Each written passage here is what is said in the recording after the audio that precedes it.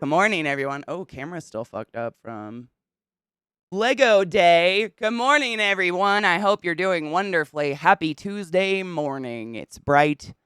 It's fucking early. What are you going to do? It's a little warm out. I'm a little sweaty. How are you doing? I hope you're doing wonderfully. I hope you enjoyed the music. That's one of my favorite midnight songs ever. It's called Jason, and it's about Jason Voorhees, if you're wondering. It's fantastic. Sorry. I was making sure the volume wasn't fucking weird. Should we cheers? I don't even have a bowl.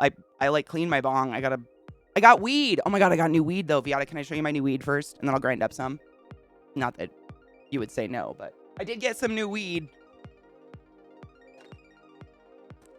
And I have my big girl Azula out because she ate yesterday. So please excuse the big spider behind me. It won't get you, I promise. Good morning, Ragooties. How are you, love? It's weirdly chill for what it's about. Wait, what is? The song? I know, I kind of love it, though.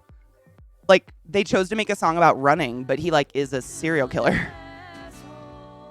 Maribund, thank you so much for subbing to the class, keeping the classy alive, and giving an anus swings for 15 fucking months in a row. I appreciate you. I believe I had a crispy resubbed while I was...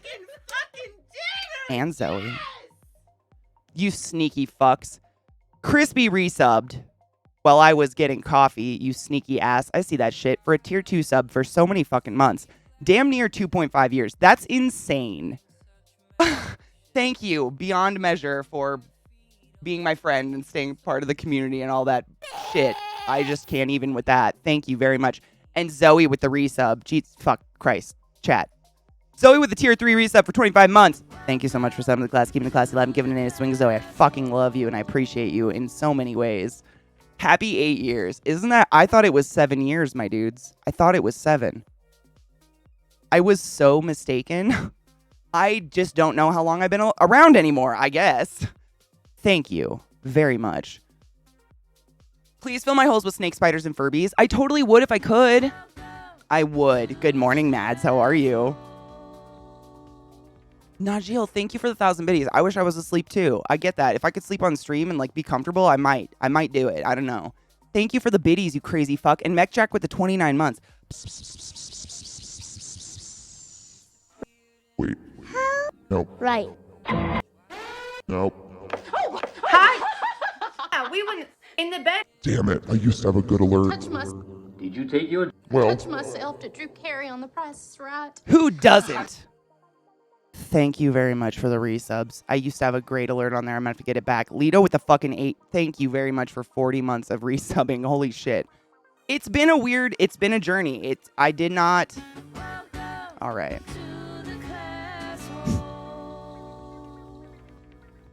Okay. I just spent 2K on PC parts. Oh my God. But that's going to be so exciting. Like, that's one of the few things I don't get too super anxious about spending money on because the new PC feels so nice. Bobelicious gifted 5 subs in the chat. Bobelicious, did you fall? Thank you very much for gifting 5 subs to 5 worthy wizards of the anus. Skiffy Hayes, Sir Clow, Reaper Gammon, Razzie, and Minimin Yokair. You're all but wizards of the highest order. Please go forth and be consensual in every way because nothing in this world is sexier than pure sober consent. Thank you for the gifted subs and for the hype train and for the 8 years. How do you say thank you for that? I don't know. Life is weird. Didn't plan for this, but I'm happy about it. Thank you. Everything but the GPU is about 10 years old. Oh my God, you're going to have so much fun. I've done that before. I actually had a power supply that was almost like 6-7 years old fry itself. That was a scary time, but I was pretty impressed with how long it lasted. I fell. Don't slip and fall. Where's your lover? Do you need a leash or like a harness to hold you up? Boone Phoenix, thank you very much for the biddies. Thank you all for everything. I don't even know what to say. With chicken nuggets? Yeah. I'm cool with whatever. I'll put it on whatever. I did vegan chicken nuggets before. Years ago. I mean, literally forever ago. 5 years ago, 6 years ago. Are we wizards of the anusy place? Yes. We're butt wizards. Ass mansory is what we do. Consensuality. It's hot. Yeah, dude, I'm down. So what Scott is talking about, for those who are unaware, Zach and his glorious Chad raised over $30,000. He would have no idea if it was vegan or not. Let's be honest. What is a chicken nugget? He raised over $30,000 for charity, which is arguably a lot of fucking money. Incredible. And so the original goal, I think, was like 5,000 and then 10,000. And we've just been, he just kept like adding more, incentives, like shaving his head and getting to touch Scott all over, which was Scott's. I don't know why Scott had to suffer because of the charity, but he did. Probably arguably more than any of us ever. But because they raised over 30,000, I believe this wasn't the final thing. The final step of the charity was I am going to do drag on Zeke, but really well done drag. Like, I'm not going to be, we're not, it's my first time ever and I'm fucking stoked. I've dreamed, I have had soaking wet dreams about doing drag on someone, because that is like the epitome of makeup skill is drag. So I'm very excited. It's going to be a fucking long stream though, because if you've never watched someone do drag makeup, shit doesn't take 2 minutes. So that's the final, but the second to last was Scott and I and Zach and Bree we're doing the Hot Wings Challenge. If you're unfamiliar with what the Hot Wings Challenge is, I highly suggest you go to YouTube, check out the channel called Hot Ones. I watch every episode ever. I'm obsessed. I met the guy. I met Sean. He's really nice. But what he does is he has celebrities on the show and he interviews them as they go down a line of chicken wings. They get progressively spicier until you're at the chicken wing that literally has the world's hottest hot sauce theoretically on it ever. You made some hot sauce? No shit. Do we know what the Scoville is? Like, where to put it in the line? Dude, that's dope. Please put it before the bomb. Like, if you want me to taste anything, please put it before Da Bomb. If y'all have never done the Hot Wings Challenge or you've never fucked around with hell, Da Bomb is easily the worst thing I've ever had in my mouth. And remember, I worked in a hospital. Think of the things that have probably splattered in my mouth at one point. Da Bomb is so... I don't know how it's not the last. Like, I don't know what Da Bomb does to make it so bad. It's not the hottest, theoretically, according to Scoville's. It's like number 8 or something in a 10 or 12. I don't remember. But it's just horrific. It's the worst. I remember it so viscerally. I still have it. Like, you use like a drop, so I still have the bottle. Like, that's what we're going to be using. My Da Bomb from like 6 years ago. Sick. It'll be first. Okay, cool. I just want to taste it. I hope you and Zeke have more than one bathroom. No, we do not. We have one bathroom, so one of us will be shitting in a sink. It's going to be a horrible day. That being said, we are going to be doing this entire thing over at Scott's house. Scott has 2 bathrooms. I don't think we'll shit there, but we are doing it at Scott's house, so pray for Scott's house. It's going to be horrible. Yes, I agree. And Scott, that's the thing. Like, I do watch every single episodes of Hot Ones. I just like it. I really like Sean. I like the interviews he does. He tends to have like the best interviews ever with celebrities and stuff, people that I like. And every single person, including him, including Sean Evans, says Da Bomb is the worst. And yet it's still number 8. What's the point of the 2 hot sauces afterwards? Do you feel them? I don't think so. Like, I think when I did it, it went Da Bomb and then Mad Dog something. And then the Hot Ones last dab. And Mad Dog tasted good to me after Da Bomb. Like, I was like, Mad Dog's nothing. Why is this even in this lineup? Like, I wanted to put it on a burrito afterwards. Which was fucking sick. That's true. We do have a nice fence. We could shit in the yard. This is very, very true. I love and can eat hot things easily. I just don't like when things get so hot there's no flavor. Me too. Meshar, 100%. I'm a huge spicy food fan. I used to like not torture myself, but I would get the spiciest I possibly could while still enjoying my food. I love to be sweating and like hurting while I'm eating, but there's something. Have you ever tried Da Bomb? It's exactly what you're saying. It's so bad that whatever you're eating is destroyed. Like, you're not going to taste it. And this hot sauce itself tastes bad. Like, the hot sauce itself tastes burnt, like burnt gasoline.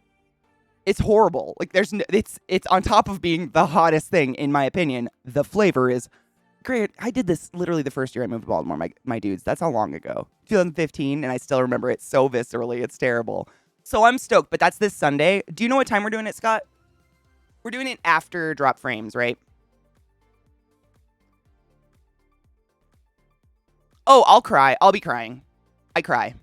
It's so bad. When I feel helpless like that in pain, I just cry. I'll cry. Come for crying. We have Your Sauce, Mad Dog, Last Dab, and Da Bomb. So that's 1, 2, 3, 4. We got to get a couple more. I'll get some. I know what's up. I watched the show. I just don't want some good hot sauces before the Satan. You know what I mean? Like, goddamn, once we hit Da Bomb, it's over. Like, I'm not gonna be conscious anymore. It has a very chemical taste. Yes, Mac Jack, exactly. It tastes like an experiment. By the way, Pulsar fucking resubbed. Thank you so much for resubbing the class, keeping the classy alive, and giving it any swings. I appreciate you. Thank you all for the hype train. The first hype train of year 9. Year 9. What the fuck have I done with myself? I don't know. Wow. Every time we eat out, I get the spiciest things I can, and it's never hot enough. Da Bomb I haven't had, but there's a place locally that has atomic sauce, which tastes like garbage. It's their challenge sauce. And then the triple atomic usually actually tastes good. What the fuck? The next level up tastes good. See, that's Da Bomb. Like, if it tasted good, I might suffer it. But there's nothing. There's no redeeming qualities in Da Bomb. It's just bad. Everybody knows it. Everybody that comes back to the show mentions it and is like, oh, that's still in the lineup? Great. It's the one hot sauce besides the Last Dab that hasn't left the lineup. So every year, the Hot Ones show, they have a new season and they have a new lineup of hot sauces. So the first season, they had a very different lineup than what they have today. And every year, they have a different lineup. But the bomb never leaves. That's the only hot sauce that doesn't fucking leave. Leave already. It's the worst. That's why. There's no drop frames. Oh, no shit. It's going to be at 1 p.m. We're coming. Okay, so this Sunday, September 4th, I believe is the date, at 1 p.m. Mountain Time. We will be suffering together. I'm just going to sit next to Brie and hope she moms me. I'm just going to cry. We do. Someone sent Zach the Last Dab, so we definitely have that. And then they sent him one other hot sauce that's a Hot Ones hot sauce, but it's not the Last Dab. Good morning, Greg. How are you? It's in there for the memes. It's terrible. And the Last Dab changes. Well, they change. It's always the Last Dab, but it's like their hot sauce, right? Correct me if I'm wrong, Sales. It's always like, you know, Hot Ones, the Last Dab, but they actually reformulate the hot sauce and come out with a new one each year that's theoretically hotter. Great. You turn 40 on the 4th. Shut up. Please make me sing you happy birthday while I'm suffering. Please. Oh my God, that's just going to be the fucking funniest shit. I'll forget completely. Good morning, Cal. How are you? I hope there's a VOD I can catch. Oh, there will be a VOD. Absolutely. Zeke, Scott is actually Zeke's video editor and edits all that shit. Like, that's why we have all those beautiful time lapses of all the cool, like, makeup and shit I've done on Zach's face. Scott puts them together for us. He's really good at it. I couldn't do it. But there will be VODs. I've been here since the start. Well, you disappeared for a second. You come and go, Greg.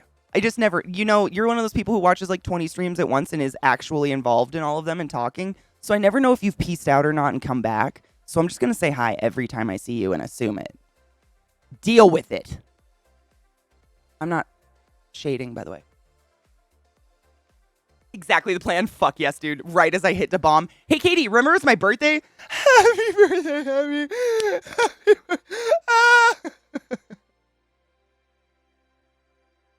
Oh, if it wasn't me, it'd be funnier. There is a college bar called Burrito Loco near me. They had wings night. Their medium sauce was like 50 habaneros and Cholula. I love Cholula, but Jesus Christ. I got medium because I'm a wuss. That's too much. I mean, I want to enjoy my food. Fuck, sorry, have to rescue Bo Spawn today? No. Rescue your spawn. Viata. Spawn are more important. Rescue the spawn. I don't know if you saw my tweet. I've been here for 8 years. I don't think I'm going anywhere. I don't know. Maybe, but I don't think so. Not yet. Social butterflies that flip from conversation to conversation. Yes. Yes. Yes. The current one was Last Dab Apollo. I'm going to write that down just in case. Because I know Zach has one of the Last Dabs in his office. Someone sent it to us, but it's called Apollo. Apollo.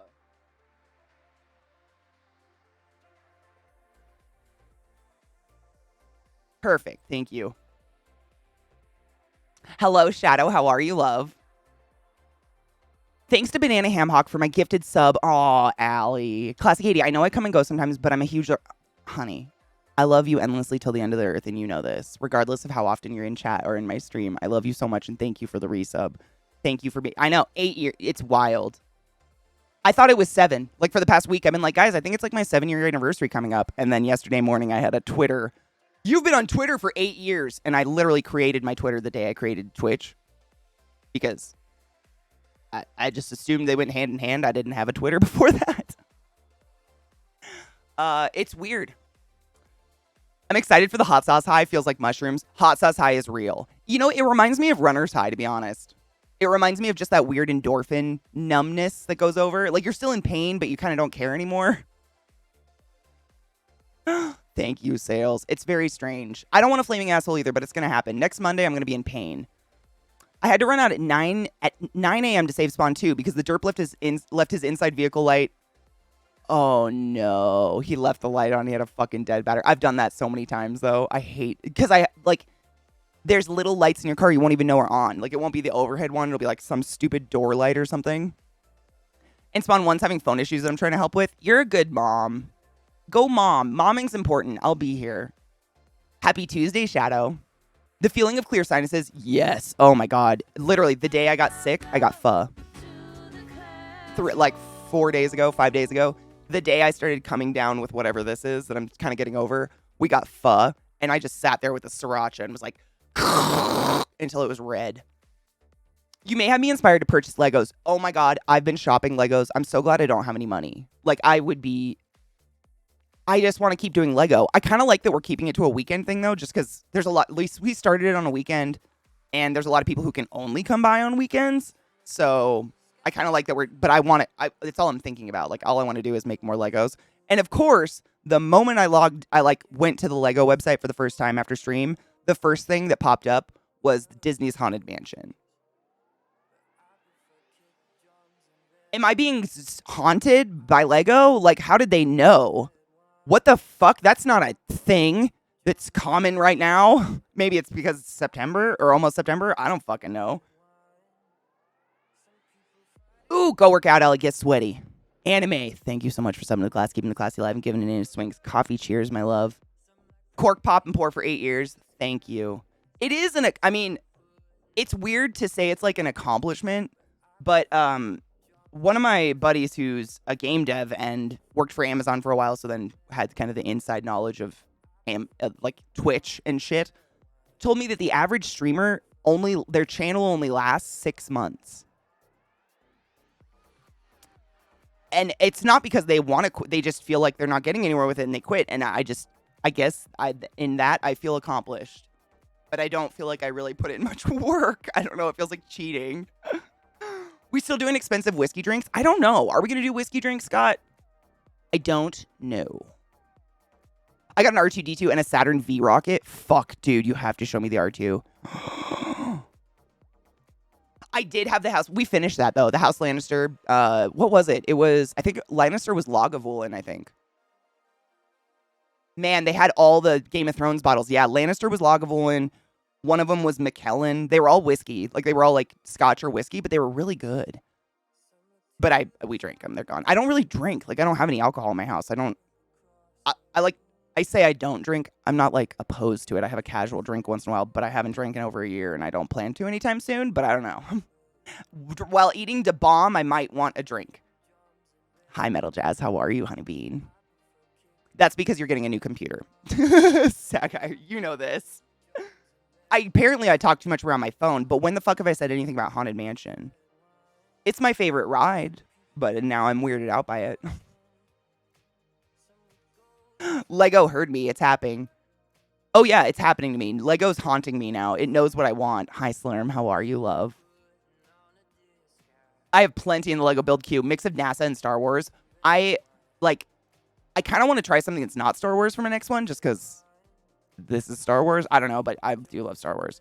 Please don't make me drink. Right, Scott? I kind of feel the same. Like, we're already going to be peeing out our butts the next day. A hangover on top of, like, pissing hot liquid Da Bomb out my asshole sounds Like, imagine puking it up. Oh my God. I quit. Can we make fun mocktails? I'll make mocktails. I'm a good mixologist. But, both the hangover and the potential of puking up all the hot sauce again sounds horrible. And as a group of people who don't drink, like Bree doesn't drink either, right? Scott doesn't drink. Zach doesn't drink. Like, we're going to get drunk real fast and it would just be puking. Like, it would be so bad. It would be like children. Mm-hmm. Good morning, Mind Cabinet. Yes, there is a haunted mansion and I want it real bad. But I've just been looking. Good morning, BDO. I'm trying to work on this assignment. I need to hand in my next Monday. I want this shit away by Friday. Do it.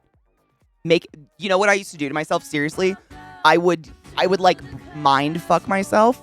And the moment I got the assignment, I would write down in my planner, it was due on Friday, not on Monday. And then by the time I was like, getting to the point where I need to turn the assignment in, I would completely forget the actual day it was due. And I would think it's due on Friday, crunch, finish. Suddenly I've got a whole weekend off. I'd be mad at myself, but I'd had a whole weekend off. It was great. I used to mind fuck myself that way all the time with school. Oh, ice cream would be great. Yeah. Chocolate. I'm a chocolate person. Just chocolate. But yeah, oat milk would be great. Yeah. I didn't even think of that. Lady Wolf, thank you so much for summoning the class, keeping the classy alive, and giving an anus its wings. And thank you for saying thank you to Banana Ham Hock. I appreciate you. It warms my soul when people say please and thank you. It's so weird. Maybe I'm old. But God, it takes like so little effort. Good morning, David. How are you?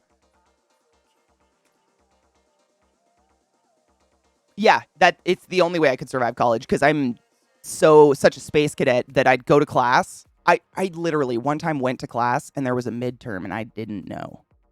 Like, I just showed up at class, sat down with my notebook, was just like chilling, all relaxed. And then TAs started handing out bubble sheets. And I was like, how did I forget a midterm? Because stupid brains, but that never happened again. Never again.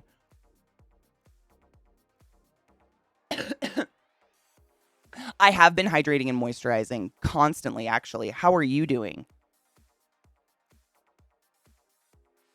If we learned anything from Hot Ones and Aubrey Plaza, have milk available to snort. Oh, I love Aubrey Plaza so much. But yeah, we should snort milk, probably. How could I not say thank you for a 6-month gift? I mean, honestly, I think people just don't even think about it because it's the internet and it's like there's not a person in front of them. I don't know. I'm cleaning glass. Thank you. Clean your bongs. Oh, I have new weed. Let me show you my cool new weed. I'm glowing. Thank you. Well, I did just get over kind of a cold. You ever get that, like, when you get sick, once you start getting over it, it's almost like you come back a little bit better than you were before you got sick. That's kind of how I feel.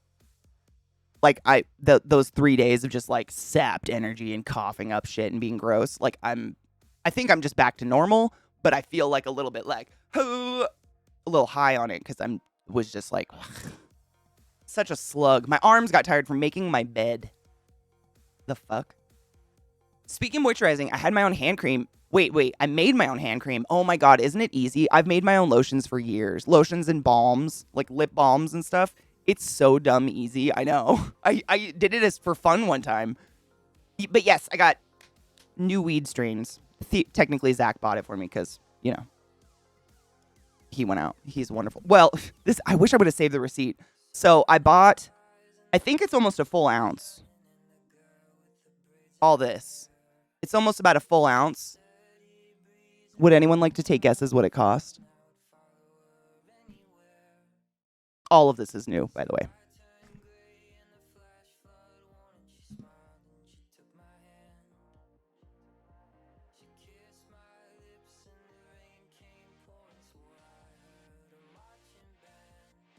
$14.69. I'll let you go have a heart attack now.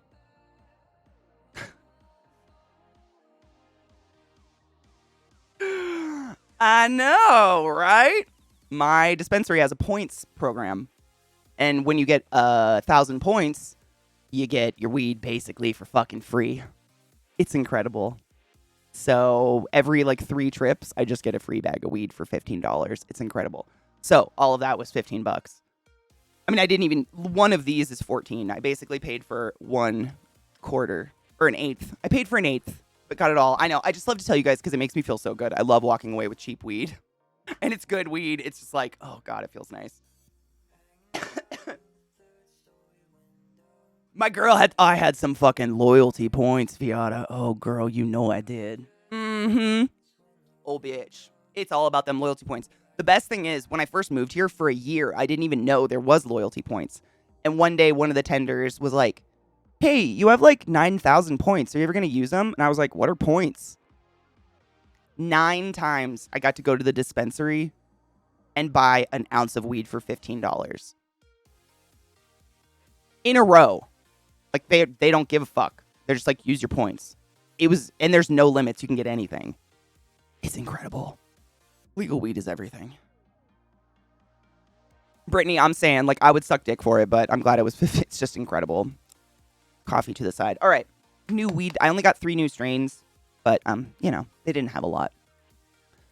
A lot of new ones, anyways. So, first one I got, I don't know what this is.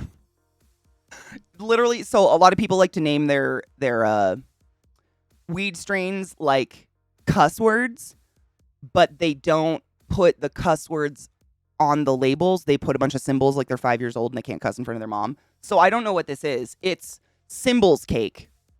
It's on the top. Can you see that? Right there. Probably not. Maybe right there. See that? It's 1, 2, 3, 4. It's fuck. I think it's fuck cake. No. Nope. It's 5 letters. I don't know what it is. What's a 5-letter cuss word? 1, 2, 3, 4, 5. Yeah, what's a 5-letter cuss word? Something cake. I don't know. But I love cake strains, so I got it. And it smells really good. Maybe bitch cake? I don't know. I mean, how would you... What's a cake? I've never heard of a cuss word that goes with the word cake. Like I should just know that? Shitty cake? I don't fucking know. But the buds are nice. They're really crystally looking. Look at that beach. Very, yeah, crystally. I don't know what else to say about that. That's some crystally fucking pot right there. So that's the first strain I got. Shite cake? Maybe it's shite cake. No more going to some random dude's house to pick up a baggie of probably ditch weed. I love legal weed. Eclectic, right? My God. I would dread. And my dealer was so nice. I actually really liked him. Like, I liked his company. But when you're buying skag weed illegally, you have to go to your dealer's house, which God knows how far away you're driving to get your weed. And then you kind of have to sit and chill for a while, because if this person had just traffic going in and out of their house constantly, they'd obviously get arrested. Cops would be like, oh, that's a drug dealer. So you got to go there and chill for like an hour at least and just sit and then leave. So it was like, at the end of my day, I'd be like, fuck, I'm out of weed. I got to drive 2 hours to Columbia and sit in a guy's house and watch golf for an hour with his dog and then leave. Fuck. Whereas now I could walk to my dispensary. It's 2 miles down the road. And I just leave with $15 weed. It's just, it's a whole other fucking planet, man. It's crazy. Legal hemp derived from THC edibles for recreational use in MN since July 1st. It's the weirdest thing. Other states are like, edibles are hard to regulate. MN's like, let's start with edibles. They are hard to regulate. I heard in Minnesota, didn't they fuck up and accidentally make them legal or something? Golf and waiting. Oh, God. I'm not exaggerating when I say golf TV. It was either golf TV or fishing TV, because that's what stoners do, apparently, when you are that baked. I'm not that. Like, never in my life have I been so high that I could watch fishing TV in silence. I'm not talking exciting fishing TV where you're catching tuna. I'm talking Todd on a boat in a lake in silence for 3 hours while bugs go over the... I mean, it was just like, can I go now? It was crazy. But you would never fight it, because does your dealer not deliver? No, most dealers don't deliver. I've never had a dealer that, they would, if you were friends with them and you were like stuck, they would, but I've never had a dealer that would deliver. No, sadly. Weed, you can't even get weed legally delivered here yet, David. It's weird. Most states, I think almost all states that have weed legalized recreationally, you can get weed delivered to your door, but you can't here yet. Only one county can. I think it's the county that Misty lives in, actually. Imperial Girl. Aurora. I think Aurora is the one county or area of Colorado where you can get delivery weed, but everywhere else you can't at all. It's very weird. It was snuck into the knowledge.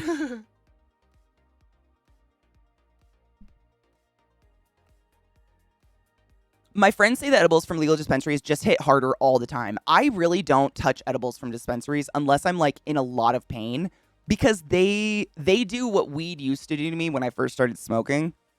Like coma. Katie, open your eyes. They are open. No, they're not. Yes, they are. I see you.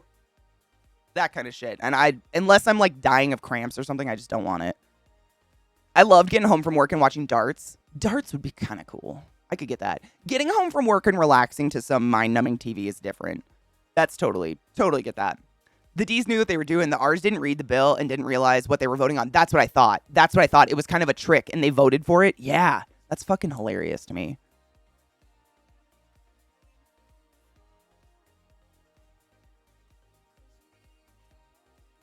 I know you're not joking. I've been there. Probably the same guy or his brother. I mean, seriously.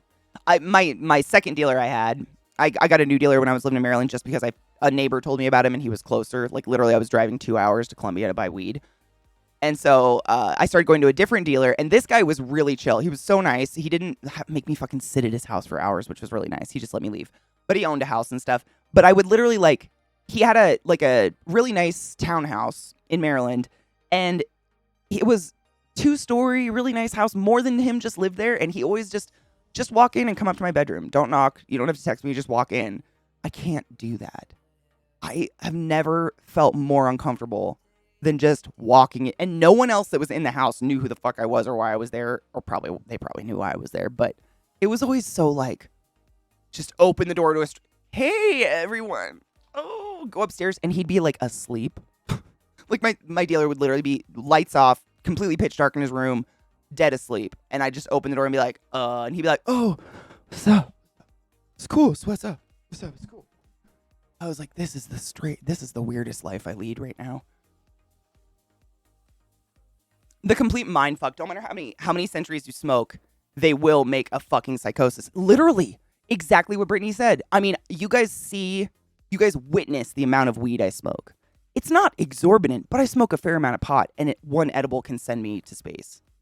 Instantly. Pot doesn't squint my eyes. It doesn't give me bloodshot eyes anymore. It doesn't even give me munchies. One edible, I'll eat the house. Watch me go. Shit just fucks you up. It's just different. It's crazy. They're called brown couriers here. Well, it's not legal. It's completely a thing. And I think they even have their own app. That's amazing. I wish. We have, everybody jokes, Signal, the app Signal, was, invented for drug dealers. Or, Venmo, invented for drug dealers. Everybody's buying drugs on Venmo. It's very, everybody knows about it, but it's still strangely illegal, and they don't talk about it. It's weird. It's kind of a weird tension. Once the R's realized what happened, they were like, we didn't know! We didn't know! I love it. We didn't read the bill. We didn't read the bill. We want to do over. No.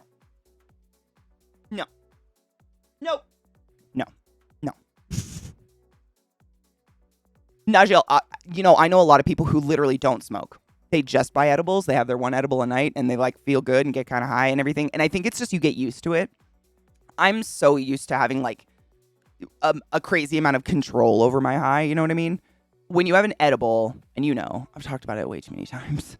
Edibles, they're so unpredictable. They could kick in 30 minutes, 2 hours. They could last for an hour. They could last for 24 hours. You just don't know. And that kind of freaks me out.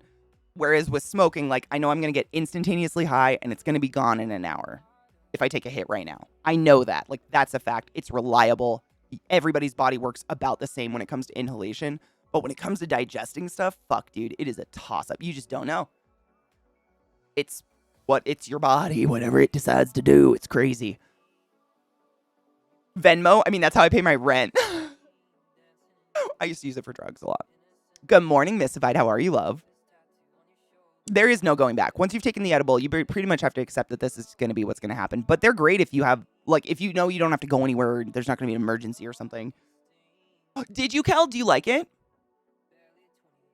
What kind did you get? Did you get, the strip one? I watch another streamer who takes gummies all the time, and they seem to be pretty consistent and effective. That's awesome. See, and that's me with smoking. And I'm sure there's some people who are like, I could never smoke the amount of pot Katie smokes. Like, I would probably go into a coma. I'm sure there's people that think that, whereas to me, it's nothing. Like, I know like my happy high limit, and I know how to keep it there, and I know how to not get too high or not, get too sober where I'm yawning and shit, where I think a lot of people struggle with that. They either get abolished stoned or not stoned at all. It's a strip with the multicolored days. That's the one I have. I love that one. I just thought about it because I just took my meds out and grabbed the bottles out of the habit. Oh. Did you take your joy today? Never forget to take your joy, and I guarantee your day will go as smooth as velvet. Kel, you freaked out? Was it like your first time? Was it your first time taking them? Oh, God. Alti, thank you, love. I was like, everything in the world is not okay. Now I only smoke. Yeah, I feel that. I feel that spiritually. Yep. I wasn't happy anymore. That's me. I'm not even kidding you, Kel. I couldn't have described it better. I wasn't happy anymore. That's exactly how I get with edibles. Like, when it kicks in, you're high and you're cool. But after a while, I'm like, I'm done with this feeling. And it doesn't go away. It stays. Like, you kind of get stuck in it. There's no way to, like, you just get to sit in it now. And I get tired of it. So I guess I like smoking because it's fast acting and fast half-life. Goes away pretty fast. And I can switch up my strains if I'm not liking the buzz I'm feeling. Whereas once you're in that edible, you're in that edible. You don't get to puke it up and take a new one, I buy the 2-to-1 gummies for when it's been a few days of garbage sleep. And that's like is it 2 THC to 1 CBD, Genova? I get knocked the fuck out and get actual sleep. I just got to make sure I have enough time for sleep or I wake up real floaty. 100% agree. That's usually literally the time I take edibles. Is if I'm not sleeping well, usually because of cramps or something stupid like that, I'll take one. But I know I'm not going to be like, at 6 a.m., I'm not going to be popping out of bed bright and cheery. Like, I'm going to be like, because it's still there. But sometimes it's the only way you can sleep. I totally get that. I prefer it over like NyQuil or any of that nighttime sleepy medicine. That shit fucks me up for days. If I take a NyQuil, 3 days, I'll feel like, I hate it. Did take your joy? Good, Frost. I'm glad. Last time we were in BC, I got plant, and my wife got edibles. We took a full week to get her a good dose on... Really? A full week to find, like, one specific gummy? That's a bummer. I'd also like to share that my husband snuck into the Netherlands last Sunday and bought me some weed in a bong. Alti. What a wonderful man. Did he just do that of his own accord? Like, just like a sweet motherfucker? That's wondrous. That's so kind. That's stupid fucking nice. That's wonderful. I need a burp. Nope. Maybe. Nope. Okay. When you're at this state, you smoke a bowl, the effect is way too psychotic now and you want that old effect back. Exactly. Yep. And that's how you learn not to underestimate edibles. I've actually, I kind of had the same, like I don't buy like 10 milligram edibles like the usual ones. I buy micro doses. I'll actually show you them. I have them in here. I get micro doses, and not because of anything specific. They fuck me up. I can have a 200. I did this when I was in DC. I bought a 250 milligram candy bar, and I ate half of it and felt nothing. I felt full. It was too much candy. Like, that was it. And I was like, okay, there's something different about what's going on with this body that did nothing to me. So I kind of did the same thing. I kind of experimented with different edibles here and there once I moved here where they were legal. And Eliza and I both had the same reaction to this one. So I know they're legit, but they're microdoses. Oh my God. Sales stop. Hold on. I got it. I just want to show this before I forget. So I get this brand. It's called Canyon. That's the brand name. But they're microdoses. So each candy is only 2.5 milligrams of THC. That's nothing. That's chump change to someone like me that smokes all the time. How the fuck ever one of these, and I'm in space. I'm on Jupiter. Every time. And when Eliza drove over with me and she took one, we both went to space on one. 2.5 milligrams. And it's like a hard candy. You suck it. So it's absorbed sublingually, not through your stomach. But holy shit, did I fuck my brain. So I stick with this. I don't need anything else. And honestly, I think it's something about like the way manufacturers make their edibles. Some people are going to metabolize them differently than others. My metabolism works with these, but holy shit. Fucking rock your brain. And it's 2.5 milligrams. I can't emphasize that enough.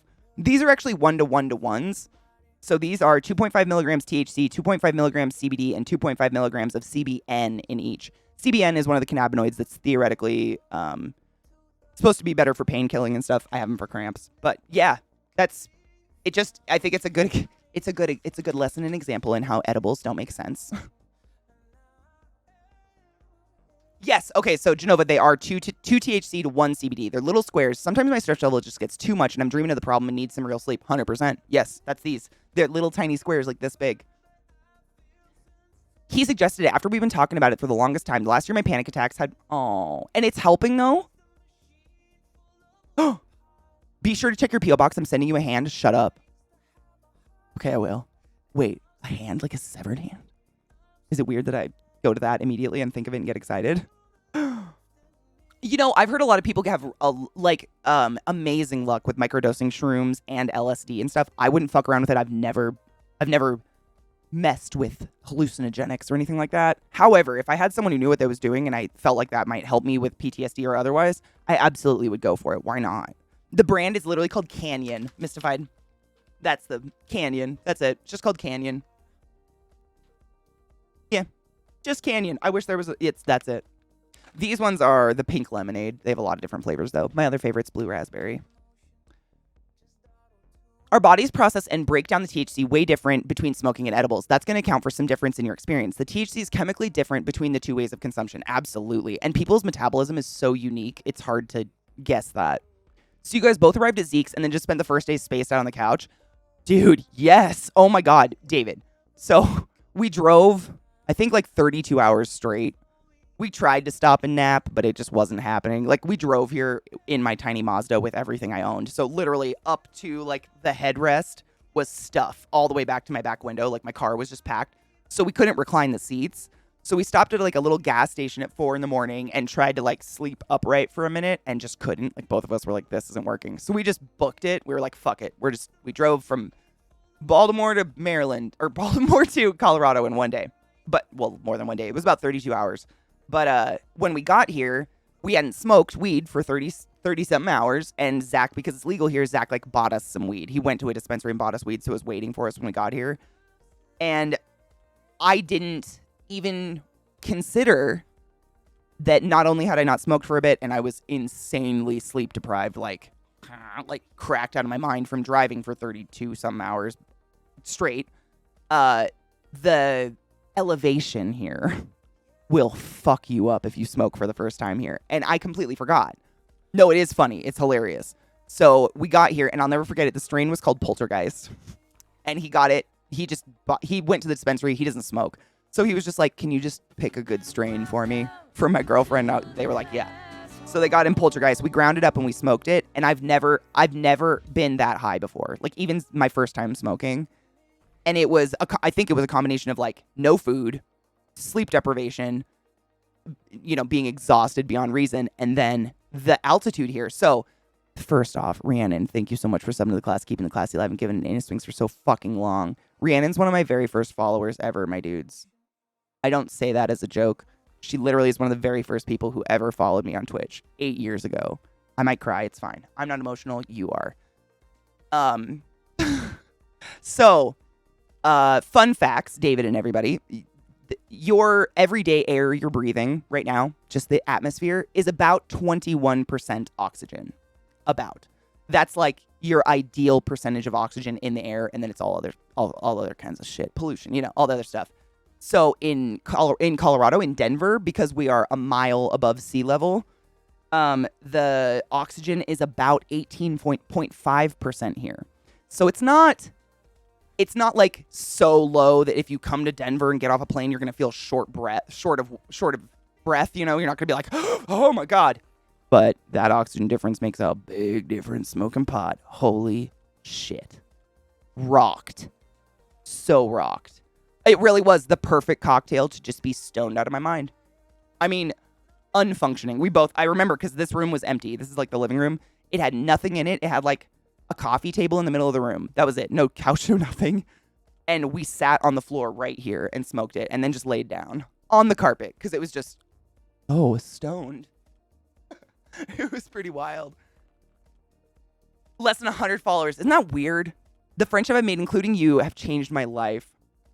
I have you to thank for that. Dude, the good and the bad, right, Rhiannon? It's so weird thinking back, because I honestly, for the past week, I've been like, guys, it's almost my 7-year anniversary. It was 8. I had no idea.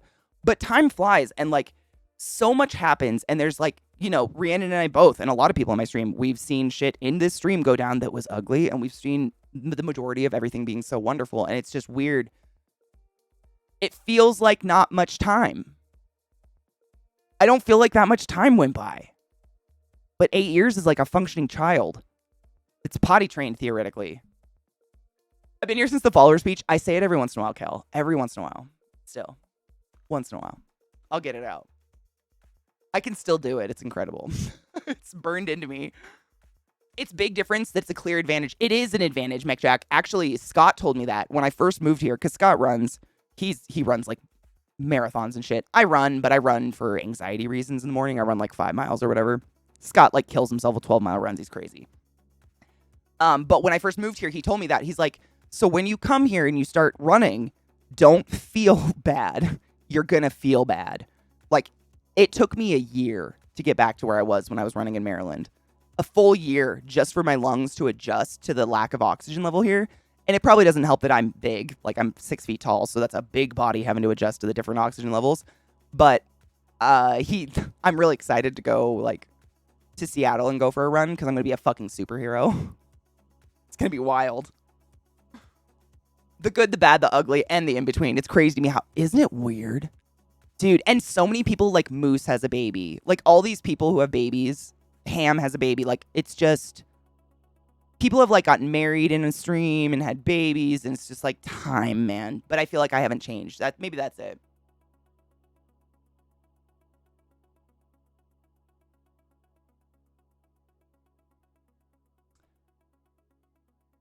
Dude, I've been watching him, Rhiannon. There hasn't been any good flight deals at all because I haven't been home. I haven't been to my parents' house in like 2 years now.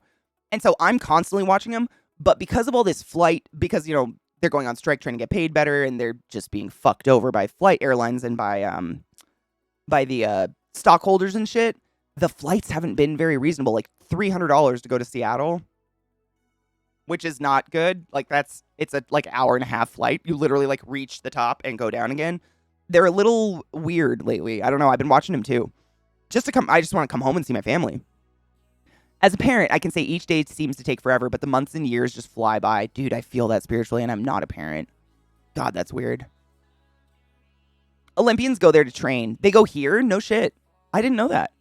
No one should feel any type of way getting into shape in CO. Dude, you're going to feel bad. If you move to Colorado and try to get active, oh my God. It's like, if you've ever taken a break from working out and then you try to go back exactly the way you were, you're like, oh my God, I'm broken. I can't suddenly run 5 miles after I've taken a month off. That's what it feels like, but you took no time off. You're just like, am I sick? Sorry, we have a duck. I just noticed Sales duck is just sitting here playing on my computer and I have to share it with you. Jesus Christ, it's cute. Yep, they cut a shit ton of flights and I think flights are still getting canceled. When will you adopt me? You don't want this. You don't want this. Flight attendants and pilots are always getting screwed from the airlines, but I've been watching. Either I come out there or you come out here. One or the other, it's got to happen. I agree 100%. It's just like, I got to catch a flight. That's not too bad. Colorado Springs is where the Olympic facilities are, Rod said. Wow, I didn't know that. I mean, it makes sense because we have less oxygen. They train because it's harder on their bodies, so when they go else, they're beasts. That makes a lot of sense. Honestly, I'm very excited to go run somewhere else. I lost 130 pounds and I still can't run. Honestly, Rhiannon, every time I see a doctor, they tell me no one should run. So, I wouldn't start. I wish I wouldn't have started. It's just crack now. Like, I'm addicted. I'm not addicted to running. I'm addicted to the cathartic release mentally it gives me. And nothing gives it to. Nothing does it. Nothing does it like running. Nothing. I can't get it from anything else. And it drives me crazy. So I'm just kind of addicted. But it's not good for you. It's terrible for your body. Yes, the elevation. So because of the elevation, the air is thinner. And so there's less oxygen. Oxygen is heavier than the elevation I'm at. So the oxygen in our air, in your air or anywhere that's not a mile above sea level, is about 21% on average. Where I am, it's about 18.5, 19%. So it's not like insanely lower, but it's enough to make that much of a difference for apparently Olympic athletes and shit, which is crazy. At the low O2 at altitude causes the body to produce more red blood cells. So when you go down, you have better O2 sequestration. Boosh. There you go. That's amazing. That's what's happening. That makes sense. I like walking and hiking. Running makes me want to die. I feel that. I just need to be moving quick, like relatively quickly. I don't like to mosey. So like weightlifting and stuff like that, I can't really depend on to give me the like blank brain I need. Running is the only thing that just never stops sucking, so your head goes.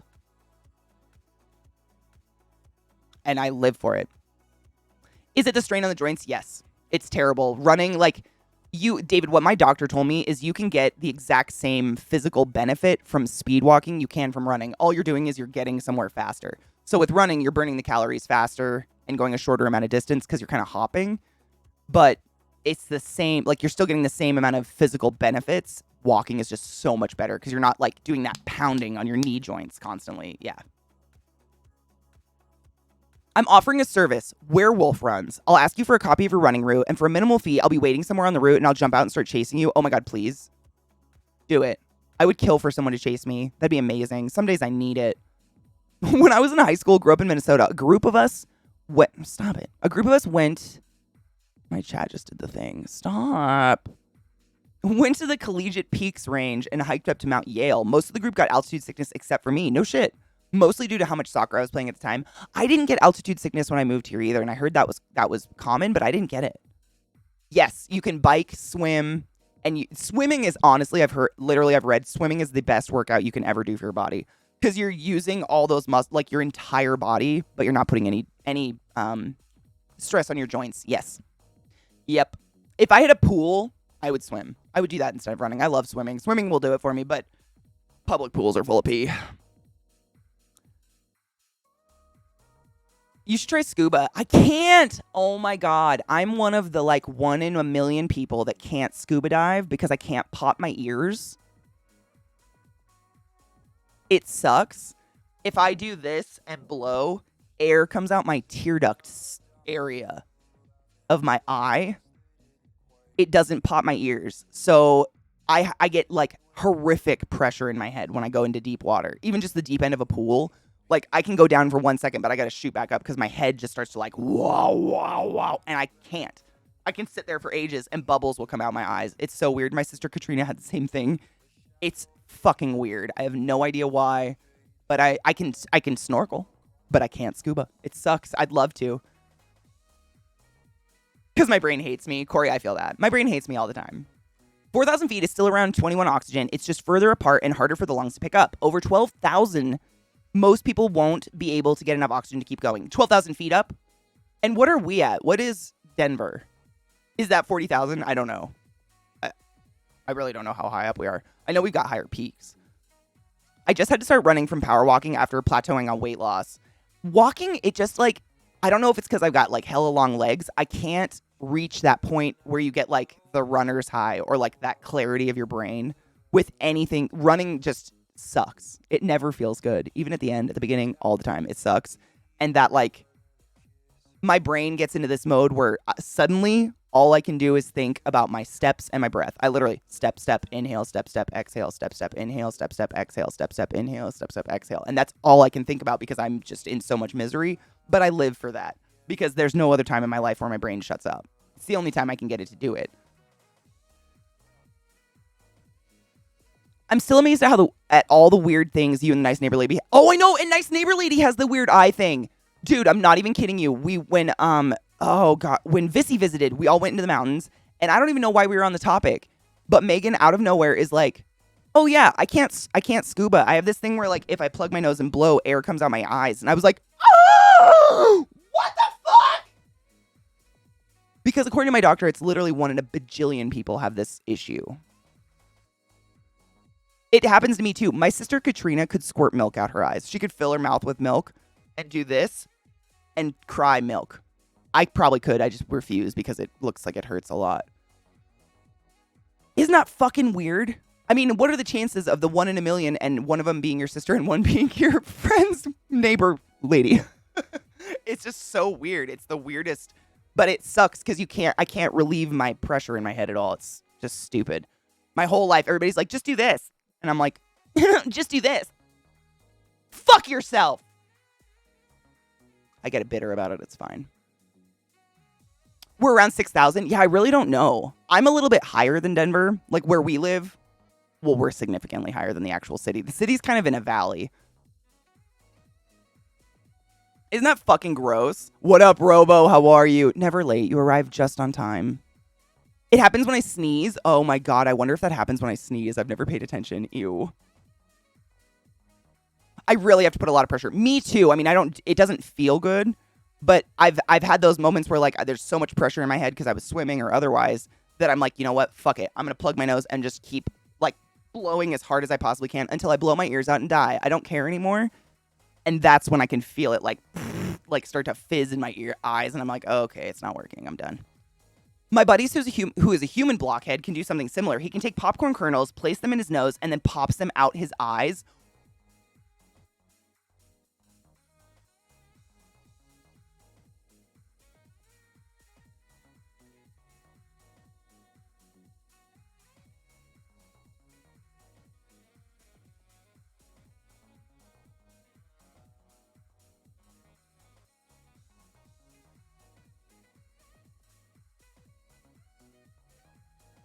No. Just no. I don't know what to do with that, but I want to say no. Oh my God. Sleeping.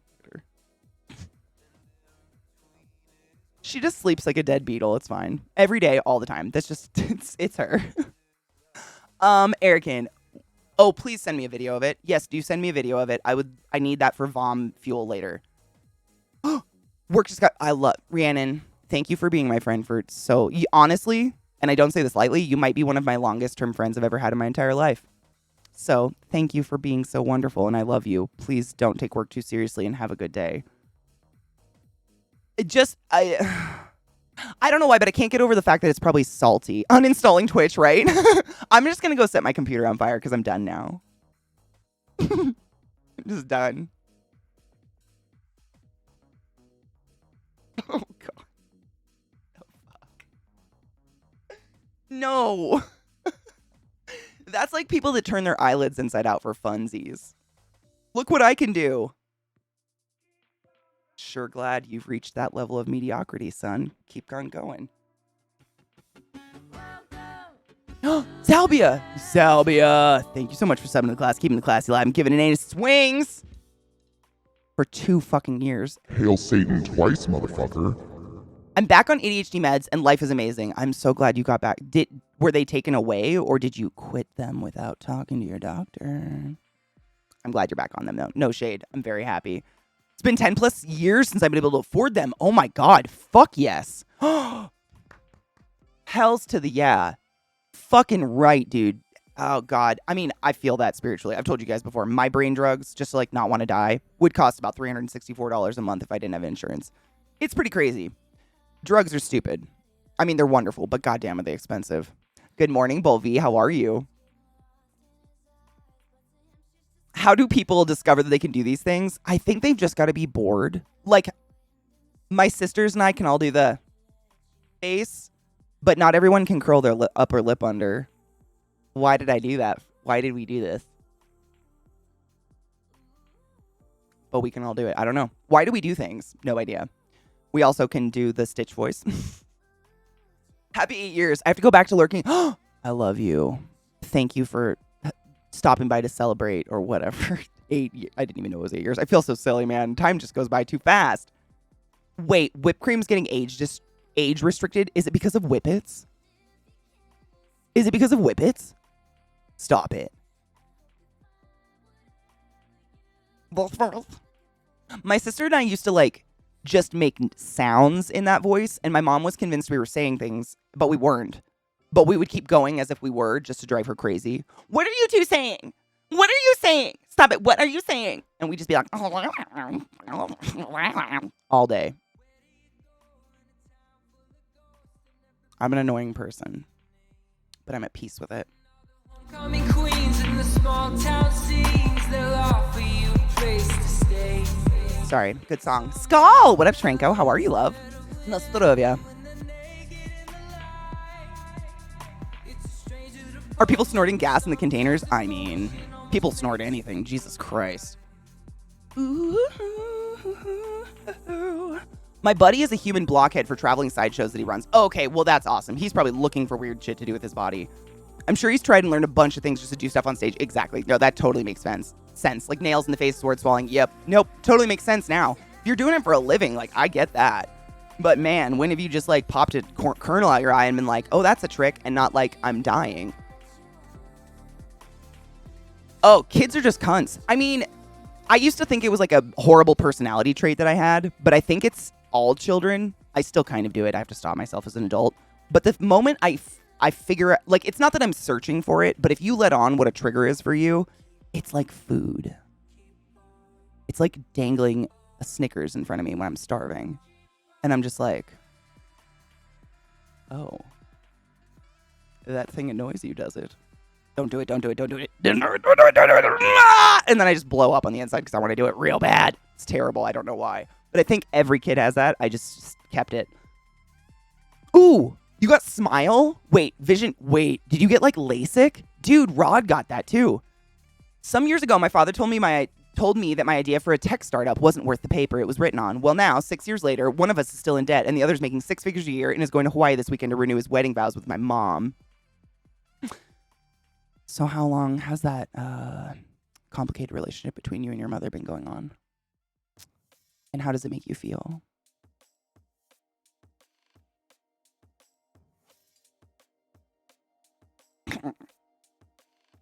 On a great hotel, and we complained about it, and I was talking to Mom about it recently and said how bratty we were and how much I'd want to beat the shit out of me. Figuratively, do not condone child abuse if I was the parent. Oh, 100%. We say that to my mom constantly. Like, how did you not just hit us in the face? The fact that my mom didn't straight up just swing around in the car and backhand all 3 of us at once, I have no idea. I wouldn't have been able to. Oh, there's no flap. Thank fuck. LASIK flaps freak me out. It's the one reason I would rather be blind than have LASIK is that flap. No. That's the corn kernels. All right, so Erican, hold on. I got to give you a permit. I'm not going to show this on stream. I'm not even going to watch it right now because I'm afraid I might puke. But I'm going to give you a permit so you can post it. And Erican has a link to the kernel coming out of someone's eye. Go watch it if you'd like. I'm not going to do that right now. That's cute as fuck, but why? But that's cute. Why do ducks look so perfect and cute? Is that a boy duck? Does it have an explosive corkscrew penis and does it rape? Let's pretend it's a girl duck. Makes it cuter. Najil, I have the same thing. I have astigmatism too. Yeah, they couldn't fix my eyes if they wanted to. Not that I'm like horrific eyes, but they're not great. That was fucking adorable. That was from Sales. I shall retweet it if anybody would like to keep that for themselves. Follow my Twitter. That's the caveat. I know. Wah. Wah, wah. Wah. Wah. I could see it. I'd watch Duck slam poetry. Probably be better than real slam poetry, let's be honest. -8, -8, and has 20/20. Holy shit. Did they have the flap or did they have what you had? I have astigmatism in my left eye and I can wear contacts, but my constant awareness of them on my eyes, that's me. I cannot do contacts. I have glasses. I just very rarely wear them because I'm irresponsible. I cannot because of the astigmatism. I never don't feel them. I'm the exact same way, Bubblicious. I tried so many different contacts. Like, I had the lady teach me how to put them in. She's like, you just have to ignore them for the first 15 minutes and then you won't feel them. And I was like, okay, it's 8 hour and I feel them on my eyelid every fucking time I blink. I couldn't do it. I can't stand shit in my eye. You have that amazing bag open for so long. Have you partaken yet? No, because I wanted to show. I was sorry. No, I'm terrible. I was showing you guys my cool new weed and got on a fucking tangent. Thank you for reminding me, Cut and Run. I'm terrible. So the other strains I got, past that one, I got wedding cake and animal cookies and one other one. Where is it? Or did I get 3 wedding cakes? I might have got 3 wedding cakes and 2 animal cookies. I don't know. I did. I got 3 animal cookies and 2 wedding cakes because they just didn't have a lot of like new strains that were like hot to trot out there. So, you know, I love wedding strains. They're great. Anytime there's wedding or cake in a strain name, I'll get it. Like they're just good strains. But now I get to grind it up and smoke it. I'm gonna grind up this one because we opened it. This is the shitty cake, I guess. It's like supposed to be cuss words. It says it on the, like, what would you? It's 5 letters, so it's not 4. So you'd think it's fuck or something, but it's not. It's 5 letters. I don't get it. Fucky cake, fuck a cake. I don't know. Bitch cake flowers. Yeah, that's what we're gonna go with. It's weird. Like, normally I can guess the cuss word they're blanking out and trying to be cutesy with, and I don't know. Bitch cake's the only one we can come up with. Seriously. Shite cake, maybe. Like, it's just nothing. I can't. Normally I'd be like, oh yeah, it's fuck cake or whatever, but it just doesn't make any sense. Pussy cake? I don't know. Maybe. We wouldn't know what normal is if we didn't have the tangents, but we're all here to be your... This is true. I do appreciate you all being my co-tangents. That's the beauty of conversation, is the tangents. Sometimes they go places the conversation wouldn't have, and they're even better than the conversation, you know? It is Sunday, McJack. September 4th is the date, I believe. I'm going to double check the date, but it's this coming Sunday. Yep, it's Crispy's birthday. I'll remember that until one of those hot wings goes in my mouth.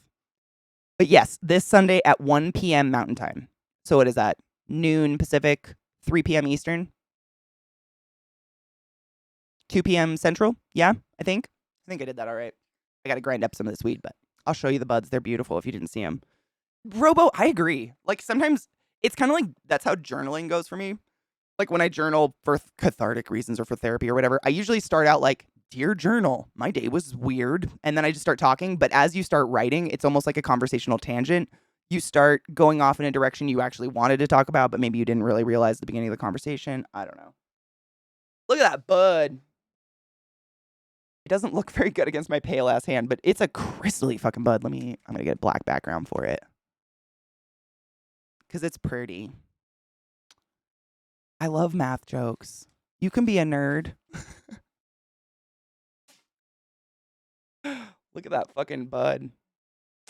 It's very like icy looking. It's very blue crystally. But Jesus Christ, that's a big bud. I mean, damn. Damn, sons. Damn, sons. I'm going to grind it up. We'll see. Internet browsers are set up perfectly for tangents. 100%. The tangents are oftentimes the better conversation. I don't know. It's just, I love them. But sometimes, like, I don't watch my own VODs or anything, mainly because I can't. Who the fuck can watch their self-talk? Like, this is insane. But sometimes I wonder, like, how many conversations a day do I start and never finish on average? Like, how many times do I start answering a question or start talking to someone and then just get completely ADHD distracted and go off on a tangent and seem like a rude cunt about it? And I'm not trying to be. I just am a space cadet. I think about that too much, I think. Yeah. Dude. Do you see the snaggletooth? My girl. Fucking out. I love the snaggletooth. I die. Camera, don't be a dick. Not today. All right, grind weed. Sorry. She be twitching. She sleeps with me all night long. The music started out of nowhere, and I really apologize. I don't know where the fuck that came from, but I'm deaf, you're deaf, and everyone's ears are bleeding together. It's a group activity. Ow. Oh, YouTube's having a fuck. That's why. Sorry. I paused it, but YouTube unpaused itself, and that was so loud and abrupt. I really apologize. Ugh.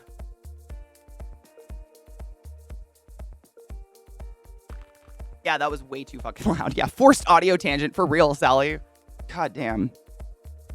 A lot of things have been weird, though, lately. Like, the other night, HBO and, like, Amazon and shit went out. Amazon went out the other day. It's been a little interesting lately. Oh, you finished at 5 a.m. You submitted? Oh, you're done? Fuck yes. Hell yes. That's the best. How do you feel? Do you feel free? When do you start new classes or whatever? Look how much came out of just those 2. I did not grind the big bud. I had 2 little buds in there. Jesus Christ. That is some fluffy fucking weed, my dudes. It smells like feet. That's some fluff, my God.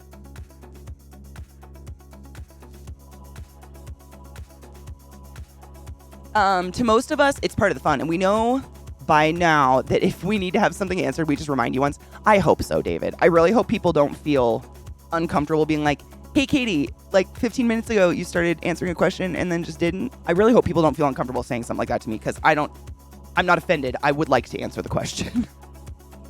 I never, ever do that on purpose. It's just... I know. She sleeps like a dead bug. She always has since she was a puppy. It's very hilarious. Trick does sometimes, but even when she was a puppy, she just, like, the moment she's hard asleep, she just butterflies her legs like a slut. It's great. I think it's funny. Sleeps like her mom. I start the week of the 26th of December, but if I'm going to have surgery, I want to defer the year because I don't want to take out a student loan to have, like, brain surgery. No, do not do that. So that's why chasing up this bitch-ass neurosurgeon's annoying. But yeah, hopefully I'll start again in about 3 weeks with my queer theology module, or you're getting surgery and the neurosurgeon's not being a dick anymore. One of the two. Both ways sounds like good news, though, Lizzie. Either fun or relief. So much weed, Jesus Christ. I really ground up 2 little buds. This is kind of insane. It's so fluffy. Dude, this is just like keef. Can you see it all on my fingers? No. This weed is just keef.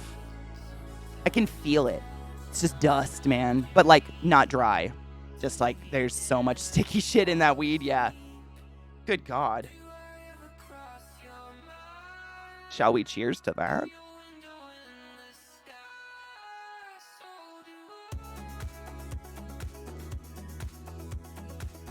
The first bowl of year 9.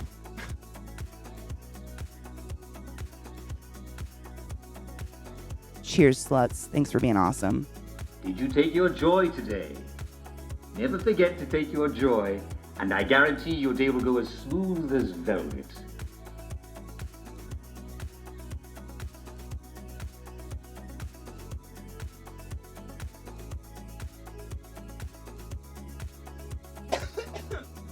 Ho.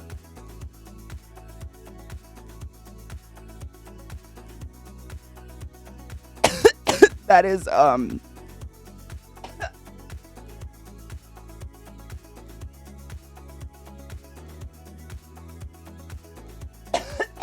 need a fan.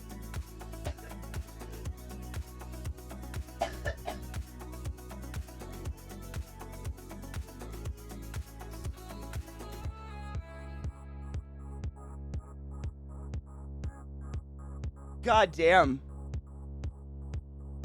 Nope, this strain, this is like the fuck cake or whatever. Bitch cake. Holy shit. I'm awake now.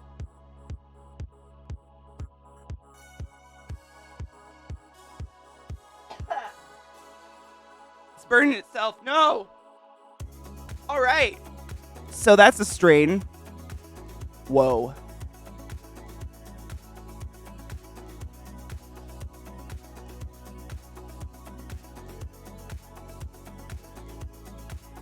Probo, hold my hand. Fuck.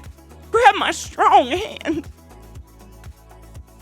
That was a big... I knew it was going to be hit. Like, I'm sure you guys know what I'm talking about. When sometimes you light the bowl and the smoke is so thickly white, it fills the bong instantly. Whereas some weed, the smoke is a little bit thinner and it doesn't look as like epic. It doesn't look like a fucking vape cloud.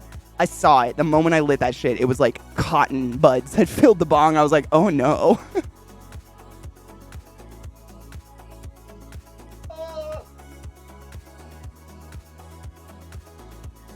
Damn. All right. That was absolutely a scary movie reference, yes.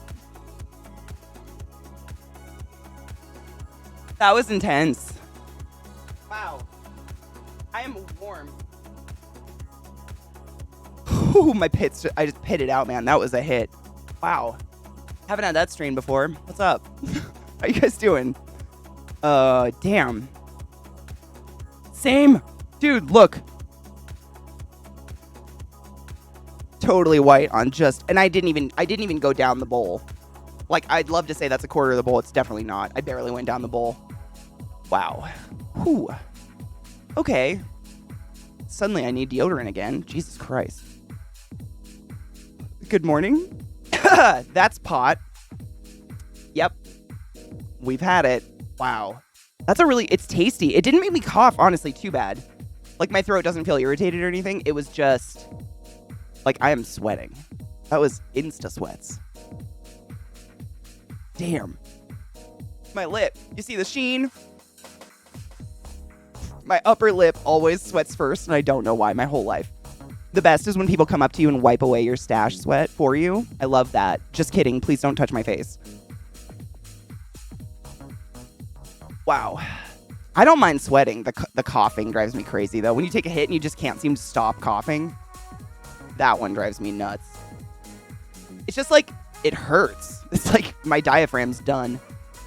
But honestly, like, weed that makes me cough a shit ton, I feel like those strains aren't the best. Like, just because it makes you cough a bunch doesn't mean it's a good strain, in my opinion. The nose? No shit. Mine is always right here. I literally get a sweat stash instantaneously. Anytime I'm hot, it's so annoying. That and right between my eyebrows will bead up with sweat. It's really weird. Alti, I've heard amazing things. They actually have bongs now that you don't even have to put ice cubes in them. Like, the neck of the bong comes off. It would, like, click off. And it's wrapped in a coil of, like, cooling fluid that's not in the bong. It's just wrapped around the neck of it. And so, like, overnight, you just put that in the freezer. And then when you wake up in the morning, you gotta click it back on your bong and you've got a freezing neck. And I've heard, yes, that helps a lot. Because a lot of the reason you cough is because of heat. Yes. Thank you, Brittany. Hydrate. That's not a choice. Space Center. Ooh, I haven't had that. Instant pores opening and sweat release. Man, dude. It feels good, but at the same time, you're just like, holy shit. Wait. Rollings has a new book. Shut the fuck up! Nuh-uh. Wait. Zoe, stop it. Zoe, stop. Zoe, stop.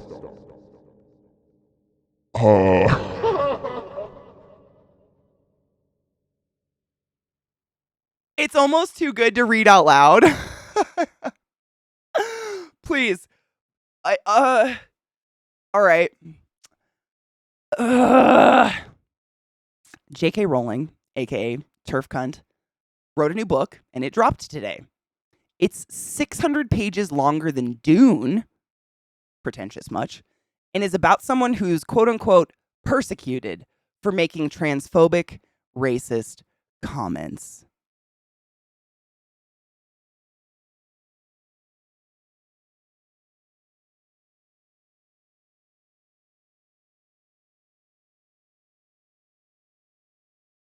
I think it's time for our daily screech.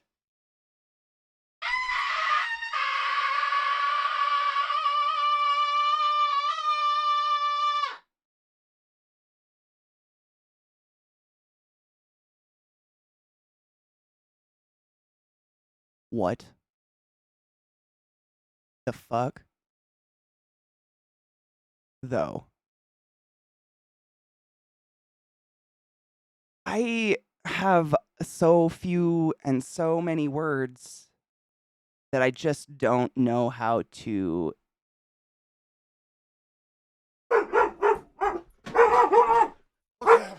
It's an emergency! Ah! Why are we screaming? J.K. Rowling wrote a book about people persecuted for making transphobic and racist remarks.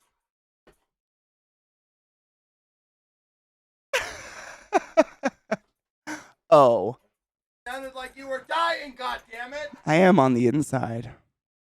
Well, use your inside voice! I need to develop an inside screech. It's I what? Maybe she hates money, maybe? And now for a palate cleanser. I think we need a palate cleanser because what the fuck? What the fuck?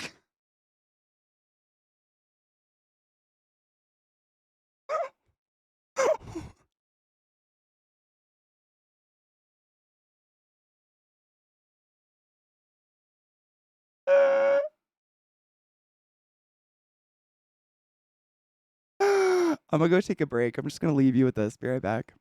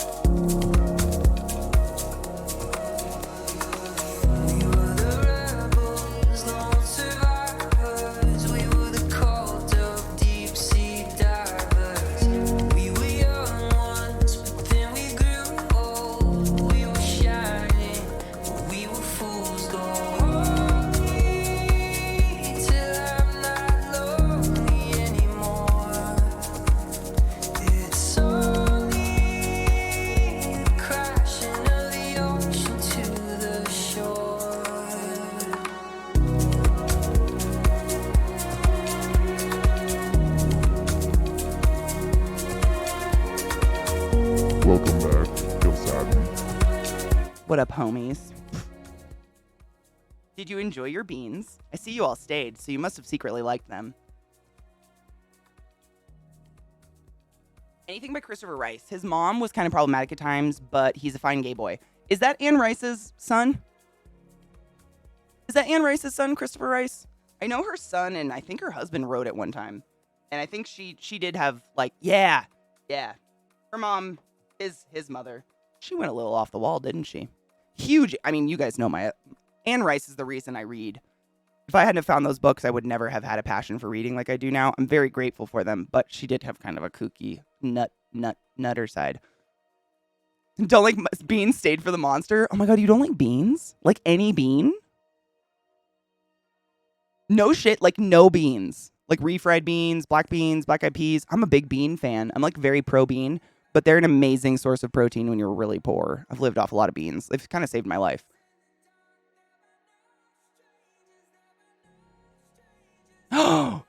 What up, King? How are you? Dude, it was hard to wake up today. I get that. She came back in the end, though, didn't she?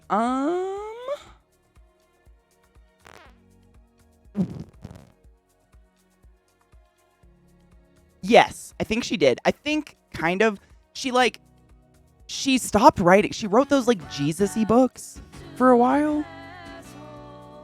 The Sleeping Beauty books were gnarly. That was, like, the first kink I'd ever read in my life was those Sleeping Beauty books. Those were wild. Gimp with that year. The fuck? How? Wait. Stop it. Did you sub on my last anniversary? That's amazing. Thank you so much for a year of subship and friendship and awesomeness. I appreciate you. Hail Satan. Did you take your joy today? Never forget to take your joy, and I guarantee your day will go as smooth as velvet. Thank you for the resub, love.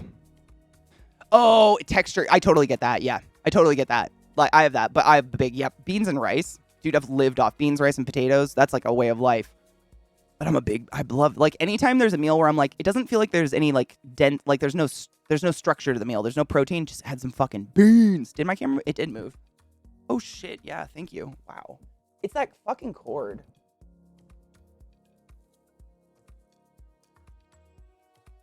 The cord, I've told you this, the cord is heavier than the camera. It's so stupid. So if the cord moves, the whole camera just... It's very weird.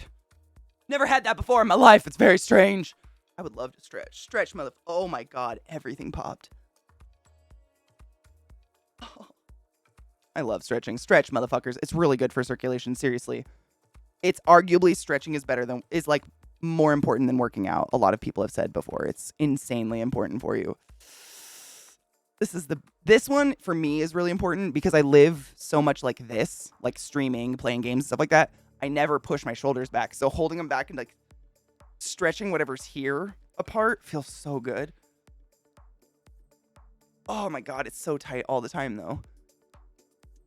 Someone crushed a singular bean on a table in college in 2012 and I still think about it. Crushed a bean? Why would they do that? What a waste. Oh, it was probably the dogs bumped the cord. Thank you for letting me know. My bad. Oh, it feels so good.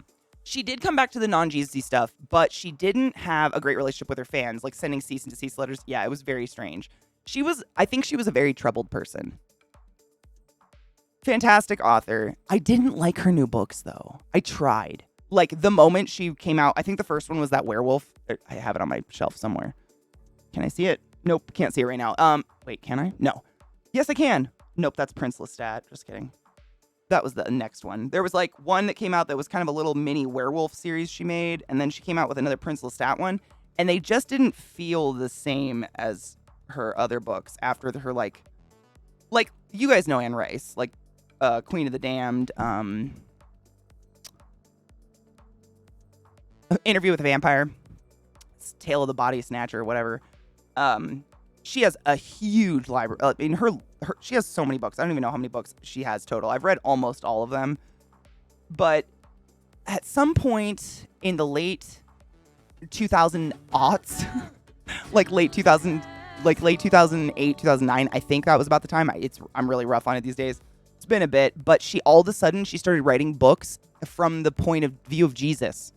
Like the narrator was Jesus going through the trials and tribulations of Jesus. And she started coming out with all these like weird statements about how Lestat was the Satan inside of her. trying to accept her son's gayness, but now she found God and realized that that was all a sin and she didn't want to follow that path. She did that for like 10 years, and then all of a sudden she was like, just kidding, here's a werewolf book and another one about Lestat. And then she died of a stroke. I don't know. I think she was very troubled. But I'm very thankful for her, because without her, I wouldn't read. Really. I got so sucked into her books as a kid. Going to a chiro, going to a massage therapist, that's the one for me, Kel. Like, I've never been to a chiro, but Zach got me an appointment a few months ago with a sports massage therapist. One that literally, like, beats the fuck out of you, and it has changed my life. Literally has changed my life. I would not say that lightly. It has actually changed my life. It's incredible. Same, shadow neck roll exercises. Or, like, I'd never thought about how you should have your posture when you do a neck roll exercise. Like, I would just be slouched and try to roll my neck and be like, why doesn't it go? Sit up straight and do it. Oh my God, amazing. Stupid things like that I would have never thought about. Fox with that fucking resub. Thank you so much for resubbing the class, keeping the classy alive, and giving an 8 swings for 11 months. I appreciate you. Woo. Thank you. The fuck. Ooh, where's my... I'm on top of it, man. Corey, it was weird. And they weren't well written. Like, I tried, because I'm kind of one of those people, I don't, like, have a genre of book that I'm like, yeah, that's the genre. That's the only one I can read. I get addicted more to an author. If I find an author I like, I can pretty much read anything they write. It's their style of writing that sucks me in. And those, I couldn't read them. They were just kind of like floppy sadness. Both spawn crisis averted. I grabbed a shower, new mug of tea, ready for cheers. Let's do it. Oh my God, I have this crazy strongest weed. Viata, I literally had to like bend over on a fan when I took my first hit. Let's go, let's cheers. But if I have to bend over again, just so you know, I'm not dying. I was just not ready. I just started going 3 or so months ago. A medical massage will also change your life. It was the first time I ever went. I mean, I was at the point where my neck was in so much pain, I couldn't turn left without just going like, like I would gasp and then just get so mad.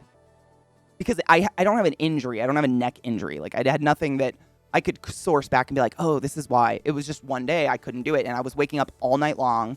Every time I rolled in my sleep, I would wake up because I would gasp because my neck. And my very first massage therapy appointment, it was a sports massage therapist. And she was like, do you want to do full body or are we just focusing on one area? I'm like, honestly, my shoulders and neck are super fucked up. If you just want to pound on that for an hour and a half, go for it. She did. And when she was done, she leaves. She's like, okay, get dressed and I'll meet you out there and you can pay and whatever. And so I go to get dressed. And for like a year before that, I had just gotten used to like being very tentative putting a bra on because it fucking killed me. Like, I would almost get into tears pulling a sports bra over my head or anything. I put my sports bra on and not a lick of pain for the first time in over a year. And I walked out there. I'm like, are you a witch? If we weren't so like COVID sad, I would have hugged her. I was fucking blown away. It was incredible. First appointment ever. Nothing has changed completely in the first appointment, but just that one relief was just like astronomical. It was incredible. And it's just weird muscles getting tight and sticking together from me being tense and shit, you know?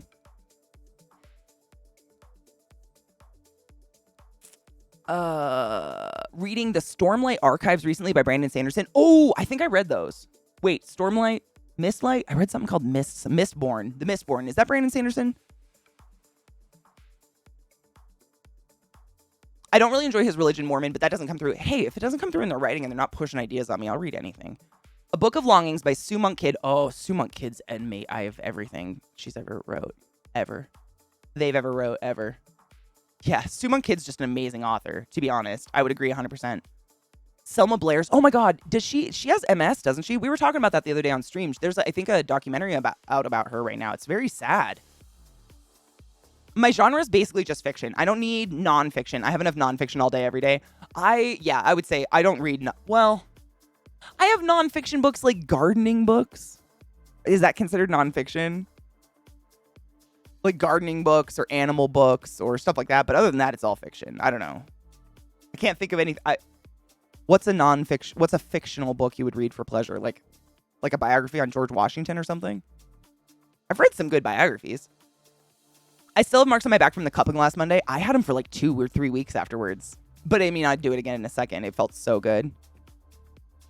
I've got runs from Peninsula Gardens, and this shit is 31.27. Oh, dude, let's do this. So what I have, just so you know, because I know you were like running around earlier.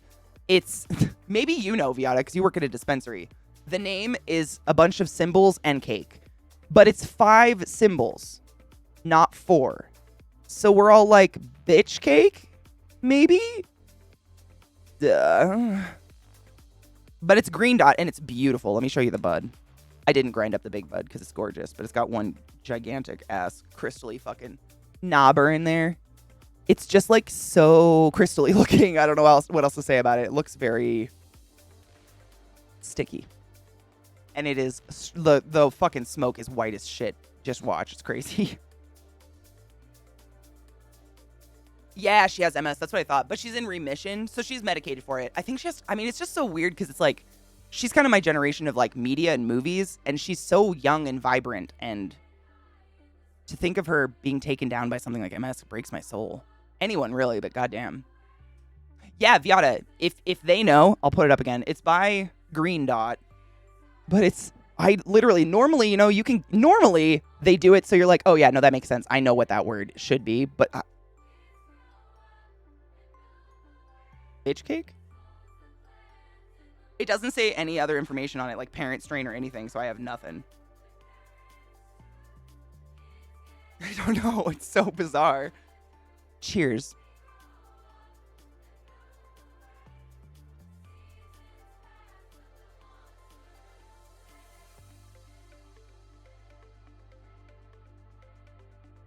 God damn.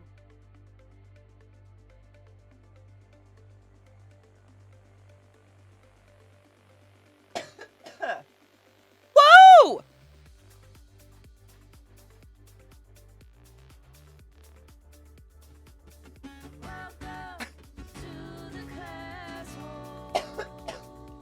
That's a party in your mouth.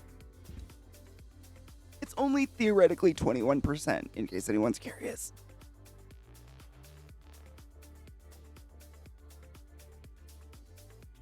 That is hot shit. Jesus Christ. Vogotans, thank you so much for summoning the class. Keep the class alive. Give it any swings. Go forth and be consensual in every way, because nothing is sexier than pure sober consent. My morning was so fucked at work. Glad to be able to stop by for some much needed relaxation. Fuck yes. That hit was for everyone. Oh, it's a varietal. So blah, blah, blah cake, pedigree, Z cake, and jungle cake. So what is the cut? Oh, well, there, at least we know the parent strain, Z cake and jungle cake, but like, now what's the cuss word? Maybe it's, no. God, I have no idea. Bothers me that I don't know. Shadow. Be safe, wash your hands, don't let strangers touch you, and I love you. Have a good day. Elmo.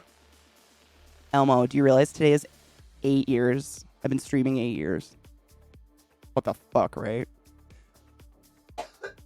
Elmo is also one of my very first followers ever in the history of me streaming.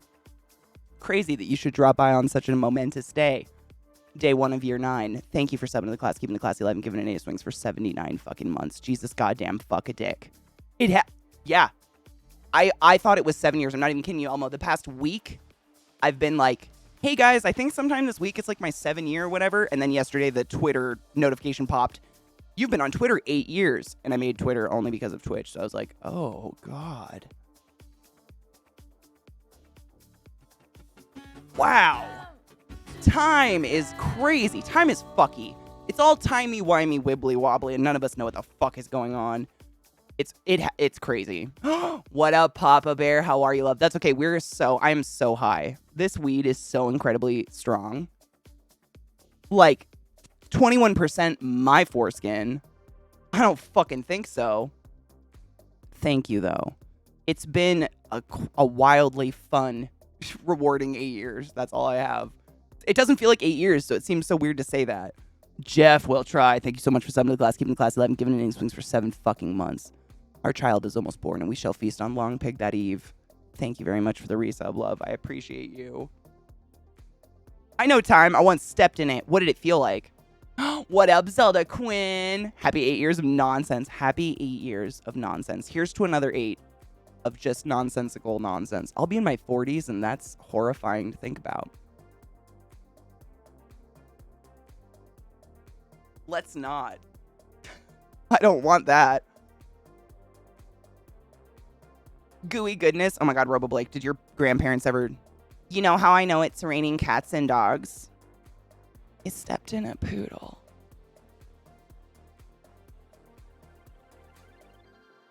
Not just mine, right? Whoa! Oh shit, I just put tinted lip balm on. Sick. Didn't know. I was like, holy, what? Am I bleeding?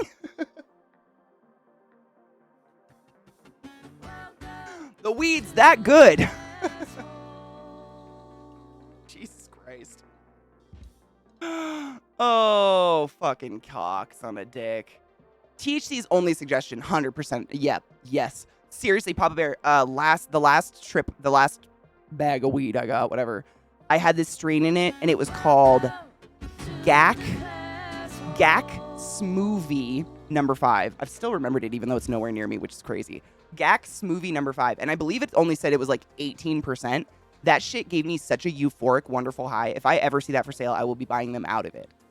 It's my favorite, but it was, I mean, I don't, because we can't test it. Like, what the fuck do we know about THC percentages? I just hope. I just turned 40 this year. It's depressing. I've now been through 2 different 40-year-old transitions. 2 different guys have dated, have turned 40 while I was dating them. It ain't that bad. 40's the new 60, the new 20. Hello, Jeff. I start my new job as a bud tender. Oh my God, are you so excited? There's so fucking many bud tenders in stream now. I love it. Najeel gifted 5 subs in the chat. I was trying to scroll up and find this, you fucking sneaky hoe. Thank you for your kindness and generosity. And we're in another hype train. I don't know how that happened, but thank you. N to the max. Lethal Black King. Super. My chat is fucking jumping. Super Boopa Freakwalizer. Freakwalizer? Wow, that's a good name. Good job. Kaimo and Bearded Dragon. You're all about wizards of the highest order. Please go forth and be consensual in every way, because nothing in this world is sexier than pure sober consent, and I appreciate you being here. Thank you for the gifted subs. You sluts. Why not Mambo? I mean, I've been told, Cinemus has educated me on what the number means, but it's like, basically, that was, out of all the plants you grew, that was the best plant, so you just, like, kept that one and kept, like, cloning that one, but it was the 5th plant they grew, I guess. I think that was basically, like, explaining like I'm 5. The name, it was called, I have it here. I used it for a paint container recently. Nope, that's not it. GAC, like G-A-K, space, and then the word smoothie, but spelt with a V, like you're trying to speak with a speech impediment. Smoothie. Seriously, number 5. The weirdest name for me to ever try to just say out loud. But it was such a good strain. It didn't make me sleepy. It didn't make my eyes heavy at all. It just was a beautiful euphoria. I don't know another word for it. Just that nice little tinge of happy that you want. I mean, most of the time from weed, unless you're trying to go to sleep or something. I got high once, then I accidentally confused my vape juice with my eardrops. I thought you were going to say you vaped your eardrops. Can you even imagine what damage that would do? Holy shit, I'm glad it went the other way. Jesus Christ. Dude, Cinemus is fucking smart. 69's the new 22. I'm saying. Weren't you 22 yesterday, Brittany? Right? We're all 69 here. Let's be honest. Sagar, thank you. I knew there was... Sorry, my chat just jumped so far. I'm just scrolling down it, trying to catch up. Sagar, thank you so much for subbing to the class, keeping the class 11, giving an 8 swings for 6 fucking months. 666, number of the beast. It's a good number. Fun fact. Random fact, but fun fact. It is exactly 1,666 miles from Denver to Baltimore. 1,666 miles from Baltimore to Denver. Fun facts. Is today Mac Miller's death day? Or is it your birthday's the Mac Miller's death day? Man, I forgot about Mac Miller. That's sad. We should take a minute to remember Mac Miller sometimes. Innocent soul. I should figure out something worthwhile to do for work, but I'm distracted thinking about tits, bigger ones for me, and whether I could get insurance to buy them. I think you can get personal loans for breast implants. I know most people do, and most people, like most plastic surgeon offices, actually offer financing for almost all their procedures. I don't know anyone who hasn't gotten financing for their tits, of all my friends who have gotten tits. Seriously. They usually put like $3,000 down, and then they make payments on their boobs for a few years. But it's usually always through the actual clinic. Like they're very open and very awesome about financing for that stuff. So I would talk to like whatever doctor you want to go to for said tits. I would talk to them first and see what the offer is and then shop around. Because I know at least in the US, I think on average it's like $10K to $15K for like a good quality set of titties. I've always wanted tits. I could not stomach paying that much money on myself. No, it'll never happen. Question. In America, I know that you go back to school in August. Do you still measure who's in the year by the August 31st, September 1st cutoff? So when I was in school, we actually usually started school in September. We usually started like the first week of September. The first Wednesday of September we would start. So then your first week of school was only 3 days. And then you would go back to a full week. It was like their way of warming us back into going to school. You know what I mean? And yes, the cutoff was September 1st. If you were born after September 1st, I think it was like if you were born in September, it was up to your parents. Your parents kind of got to choose. Like if they thought you were not up to par, they'd hold you back. And if not, they could put you in. But after September, it was like, nah, you were putting the grade lower. Most of my friends actually were much older than me because they all had November birthdays. I was friends with so many Scorpios in school. It was very strange. September 9th, so he had to wait. Yep. Did they give you the option or did I smoke my leg? Not recently. Hev, thank you so much for subbing to the class, keeping the classy alive and giving it any swings. I'm sorry if I missed anybody. I don't think I did. And I see Pucky too. I'm not going to miss that. You fuck. But Hev, that's 16 months. That's a big deal. Thank you very much. Day 1 of year 9. I don't know. It's crazy. Time is so weird. Oh, talked to 3 different bud tenders and one of our processors. None of them know what the word symbols are supposed to be, and they've only ever seen cards from Green Dot Labs. There you go. Yeah, maybe it means nothing, and this is just for us stoners to sit there and have something to do while we're high. Like, just, like, be angry and think about it maybe too much. Thank you all very much for the hype train, by the way. I appreciate you. Pucky, there it is. Fucking 71 months. Puck, today is 8 years. Do you even remember it? Because I don't. I thought it was 7. And 7 even, I thought I was, like, flattering myself. What the fuck, though? Thank you for the friendship and everything. The rhino shitting barn. Right after Labor Day. Yep, it was usually always after Labor Day. Yeah, like the Wednesday after Labor Day, right? But nowadays, I think they're starting them earlier, trying to get them out earlier or something. I don't know. They're doing, like, different states are doing different things all over the place. It's very weird now. I think we all used to be kind of on par, but I know some states are, like, making laws where kids can't be required to go to school before 8:30 a.m. now. Like, what schools were starting before 8:30 a.m. and who's functional at that time? Why would you even do that? I don't know. Probably schools with too many kids where they have to, like, flux kids through the school all day. August 31st was the cutoff. Did they give your parents an option? I don't know. My birthday's March. None of my siblings at all are like, except Sarah. She's December, so she definitely was the cutoff. But that's pretty definite. Scorpio gang is real. Y'all are horny fucks. Like, what in your house have you not humped? I started kindergarten when I was 4, turned 5 in November. There you go. So your parents probably said, like, go ahead, just shove her in. I think it's kind of up to the parents. There's a weird, like, gray area in some states. I'm a Scorpio rising and always had a strange attraction to Scorpio. You know, I don't, like, even before I even knew what astrology was, I've just looked back at, like, the closest, most, you know, important to me relationships I've had throughout my life. 9 times out of 10, it's always a Scorpio, and it's just the weirdest thing. I get along with Scorpios on some unreal level. But for reception, you can decide to put your kids in school in January instead of September if your kid is born in the latter half of the year. And then they only go to school half the year, though. No option, just had to wait. Oh, boo. I mean, would you have put him in, or did it matter to him? Like, how did he feel? My son and my friend were born in November, and it was still up to the parents. See? And that wasn't in Georgia though, right? See, or not Georgia. I was thinking crispy and cocky still. Sorry. Was that in the state you're currently in? It's a stoner trap. I think it is a stoner trap. Are you a Scorpio? Do you hump all the things?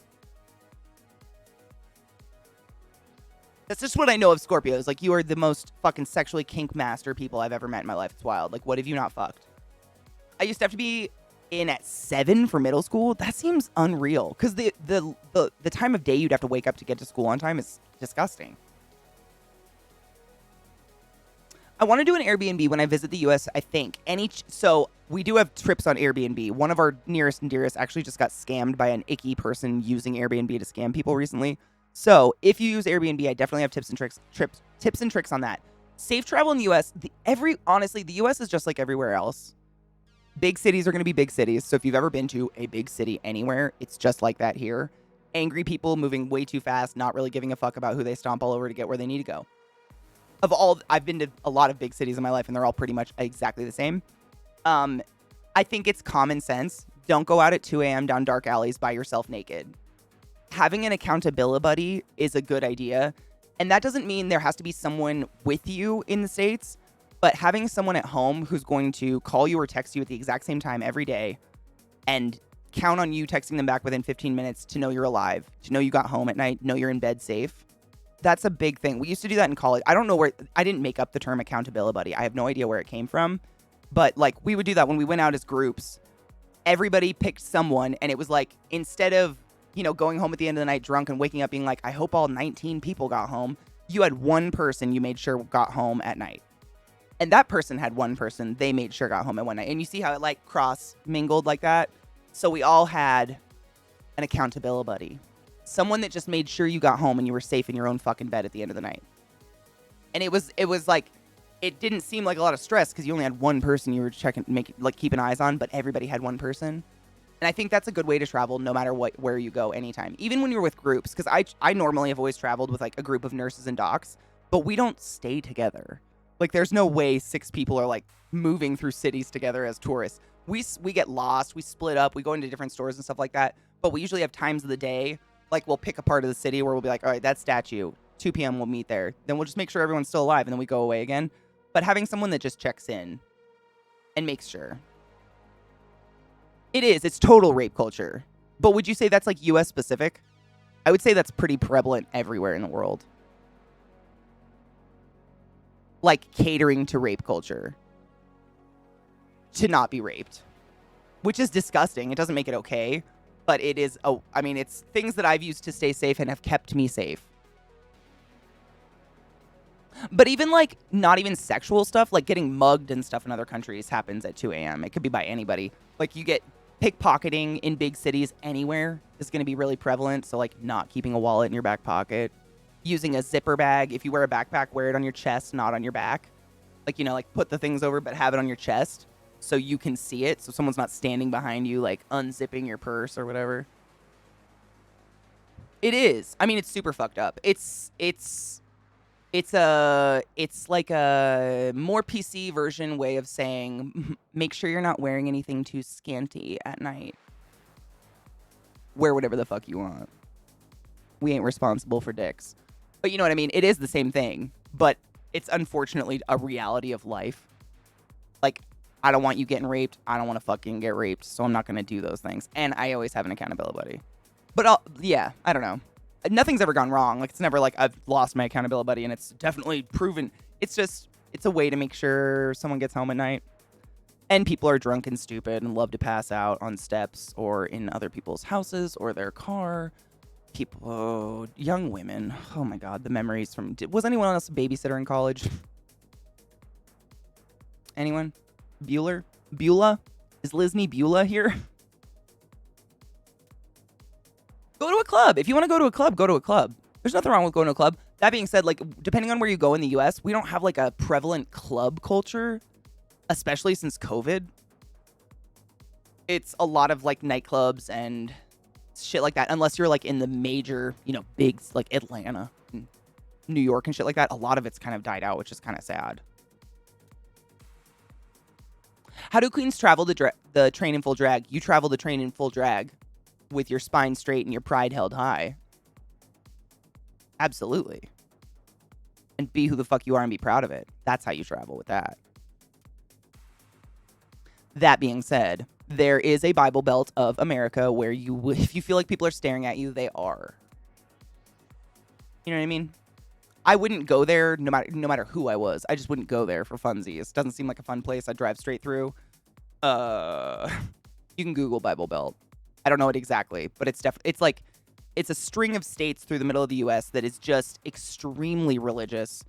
There are still, what do you guys call them? Sundown towns or sundown towns? I learned about this recently as an ignorant white person.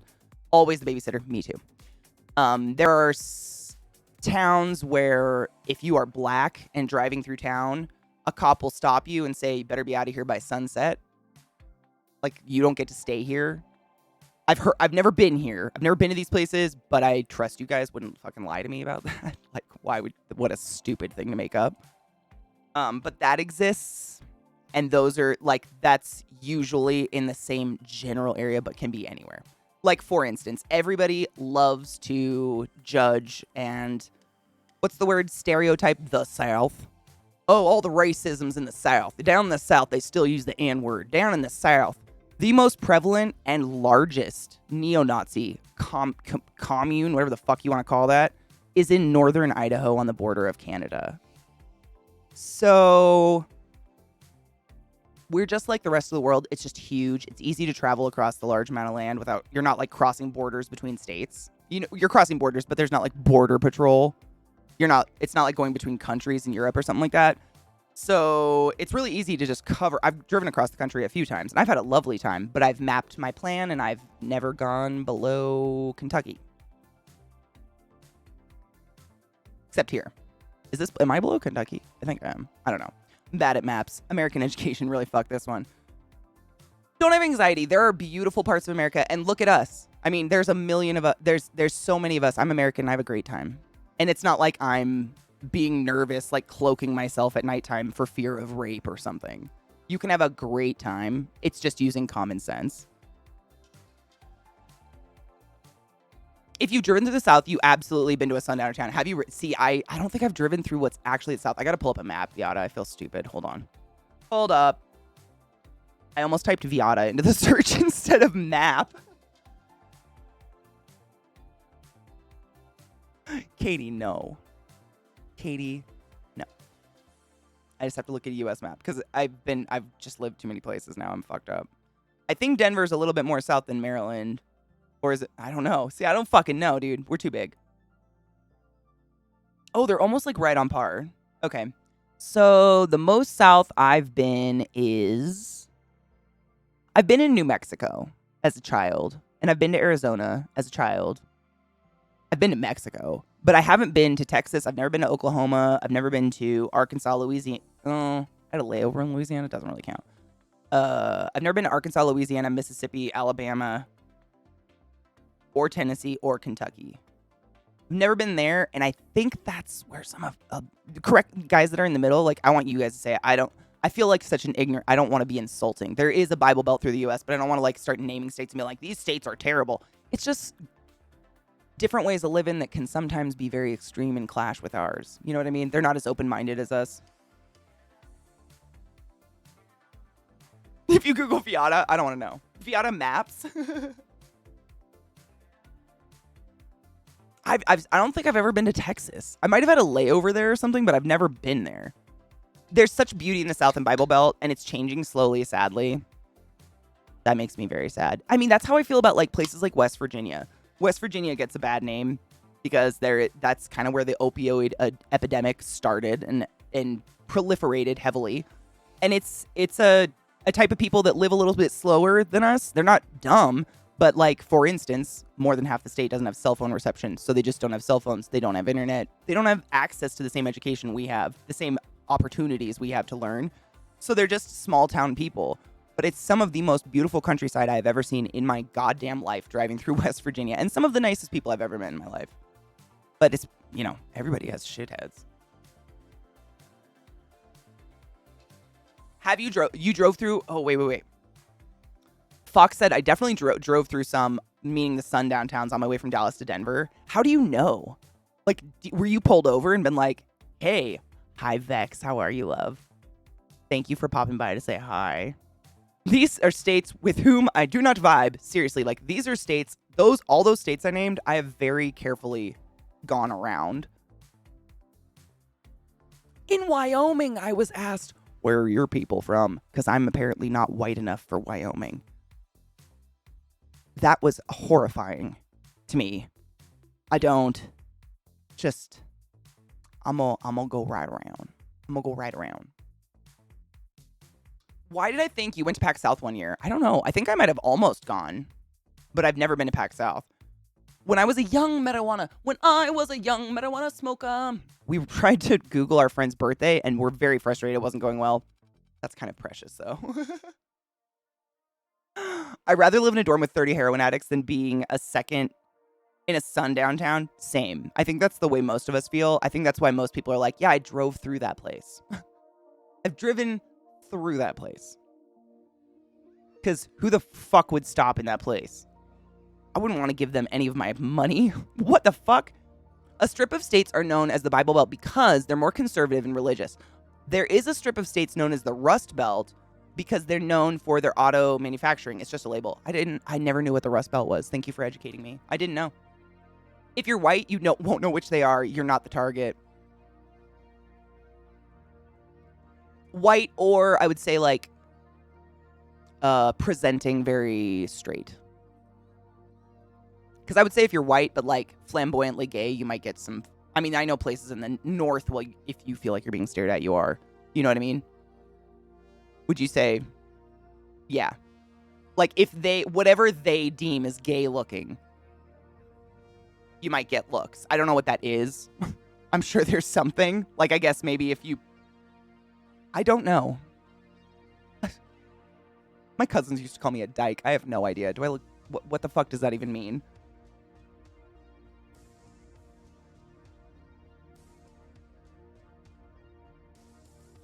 Hi, Glut.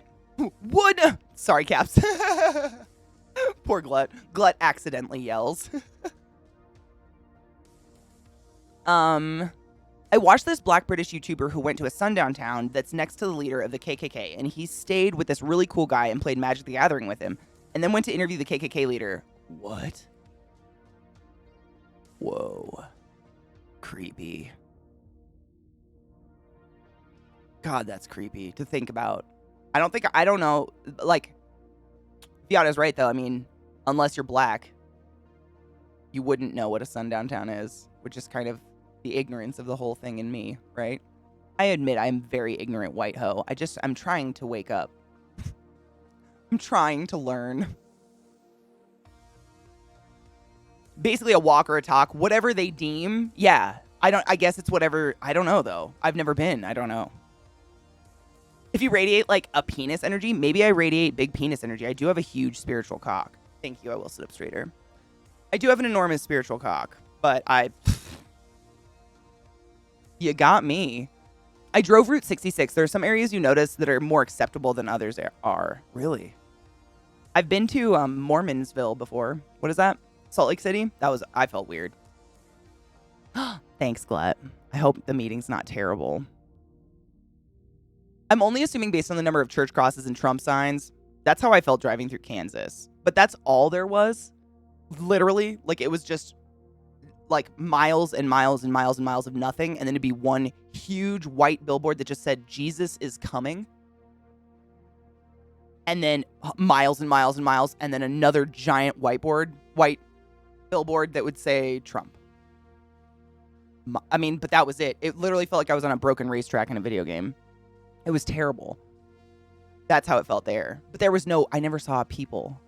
I never saw a people. Mormonsville. You know, where like they wear the special panties and get kids to knock on your door a lot. Wikipedia says there are these rules in Colorado and Connecticut too. I mean, it's probably everywhere. Like Viada said, I don't know where it is because I'm white. And that's it doesn't make it right. I'm not proud of that, but that's the reality of it. That's the real, like, I won't know. And, like, I'll know if a friend of mine tells me, a black friend of mine who has been there. But, like, it's kind of sick, right? It makes you feel disgusting about it. It does. I feel disgusting. It makes me feel gross that I might have had a giggle having casual small talk at a gas station with a notorious racist or something. I don't fucking know. But I wouldn't know because I'm white. And I pass unless I'm in Wyoming for some reason to that one cop. Jesus is coming. Someone should tell Jesus to think of baseball. I'm telling you, for months afterwards, Pucky, Eliza and I would just go, Jesus is coming. Because she was with me on this drive, and every time we saw the sign, Jesus is coming. Did you know? Did you know Jesus is coming? Jesus came. It was also really snowy and freezing everywhere, so it did kind of look like the world was covered in a little layer of cum.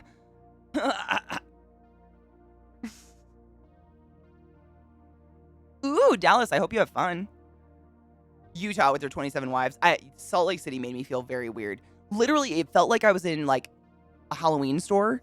Walking around the city, there were girls in black witch robe cloaks, like handing out handwritten pamphlets about why you're sinning and why you need the special underwear and the special handshake and to submit to a husband. Everywhere. Every corner had these like cloaked witches handing out Mormon shit. And then we went in the tabernacle and like looked at it. It was fucking weird. It's free. It's not like we're, giving them money or anything, but wow. They got money. That's all I'm going to say, because that shit is big. It's bigger than any cathedral I've ever been in, and I think I've been in some big fucking cathedrals. Huge. Holy shit. It was astronomically large. Like, comical almost, like something out of a theme park. And they, like, when you walk in, they have this huge glass-covered diagram of the city, like a mini version of the city on a table. And it talks about the history of, like, the Mormonsville leader dude's, like, inspiration and why the streets are a little bit wider than everyone else in the U.S.'s streets. And why all this, it's so weird. But it's, like, when was Salt Lake City, like, established? It's, like, barely historical. I don't even think it's considered a classic car at this point. I'm just kidding. It's a classic car, but you know what I mean? Hi, Baron. How are you? Oh, the soaking. Pucky, I only learned about soaking last year, and I can't stop thinking about it.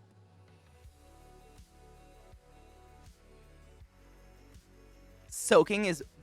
I cannot... I make so many dumb jokes about soaking. Like, someday I'm going to fuck up, and someone's going to try to soak me. A friend of mine recently left Mormonism. That's hard. I believe... correct me if I'm wrong. I believe Mormonism is similar to some religions where you get excommunicated from the family if you leave. Any plans to visit Salem and the Blackcraft brick and mortar store? I would love to. I've been to Salem before. It's actually a pretty fun city. Just walk around historically, even though it's, historically got a horrific past. I love history. I'm from Washington, where, like, historical buildings are from 1952, so. I like seeing that stuff. I would love to go, when I can afford travel again. But yes, I would love to. The Blackcraft store looks so fucking sick. I've watched, like, their Instagram of them building it from the ground up and, like, hanging the witch from the ceiling and shit. It's beautiful. Wasn't it Kent Hovind? I don't remember who made the Jesusville. I don't remember who... Was it Jesus Land, Jesusville, Jesus Town, something like that? I can't remember, but I remember that happening. It is very... I mean, it's a cult. Like, when... Yeah. I feel like I don't want anyone to feel bad if you're, like, currently involved in the Mormon church or, you still are kind of have ties. Like, please don't feel like I'm attacking. I'm a recovering Catholic. I got lots of crazy in my own. Please throw shade back at me. They're all nuts. I drank the blood and ate the body of Christ for so many years. Are you kidding me? I wasn't even given the blood half the time. It was cruel. But, like, we all little nutters. Please feel...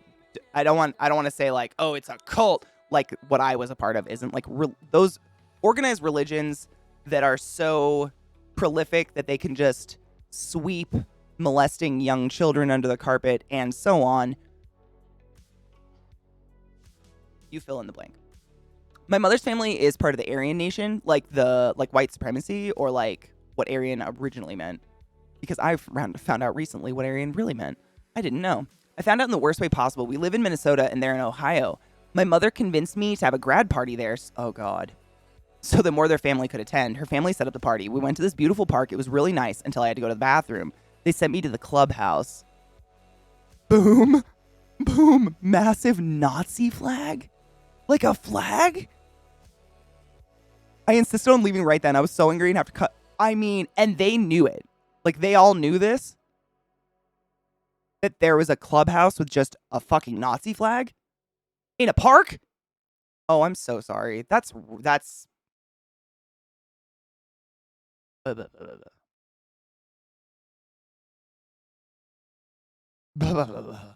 that is fucked. Oh, it was private property, not like a city park. Okay. My brain was going through like, how do you get away with that? I know it's like freedom, but is it freedom of expression with a Nazi flag? I don't know. I'm excited for Halloween too. I'm very excited. Ice Nine Kills just held a horror convention in Salem over the weekend. No shit. And aren't they going to be here this weekend? Aren't you going to their show this weekend here? Damn, big jump for them. I don't know what I should wear on the first date. Be comfortable. Honestly. Comfortable is key when you are like, no matter what, when you're on your first date, you're going to be uncomfortable no matter what because you're on a fucking first date. Basically, the person going on a date with you is shopping you. So being comfortable just means you're going to be much more yourself and not be worried about like your belt digging into your belly or so on and so forth. You know what I mean? I served in the military with a Mexican soldier named Jesus. Whenever we saw a sign, Jesus is coming, we gave him all kinds of shit. Oh my God. I mean, I would say like, Jesus, like stop rubbing one out. Can you just like put it away for once? Thanks. See, and that's the thing, Brittany. It's such a weird area because I think technically, no. Technically, flying a Nazi flag is considered hate speech, which is not okay. However, it happens everywhere all the time, and I don't see anything happening about it. Imagine if Nazis were treated like women. At least they've already got a good start on how to rip their rights away. Swiftly and peacefully. Like, might as well start applying it to groups that actually, like, suck. Your mother knew. Jesus Christ. And so basically you just had, like, a chunk of your family you couldn't talk to anymore. I kind of had that happen, like, once Trump started running. Part of my family, I have a lot of very hillbilly family, very redneck, very, like, hunt for your food kind of people, which is, I have nothing wrong. But they got wrapped up in the mythology of they're going to take our guns, even though no one's ever said that ever in the history of ever. They're going to take them. And they got crazy. It was weird. It's like they shut themselves off to the world. And my cousins that I were tight with, were suddenly not tweeting, they were Facebooking, like, liberals deserve to be shot with the guns they think are the problem, or something like that along those lines. I was so disgusted. I, like, got out. I haven't spoken to them since. Literally, this was years ago. And I just can't. I cannot wrap my head around it. I feel that so much. It's really, really hard. And I get really sad. I think about, like, the old times when we were all kids, like, little and hairless and weird and, getting gross in the yard and muddy and digging holes and shit. And thinking about, like, what happened between now and then to them. Because I was around them. We were a pretty tight family. Like, all the same generation cousins would move around between aunts and uncles just being babysat, So we were all together in this mass all the time. And it's sad. It makes me sad.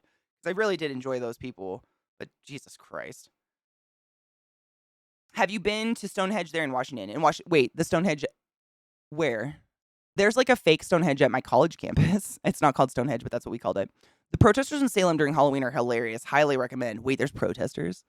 I taught them all about L. Ron Hubbard last year. They thought the copy of Dianetics was carrying in a full alien costume was a Bible. Oh, that's absolutely beautiful. I love that. Take a few dabs. That could always go terribly. Like, a hold, I go with a dress or more skirt on my first date. Whatever you're comfortable in, seriously. Like, I would be comfortable in a dress because a skirt is just, it means now I'm wearing 2 pieces of clothing. I'm going to be, like, adjusting. Whereas if it's dress, 1 piece of clothing. That is literally the laziest piece of clothes ever. That's how I would be the most comfortable. But it's up to you. It'd make you feel awkward and nervous to your date. I promise they'll be more relaxed if they know you're also nervous. 100% agree.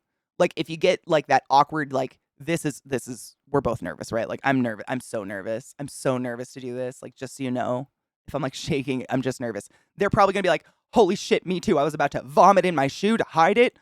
It's going to relieve a lot of, like, weird tension, I would think. Yeah, I've never dated, to be honest. I've, like, been on dates with someone I'm already fucking, but I've never dated.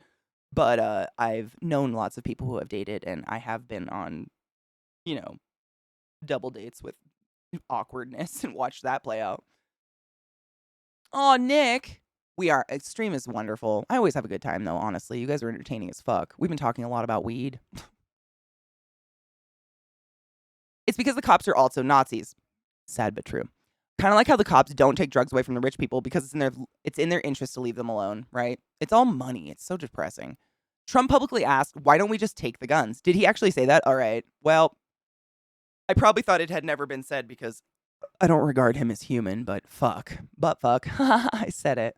That's kind of ironic. The flag was framed and displayed inside. From outside, you could not tell it was a hate group. See? Dead beetle. I'm telling you. All day, every day.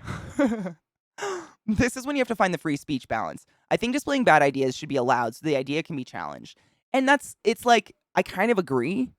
Like, I don't agree with it, but hiding it doesn't make it go away. Like, telling people, like, you can't fly your Nazi flag doesn't make them not Nazis. So there's a part of me that's like, I'd like to know if my neighbor's a Nazi. Sure, put your flag up so I can know you're a Nazi. But then the other part of me is like, what the fuck is wrong with you? Like, I just want to punch them in the throat. But I don't think that gives me the right to take away the right to fucking do whatever. I don't know. I'm not smart enough to make a judgment on that, but I get where you're coming from. It's hard. The Stonehenge in Maryhill? I don't think I've seen that one. No. On at I have a sliver in my leg, sorry. At Western Washington University, there's like a weird kind of fakey Stonehenge that we used to go take pictures at all the time and get drunk. Just wear a full beekeeping outfit. Talk about your love of bees and honey. That's a great idea. Oh my god, no, actually we do need to take a break. No, it's crazy. We've been live for quite some time. I've just been talking. I have a horrible sliver.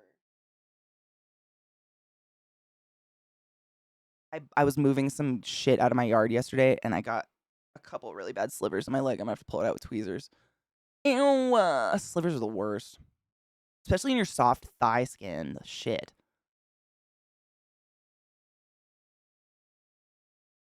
Sunlight. Wait. Sunlight is... God damn it, Catherine. Sunlight's the best disinfectant. Sunlight is fantastic. Is it freedom of speech to say Hail Satan, or is this illegal as well? No, it's freedom of religion. It's freedom of expression, freedom of religion. Because Satan isn't... Well, I don't want to get into that. I don't believe in Satan. I don't believe in the devil or hell. It's not like it hasn't been a symbol used to like subjugate a nation of humans or whatever, however you want to put that. You know what I mean? But no, that's freedom of religion. Good idea. Punch a Nazi also seems like a bad idea if everyone's calling each other Nazis, right? I dated a guy who turned out to be I call him a Nazi. He turned on Nazi music in high school. He had beautiful eyes. I didn't know. I left immediately, but that was an alarming moment for me as a child.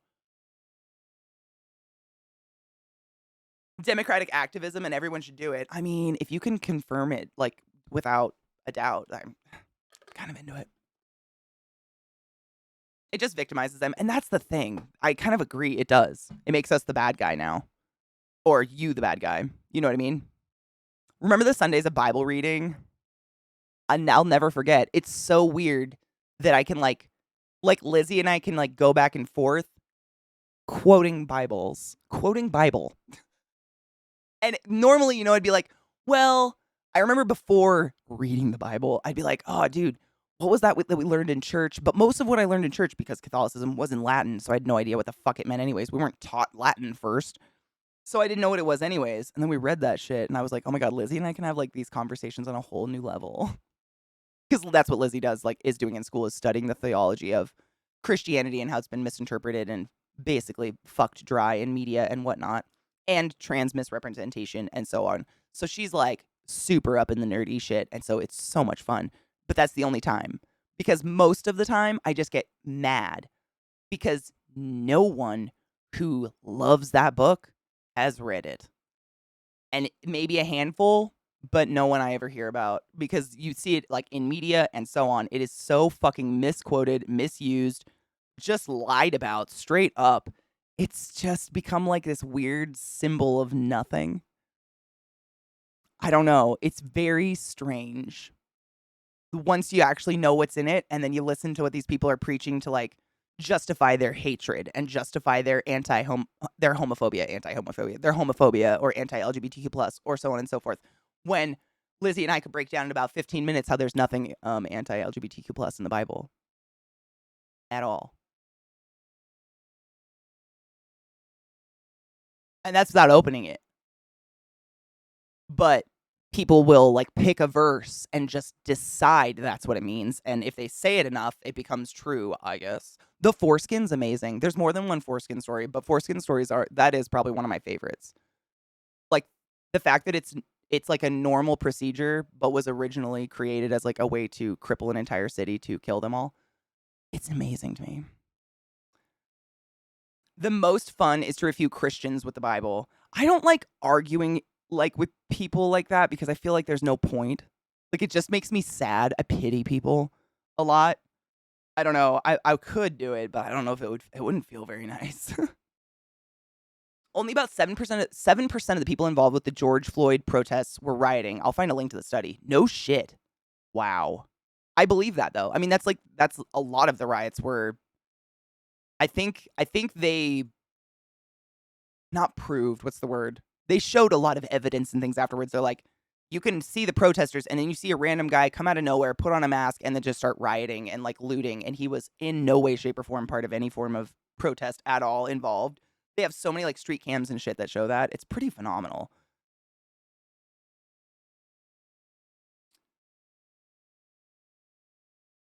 Just because they're protected from the government, hate speech isn't free of consequences, though. They always scream First Amendment, though, while being fired and ostracized. This is true. True. Saddam wasn't destroyed because of the gays. It was destroyed. Wait. Saddam. I just said Saddam. Sodom. I am. Let's rewind and pretend that didn't happen. Sodom wasn't destroyed because of the gays. It was destroyed because they didn't show charity to strangers. Facts. Also, it used the Bible, the one verse that a lot of people like to go back to that says, like, a man shall not lay with a man. It actually, historically and originally said, you shall not lay with children. The Catholics paid to have it changed. And I believe the 13.5s, 14s, Lizzie, correct me if I'm wrong. It might have even been the 1500s. It might have been as recent as the 1500s. The Catholic Church was like, oh, shit. We've been fucking a lot of kids, man. We gotta pay someone to write that shit out, and they did. No, it's cool, Kel. It's fine. I knew what you meant. I just said Saddam like maybe I watched too much South Park. Saddam. Also, the touching foreskin to Moses' feet was probably touching foreskin to his penis, because sometimes feet was a euphemism for genitals, but not always. Important to remember, not always. It's true. Ped, the ped word has a lot of different root meanings, I think. This is exactly why I always put my Bible and left the church. Put away my Bible and left the church. My church organized a protest outside of Pride Fest. I saw a picture on Reddit, CJ, this weekend of some Proud Boys with guns standing outside of, I think it was literally like a gay person's like just a gay person's what's the word? Pre-wedding party. Like you both people have a party before the wedding. What is that called? Stag night? It was a drag show, but I think it was like a stag night. If you read the comments, someone posted an article in there about how he knew a guy in there and it was his stag party. Bachelor party, stag night. Yeah, those. Reception. Those ones. Something like that. That's why he knew it was going on. But yeah, it was outside of a drag show, and it was just a guy dressed like a military. He looked to me, again, please, ignorant, not in the military, so I don't know the identifying features of an actual person in military gear. But he looked like he was in military gear with a gun, wearing Proud Boy bullshit. Stag and doe, thank you. Those were the words I was looking for. We don't know what the original verse was. There are lots of theories. It could be the kid thing. It could be bed. Be polite. Wait. It could be don't fuck another man in his wife's bed. Be polite. SMH. Or don't have a threesome in a pregnant woman's bed, but we do not know what homosexuality being bad just because gay is wrong. Amen. Amen. Hallelujah. Hail Satan. Isn't the virgin birth because in biblical times under 14 classed as virgin regardless of sexual activity? I don't know about that part, to be honest. Lizzie might know more about that. I don't know about that.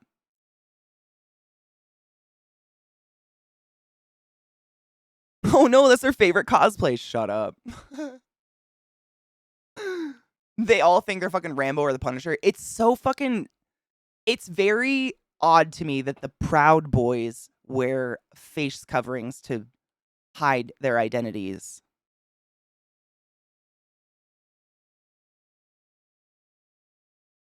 No one else? Oh God, Glut. Meeting must not be that bad. Hold on. Glut gave us a funny. Stop autoplay, you fucking asscock. No one likes it. No one likes it. Oh my God. I literally just can't get to the beginning of the video because I can't pause the stupid thing. I fucking hate TikTok so much. I'm trying, but goddamn is it not impressing me. Glut stuff.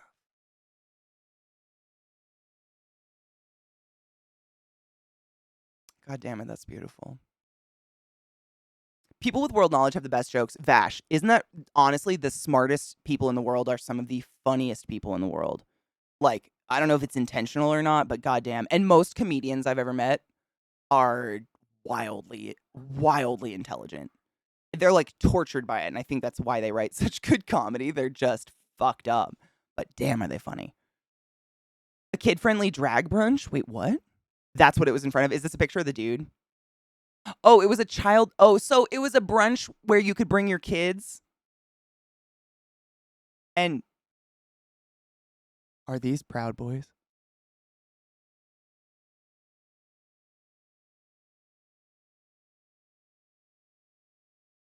I don't.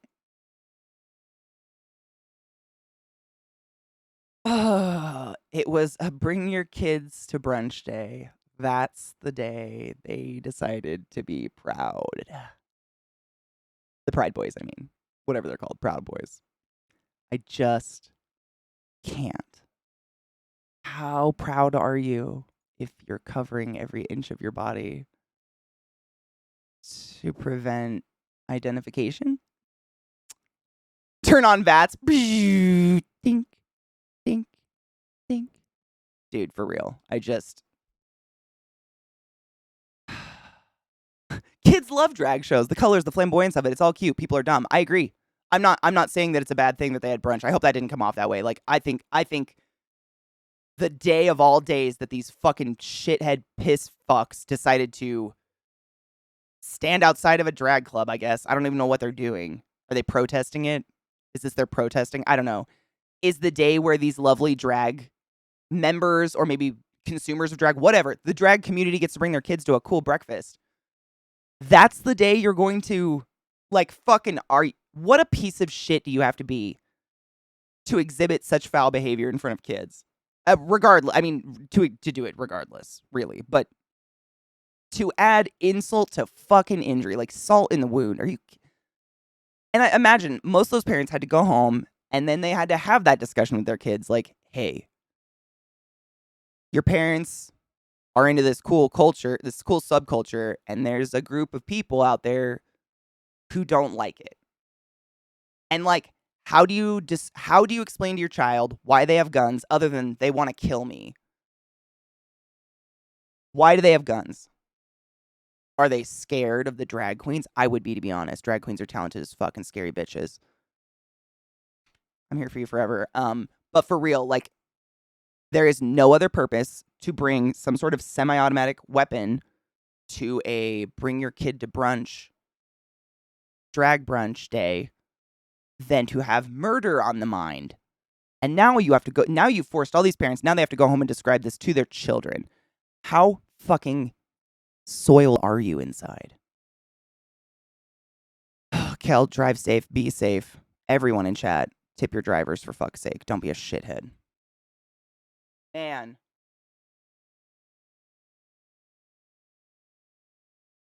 Oh my God, shut up, Rod. Katie, I had to tell you, I asked my manager if I would get in trouble for posting nude pictures on the internet. He hung up on me and called me right back and was like, I didn't want that thought in my head. Fuck, that's beautiful. But what was the answer?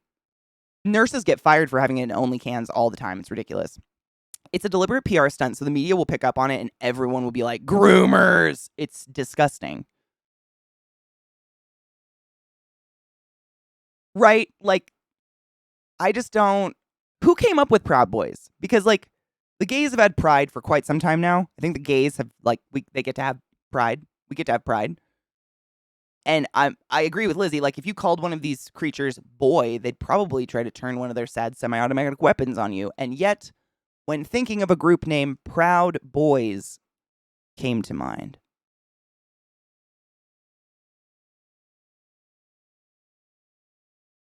None of it makes sense. Young, thank you. It's been a wonderfully rewarding 8 years, I must say. Lots of happy times. Oh, it's not delivery, but probably these. Oh, God. Well, be safe. Try not to let it.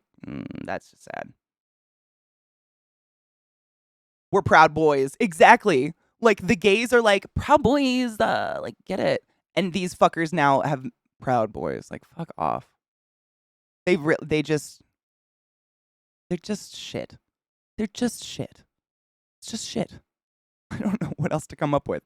I had a patient one time who had some sort of ileostomy go wrong, an ileostomy reversal go wrong. Ileostomy, part of whatever, it doesn't matter. And he ended up building up so much shit in his stomach and intestines that couldn't come out his butt because the ileostomy was wrong, that he ended up bursting out of his mouth. And we called him shit fountain for years. And this is worse. He lived, by the way. It was incredible. Thank you, Vash.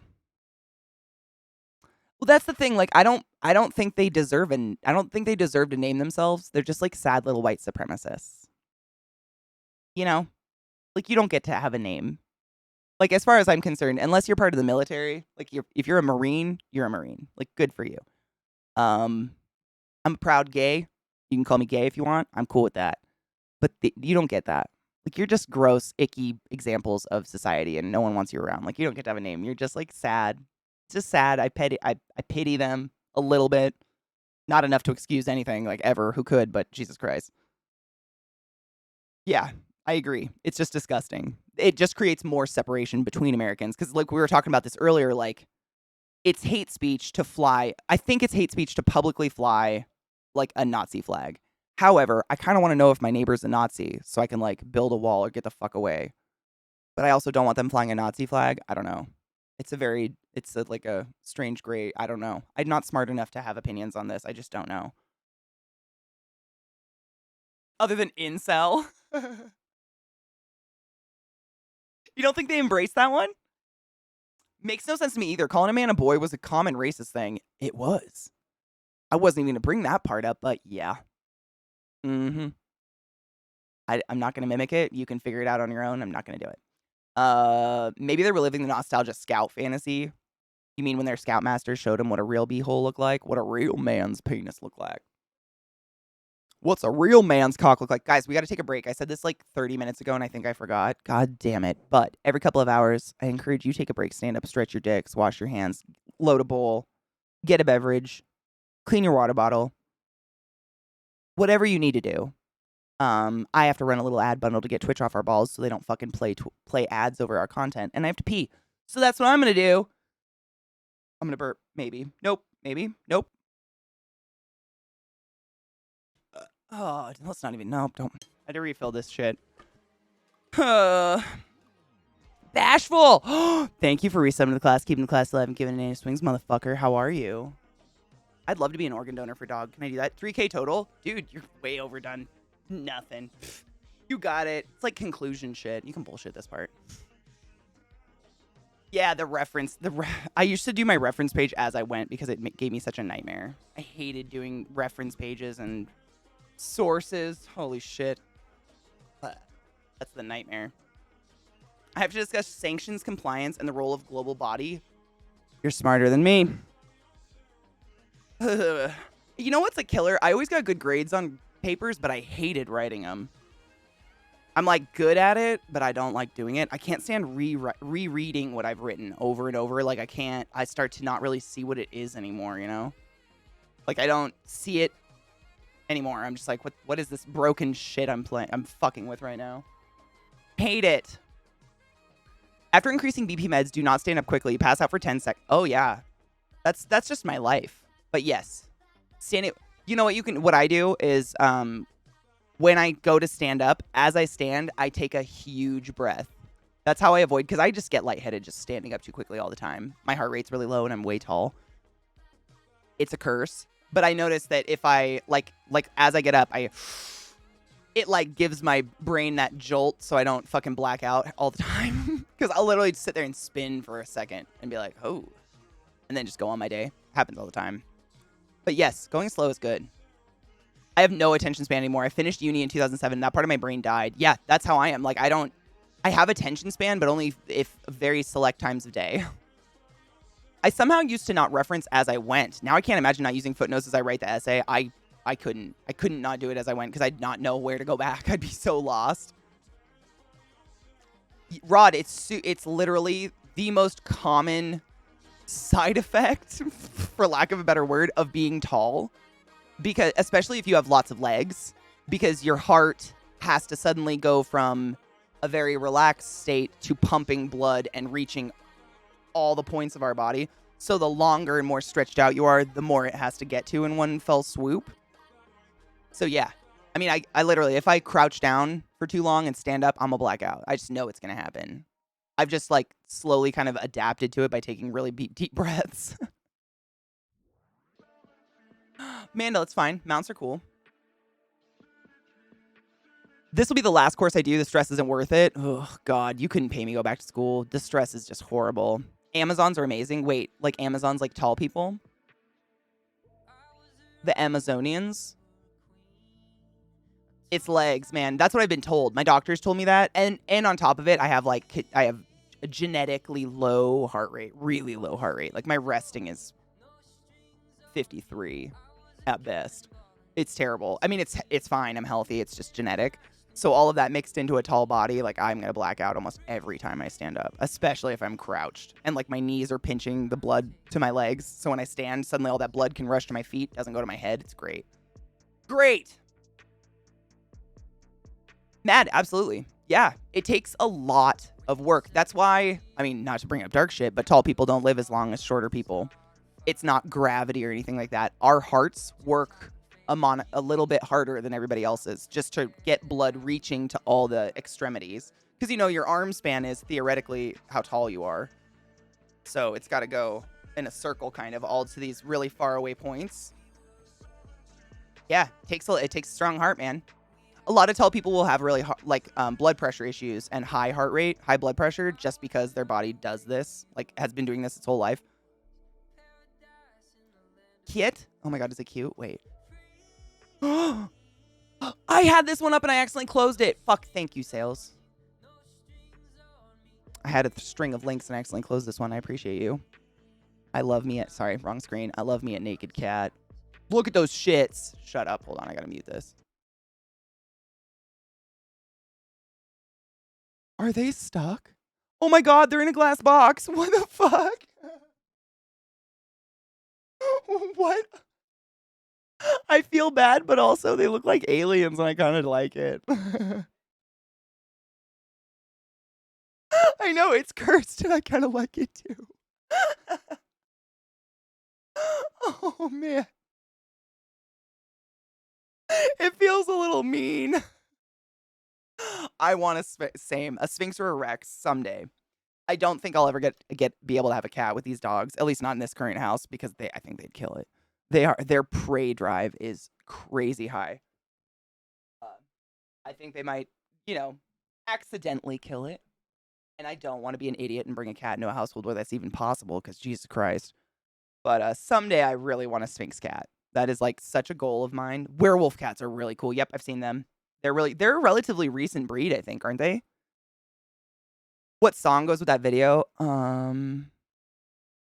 Wait.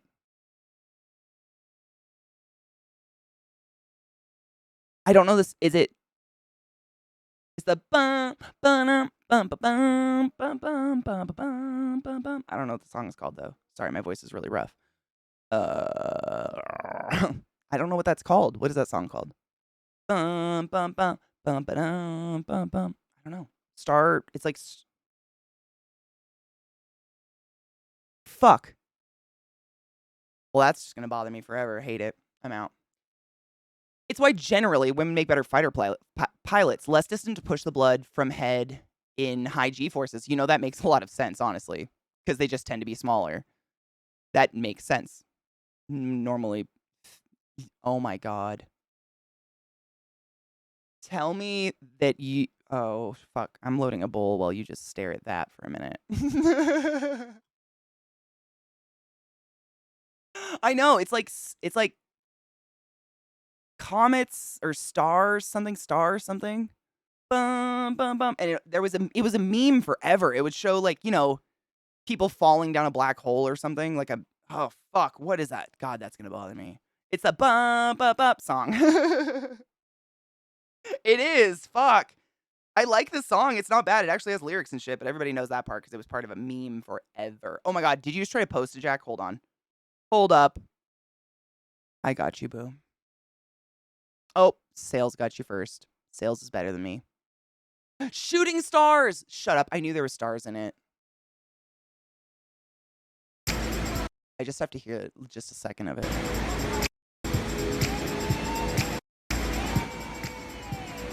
Oh my god. Wait. Okay, my face wasn't on screen, so if you clipped it, you're just boring. Click the link. Jesus. I spilled a little bit of weed, sorry. Anyways, yeah. Yeah, I vote that one. I spilled a little bit of weed. I'm just cleaning it up. Boo. Dude, some of the variants that spawned from those memes were fantastic. I mean, it was literally, there was at least one on the front page of Reddit for months. It was great. I lived for them. They were so funny. If you clip that link, your mom's a hoe. Seriously. Honestly, though, I did a lot of reading and listening to podcasts about it. And if you're not on screen with it and someone clips it, like they can't, you know, it's fine. Why are you, stop it. Your mom's a hoe. Get out of here. Get out of here. I know, I can't think of a song that would go with that. Like, that has the same fast beat. Unless it was like...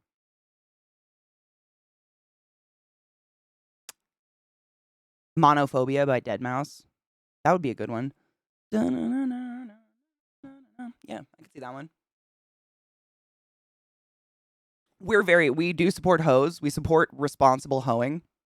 What is it? We're ethical sluts. I always look for the book on my bookshelf. The ethical sluts. We're ethical sluts. Like, I'm all about you hoeing it up and slutting it up. But if you're out there, like, spreading diseases or being nasty with it, like, stop. Stop it. What are you doing? What's wrong with you? We're all out here to have a good time. Get the fuck out. None of that.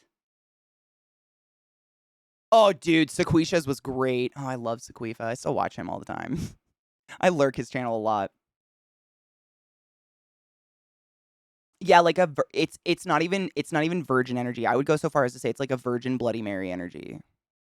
Like, bitch, you're just drinking some weirdly spicy tomato juice. What is wrong with you?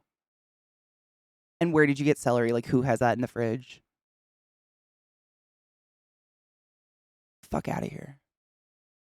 Pasta without the pasta, like bowl of sauce, bitch. What are you doing? Shooting Stars, thank you. That is the name of the song. Thank you for posting that, Glut. So if you guys want to listen to the full song is good and it has lyrics. It's a good song, actually. But it just got memed a lot. It's called Shooting Stars by Bag Raider. Yes, go listen. I would play the full thing, but you know,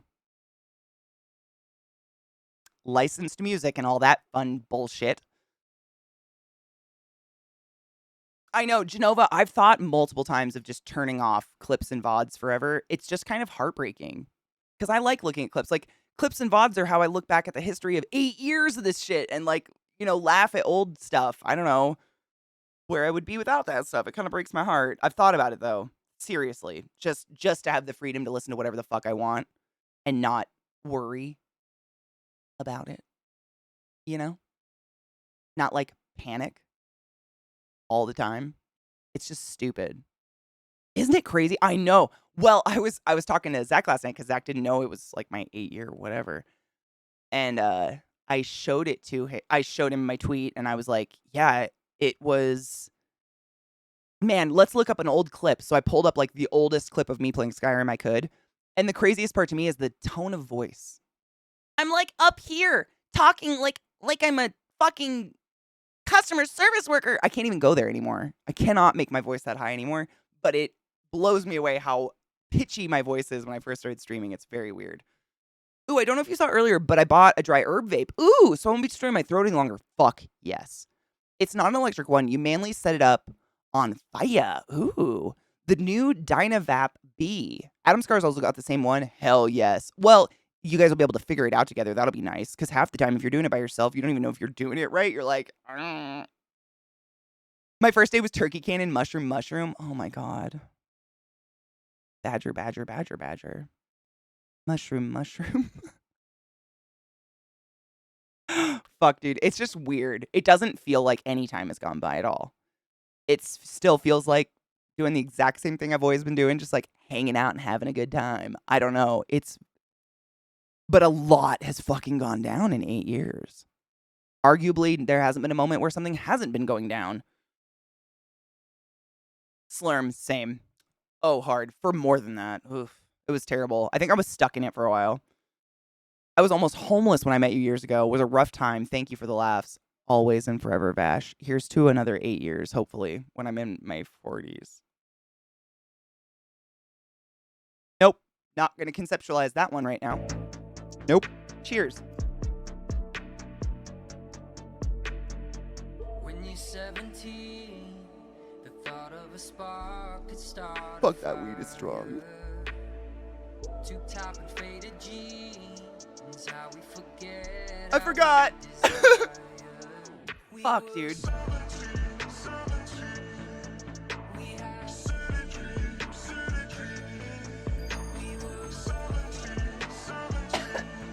God.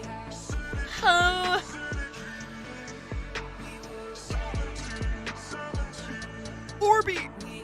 Thank you for lurking me forever. Dead beetle.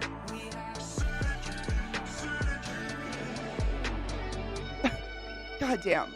It's so strong. I just forgot again. Fuck. Oh my god, the perfect song for Sphinx Cats, Get Naked by Methods of Mayhem. Yes. Still feel 28 to 30. I still feel 16. It's really weird. I still feel like I'll actually have moments sometimes in the morning. I'll be like blow drying my hair, and it will be like one of those really creepy what's the word, like nostalgic, that nostalgic feeling when you're like this. What is it called? Fuck, what is that when you're like, I'm having right now, I'm just brain farting because I took a huge hit. I hate my head. Anyways, not a flashback. It's like that uncanny feeling, like deja vu. Thank you, Jack. Deja vu. Deja vu. Yes, deja vu is what I was looking for. I have really weird deja vu moments where I'm like, I look in the mirror at myself and I'm like, I consciously know I'm 34, but I'm pretty positive I've been in this exact same position with this exact same face and hair when I was 16. And I still feel like I'll have this existential moment where I'm like, what the fuck is the difference between now and then? Nothing. I'm still doing the exact same thing. Like, I wake up, brush my teeth, shower, do my hair. Like, in the exact same way. I still have makeup from when I was 16. Not gross stuff, don't worry. But, like, it's weird. I have really creepy moments where I just... Maybe I'm, like, waiting for it to kick in when you're like, am I aging? Do I feel it? Like, obviously there's certain things, but I don't know. It's weird. It's a weird feeling. I still feel and look like I did when I was 16. I feel like I haven't changed much. It's very strange. It's like a glitch in the Matrix. That's exactly what it feels like. Like, I stop for a minute and have to look around and be like, okay, I'm not in my bedroom 16. Like, I have really weird stop myself moments like that.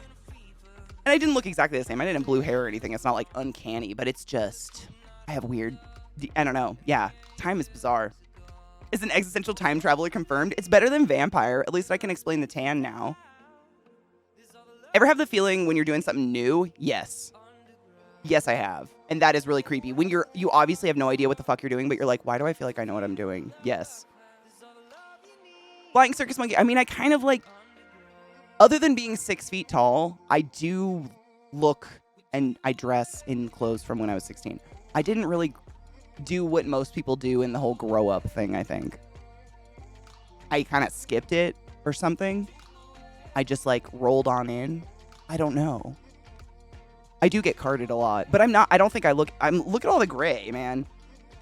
There's a lot of paint in my hair right now from painting, but like there's enough silver in my hair for people to at least pause. I thought. I don't know. Maybe. Time to unplug. I feel that way.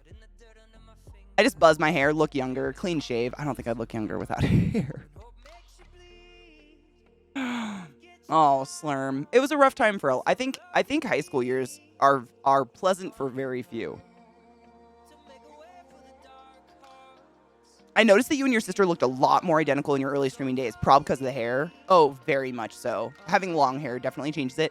That, and I think, like, the older I get, the more I've kind of learned how to smile on my own. Like, I know what I smile naturally. Whereas, you know, I've told you the stories of, like, my mom going to take a picture. Give me your real smile. But we all were real smiling. She just didn't like them. So then we'd all be like... And I think we all kind of developed an identical, very cheesy, fake smile. And way to hold our face to kind of keep in what was, you know, boiling under. And once we all moved away, we all became a lot more unique. In the way we just, like, expressions we have and stuff like that. Absolutely. Also, my makeup looks a lot different. Like, I used to try to fill my eyebrows in as much as they should be, which made me look like my sister, because my sister has big, beautiful, full eyebrows. What the fuck, Vile? Sir, this is a Katie's. The fuck? I feel like that's sometimes, like, extended bachelor getting out of the military. That's kind of how I feel. Exactly. Like, I did college, and then I got a job where I got to wear scrubs, which are basically pajamas to work. So it's not like I had to buy a really professional wardrobe, which is probably similar to military. You have a military outfit you're wearing. It's not like you had to go out and buy professional, you know, work clothes. So then your street clothes are still exactly what you were wearing pre-military, pre-college, or in college, which are what I'm wearing today. And you just, like, if there's no purpose, I don't know. I don't know. I guess we skipped it. It feels weird, though, because, like, most people went on. Thank you, Vile. Vile said happy 8 years and gifted 8 subs in the channel. You silly fuck. I appreciate you very much. Marnux, Miss Mary Moon, It's Me, Fussy, My Wood is Good, Jack Forge, Intraplosion, Not Enough Gun, and Biff V's. Use all but Wizards of the highest order, go forth and be consensual in every way, and I appreciate you. Thank you for your generosity and kindness and friendship, Vile. I appreciate you. How are you? How's your week? Hot diggity. I'm gonna bang it out. I think people who enjoy high school years realize when they're older that they weren't really present during it, or that they weren't really living it for themselves. Like, the popular ones who weren't bullied weren't fucked up. I feel like there's a delay where that all happens in their 20s instead. Being a teenager sucked, but I'm glad I got it out of the way. I kind of feel exactly the same. I couldn't have said it better myself. But, like, I've made jokes about, like, how I stopped drinking for the most part once I turned 21, because I got it out of my system already. I didn't do it on purpose, but it was like all the mysticism was gone once it was totally legal. And, like, going from fun house parties where everyone's, like, secretly trying to get blitzed, and then going to bars, it's the dynamic's different. It goes from, like, they're never gonna find us, to, like, just very sloppy drunk sadness. And it wasn't the same atmosphere, and I didn't like it at all. I've never been into bars. I like a pub with, like, 3 people in it at noon, but that's it. Oh my god, Tony. How long? That's a really good song by How to Destroy Angels if you're looking for a good song. Thank you for subbing to the class, keeping the classy alive, and giving an swings for 62 months. Jesus Christ. Thank you. Damn. That's a long time. That's some times. That's a lot of times put together, actually. You know, almost every single one of my siblings graduated from alt school. My sister and I are the only 2 who didn't, because my mom was like, you will graduate and you will go to college. We were like, okay. We were the last 2, so I think she was like, hope's on you, bitches. It was a bad time. I started drinking at 13, now I'm 27, barely drink, stopped drinking, heavy drinking at 22, same. I just, like, it was all the fun of it was just gone, man. I saw no appeal. I've had that thought that adulthood is just 13th grade. That's exactly what it feels like. It's just 13th grade. Like, I don't think we grade up. I think we just stay here now forever. I don't know. It's weird. I do feel like I kind of froze in time, though. When I look at older pictures of myself, I don't, and I know I'm not old. Like, I'm still mid-30s, whatever the fuck 34 is. But I don't have any aging. I don't think anything looks like I've been rode hard and put away wet yet. But I have been. Maybe I'm just really good at taking care of my skin. I don't know. It's not that having access to alcohol at 21, it's what prevented people from getting blitzed. It's the fact that they had to start paying for it. That's probably it too. That being said, I paid for very little alcohol as a youth. Same, Lizzie, I did the same. And I'm like, I don't encourage youth to do drugs. However, personally, I'm glad that I got all of my more questionable behavior out before I turned 18. Because the few times I was caught by cops, that shit's off my record forever now. Had I been in my 20s, it's there forever and would have ruined my life. Like, I did stupid, like, I had no self-preservation techniques, if that makes sense. Didn't really give a fuck. I can consciously remember the first time I cared whether or not I died in a car. It was going to my first day as a respiratory therapist. I was, like, in my car, currently driving, and I was, like, it was a weird, like, overcoming moment of just, like, I actually care whether or not I die on my way somewhere for the first, oh my God, get to work. I was in the freeway. It was weird.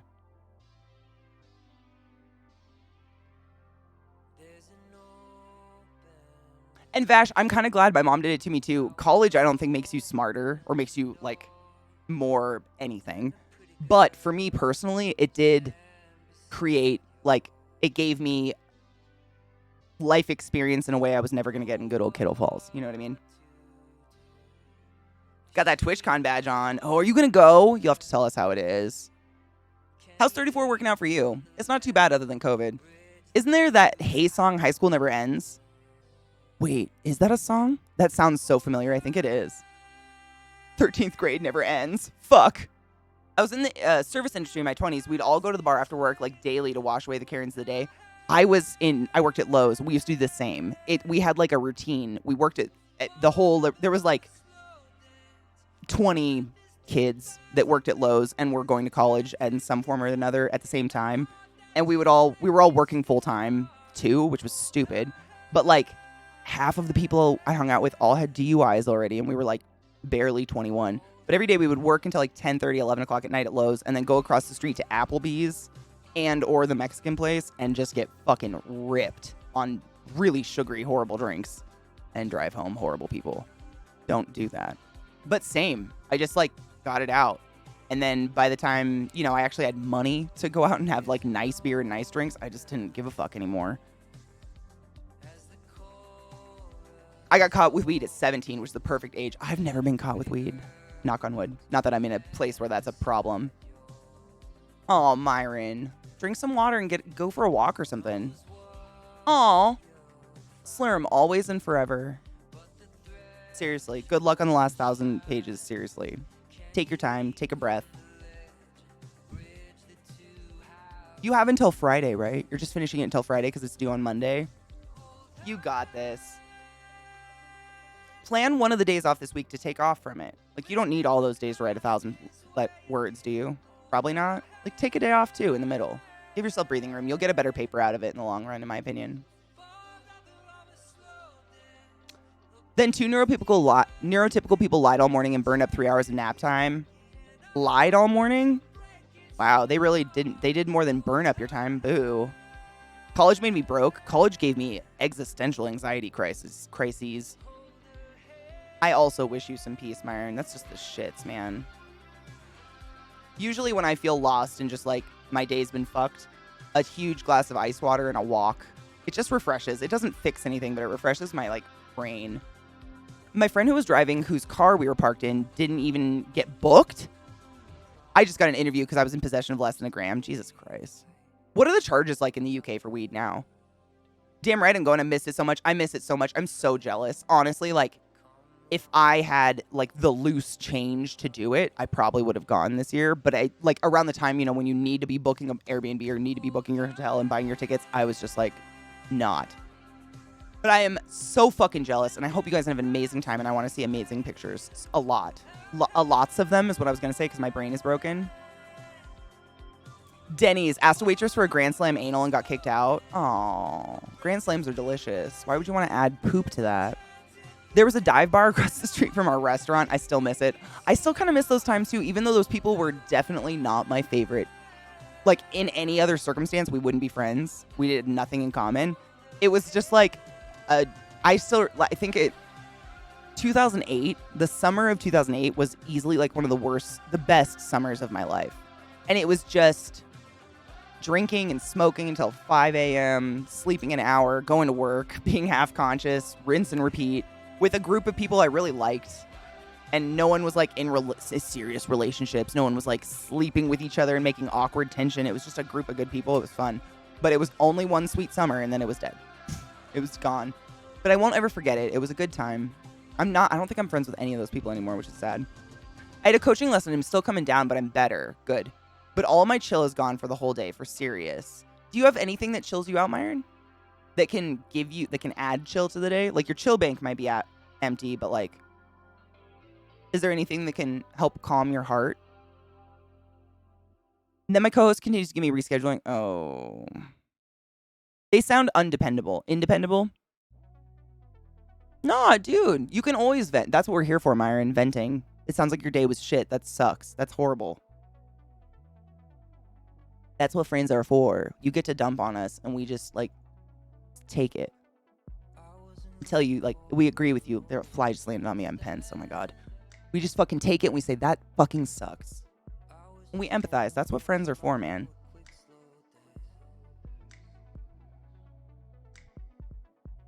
I'm fucking stoned.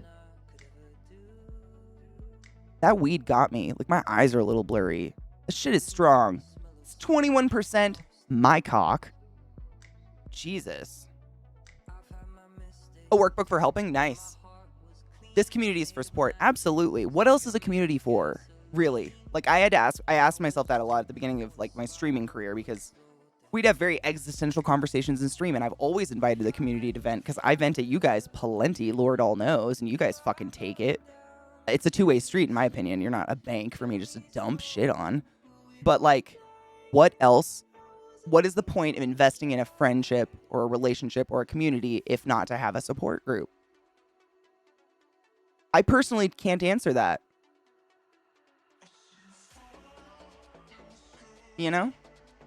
Vash, I feel you. I still struggle with the early mornings, but I'm going to stick to it. I would miss so many awesome people that would be asleep by the time I would get up.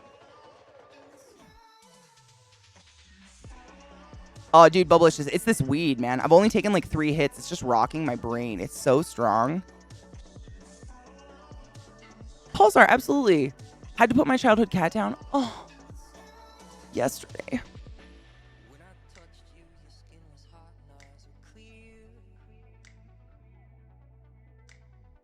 It's just not fair. August remains the worst month ever. But that shit is just not fair. I'm so sorry. I wish I had words to, like, advice or anything to give comfort. But, like, I still cry so much about Millie. And it's been over a year now. A year and a month-ish. I don't know, dude. When a soul inhabits such a precious part of your life, I don't think they ever go away. I think you kind of get used to the hurting from it. Which isn't good. But if it gives you any solace, I hurt with you. All the time. I'm gonna cry again. I'm not gonna let it happen. But you know what I mean? Like, it's like, I think they're just so perfect that our brains can't conceptualize them not being here. You know what I mean? Like, our fur babies, our, like, forever companions, our animal companions, they're just too perfect. So your brain's like, that doesn't make sense. Whereas, like, I don't know about you guys, but most of my grandparents turned into cranky old cunts at the end, man. They were nasty. Grandma Grump would literally call me fat on a daily basis and, like, take food away from me. But Millie was sweet all the way through.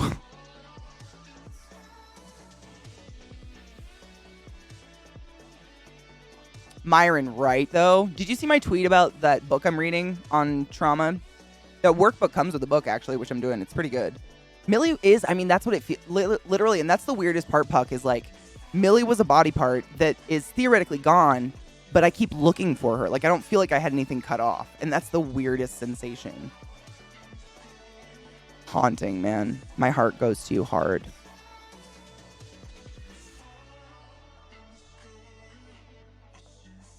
The stupidest little things set you off. I still hear her snorts sometimes. I swear. And I'll, like, have a good, second where my body's like, oh my God, is she alive and I haven't fed her for this long? Is she somewhere in the house? Like, your brain just can't accept that such a perfect creature's gone. And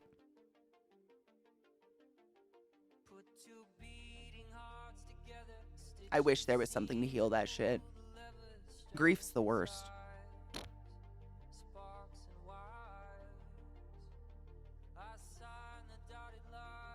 Your soul heals around the pain. The pain doesn't go away, but your soul learns how to treat the pain like it's part of the home of the soul. Yes, it's part of the home of your soul. Yes, absolutely. It becomes more of a comforting, like, I think at a certain point, because I remember, like, when my Nana passed away, like, I've told you guys, I love you, Greg. Be safe. Don't break anything. Wash your hands. Ugh, don't lick anything. When, fuck, I forgot what I was going to say. I started thinking about licking gym things. God damn it, Katie. I remember when my Nana passed away, like, when I went to her funeral, and we all knew she was going to pass away. She was 89. She did not take good care of herself. She was not eating, kind of losing her brain. Like, you know when they're about to go. We knew it. And it's still, like, I could not talk to anyone at the funeral. I couldn't do anything. I was just like, snot crying, just pouring down my body. I couldn't stop. And that happened for, like, a good year or two after my Nana died. But then I feel like what happened was, instead of, like, something horrible that incites crying, everything that used to give me, like, that now is, like, comforting. Like, just remembering her, you know? Like, little things, or, like, if I smell her perfume for some reason on someone in public or something like that. Before, I would cry and just, like, be angry she's not there. But now it's like, oh, I miss Nana. And I hope that's what happens. I hope that's what it turns into. Because, like, for the first 6 months, I couldn't even look at a pug. There is still not one piece of pug merchandise up in my house other than the artwork you guys have sent me of Millie herself. Not one. I couldn't look at a pug without bawling. And now I can see pugs in public and, like, fall to the ground and cry like a normal person does over dogs, not like someone who just lost their pug. Like, I enjoy them as opposed to just wanting to steal them and pretend it's Millie. So it does change. It's just, like, the worst part about it is the only thing that it's just time. Nothing speeds it up. Like, there is no fast forward button. There's no, like, numb it. It just fucking takes time. And I am not a patient bitch. At all. And that personally drives me crazy, and I deal with that a lot. But it's just like, they're too perfect. That's all I can come up with.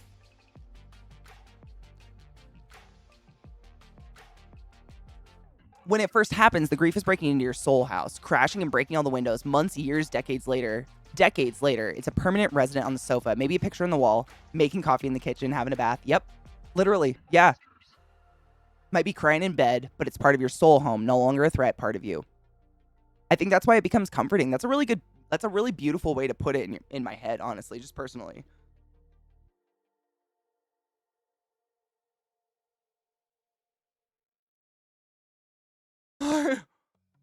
What does, though, Pucky? What marriage does? Right, Skin? It's the worst. It's just, like, the impatience of it. Like, I don't ever want to be in a time in my life where I want to fast forward time, because we die. Like, you don't ever get to rewind. Like, you just die. But at the same time, grief is one of those things where I'm like, if I could just pass out for 16 months, I'd consider it. But be alive. Like, I don't want to be dead. But, like, maybe just a nice little coma. I might. But again, I think the consciousness is what helps you get over it. I don't think it goes away if you don't experience the time. It's such a fucking rip. Ugh, it's the worst. Anytime I see a tortie, I'm like, oh, you look like her. That's me in pugs. It's terrible. I still do it all the time. But it's becoming less painful and more like a happy cry. I heard once that grief is love, but nowhere to go. Oh my God. Grief is love with nowhere to go. It hurts because there's too much of it stuck inside. Fuck. If that doesn't relate so hard.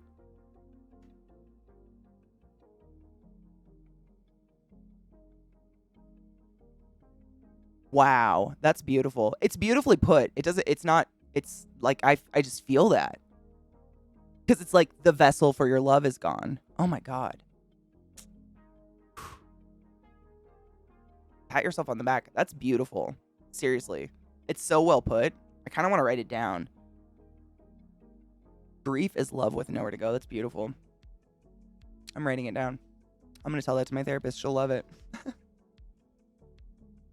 I like having little post-its around the house with stuff like that because it keeps me from slipping into those existential places I can't crawl out of emotionally, you know? And if you don't, good job. Don't go there. You're doing great. Grief is a stalking tiger. Oof, a hungry. One of those starved tigers where people starve him and turn him into soup. Yeah.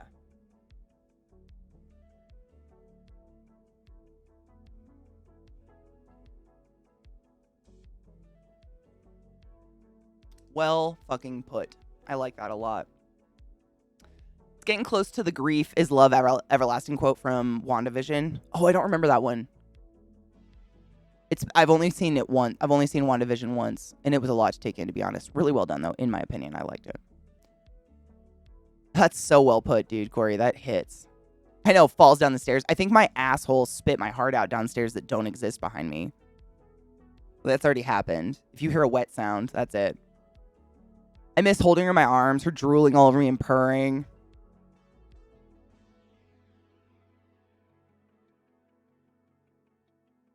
It's okay to be sad. I have a good quote. Since y'all are sharing good quotes about grief and shit, I have a really good one. Hold on. I want to look it up just to make sure I'm not misquoting it because it's beautiful. Hold on. Why? Why?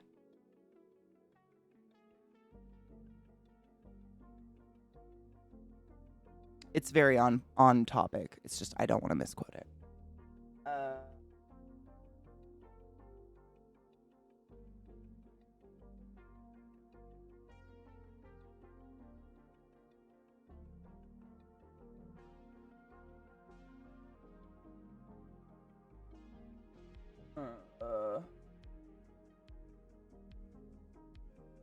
The fuck is it?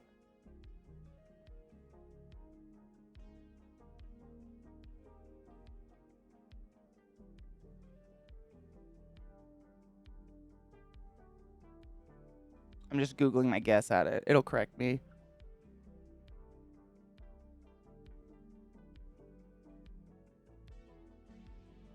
Music's getting weird.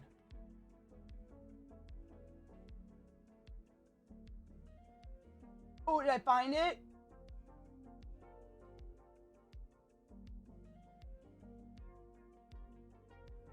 All right, I'm gonna try to say this without crying. Hold on. I'm on the edge, but we all miss our fur babies.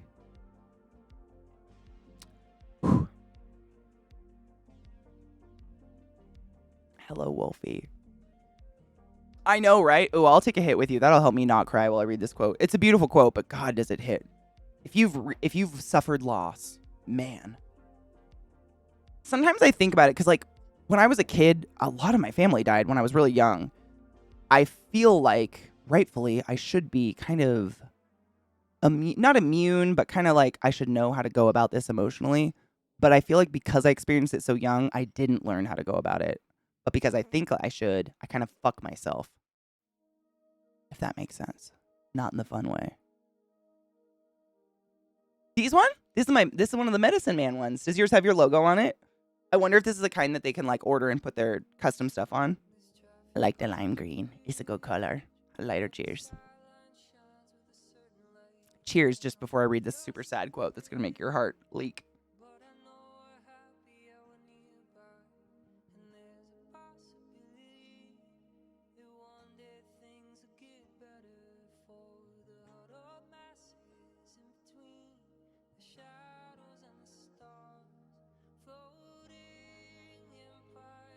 These are Bics. I just looked at the label.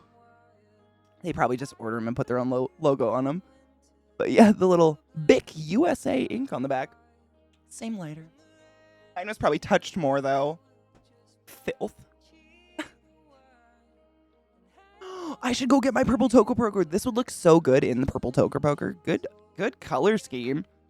It honestly would match my bong. I've got the little green handle and the purple. It's very color coordinated. It's like chartreuse. Yeah, I like this color too. Okay.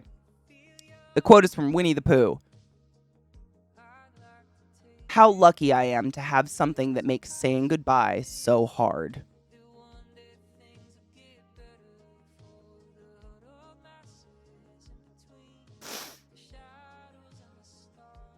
Old man balls, old man balls, old man balls, old man balls, old man balls, old man balls. Necrotizing fasciitis, necrotizing fasciitis, necrotizing fasciitis, necrotizing fasciitis.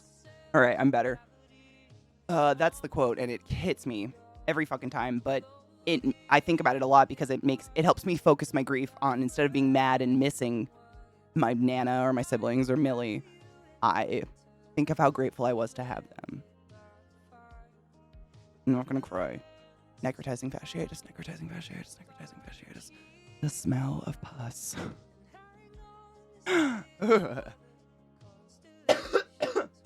Winnie the Pooh was banned in China. That's insane. Really?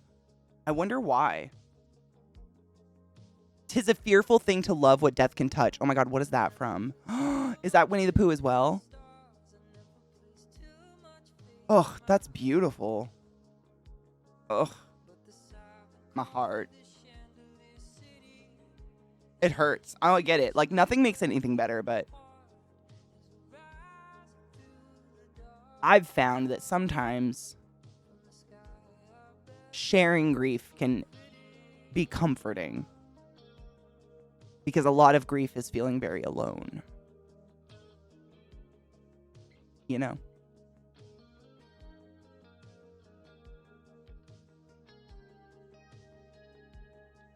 Yehuda Halevi. Did I say that right? I'm gonna write that down. I love it. Jewish poet and philosopher. That's beautiful. It really, I mean, it's just like a very eloquent way to kind of say the same idea, but yeah, I love that.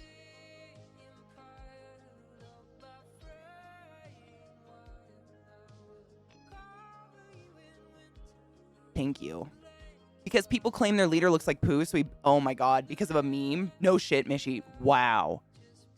They banned Winnie the Pooh in China because Xi, is that how you say his name? Xi looks like Pooh, and he's angry about it. I would be honored to look like a cartoon. Are you kidding me? What an honor. The amount of funny selfies you could take. I'm not Jewish. I'm just married to one. Hey, I don't think you have to be Jewish to enjoy beautiful poetry and literature written by someone. Right? I don't think so. I've accidentally gotten through a lot of Christian fiction, nonfiction, Christian novels. Like, I didn't know they were by Christian authors predominantly at all until I finished them, and then went and looked them up to find more books by them, and it's like, predominant Christian author, so and so and so, and I'm like, I didn't get a taste at all of that in the book, and the book was well written, whatever. C.S. Lewis. I did the whole fucking play. I helped direct The Lion, the Witch, and the Wardrobe. And I got through the whole play before I realized that was about Jesus. I had no idea. None. The hell. None. Colbert, what do you think happens after we die? Keanu, oh, I love this. I have this on a post-it. I'm not even shitting you, Jalapeno Jack. Before I moved my desk over here, I just moved it in the last couple months, I had a post-it on my monitor that had this exact quote on it. It's so fucking beautiful. This is a quote by Keanu Reeves.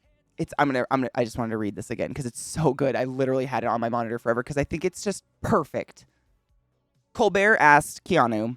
Colbert did the Colbert, what's it called? The Colbert questionnaire, I think he calls it. It's called the Colbert questionnaire.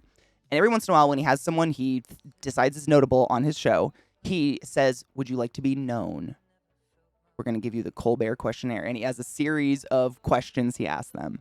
And he asks them all the same questions relatively. And he asked Keanu, brief pause. Or he asked Keanu, excuse me, what do you think happens after we die? Open-ended. Keanu takes a pause and says, I think the people who love us will miss us.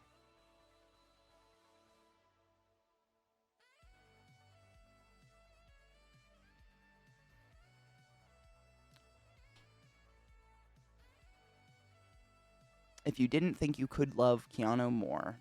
No one can fight that answer, right? It's just so pure. I love it. It's not it has no like religious overbearing message about Jesus or some other life or whatever. It's just fact. And I think it's so beautiful. Yeah, it's simple, it's straightforward and heartwarming, kind of like fucking Keanu Reeves. God, man. Great. I want to put it back on. I'm gonna put that on a post-it again on my monitor. I just love to read it. It was a nice little mantra, and it's not that like. I don't think it. A lot of people might be like, "Oh, it's narcissistic. Like, make all these people remember you, and that's if you're loved after you die, that's what matters." And it's like that's not the message at all. I don't think. And if you're taking it like that, like you need some therapy. My local bookstore was having a sale on all books written by Christian authors. 33% off. I just picked up a copy of The Lion, the Witch. Should be kind of boring. How they gonna find them? It is. It's truth in its purest form, and it's inarguable. I like how you put that. Like you really can't. And I think it doesn't imply, having like masses love you or anything like that. It doesn't imply anything like that. It's just, I think it's a very pure thought. What a pure man. By the way, did you see one of his most recent movies where he like, I don't want to spoil it, but it was free pizza. Anybody? It's great. You got to watch it. I can't remember what it's called though. It's fantastic. Totally out of his wheelhouse. Really good. You got to watch it. It's just Mr. Tumnus walking past the lamppost and nothing happens. I'm not even shitting. That's exactly what I imagined. Just like a 2-hour slow motion cinematic of Mr. Tumnus walking past a lamppost. Nothing happens.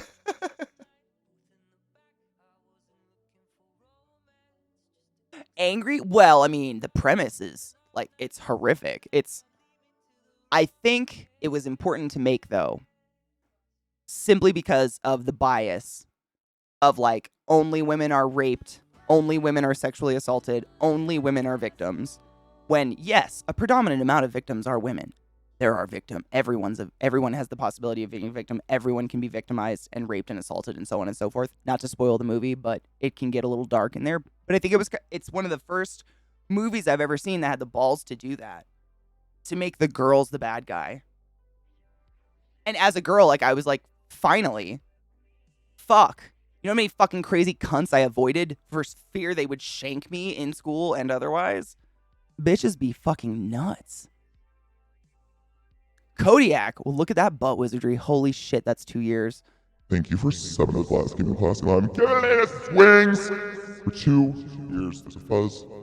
Thank you. I appreciate you. Did you know today's my 8-year anniversary? Well, day 1 of 9, but whatever.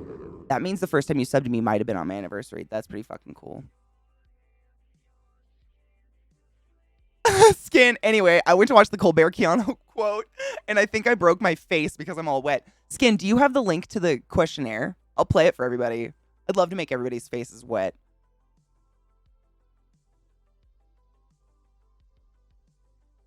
John Wick 3. I never got past the first one, man. The puppy stomping really got me.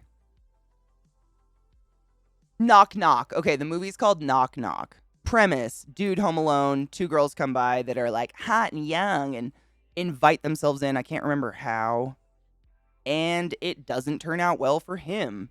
But there are, name the move. I couldn't even. It'd be easier to name the amount of movies like this than there are of men, victimizing women constantly, or men victimizing trans women, or men victimizing anything. It's always that. I feel like, unless it's a magical movie, and then it can be an evil queen because she doesn't need muscle to win. She can just like, and then she's like Crimson Witch or whatever the fuck period flying lady is. You know what I mean? I don't want to watch either. However, if one's going to be entertainment, we have to acknowledge it, and it's that I don't know if bias is the right word, but the bias towards always the woman is always the victim, the male is always the female, sends a really ugly message that women can get away with anything. Trope, thank you. Trope's a good word for it. Yeah, that's a much better word. Yeah. The trope of it, it's not fair. It doesn't go both ways, and it's gross. I know girls when I was in high school who would have sex with a guy simply to claim they were raped. I wasn't friends with these girls. They were like, the gossip of school, it would get to you, and then they'd eventually be arrested. But if I'm seeing it in the little 1,200 population town I was in, it's prevalent enough. But I don't know, man. It's gross. It's not entertainment, but I think it's important that both sides need to be shown if we're going to show any, because it's real. I personally know more men who have been sexually assaulted than women. And that's really fucked up. And I believe most of them tried to do something about it and were laughed at or otherwise. Because it was like, you know, oh, I was at a bar and a girl came up, straight up shoved her hand down my pants and grabbed my cock barehanded. Ha, why you complaining, bro?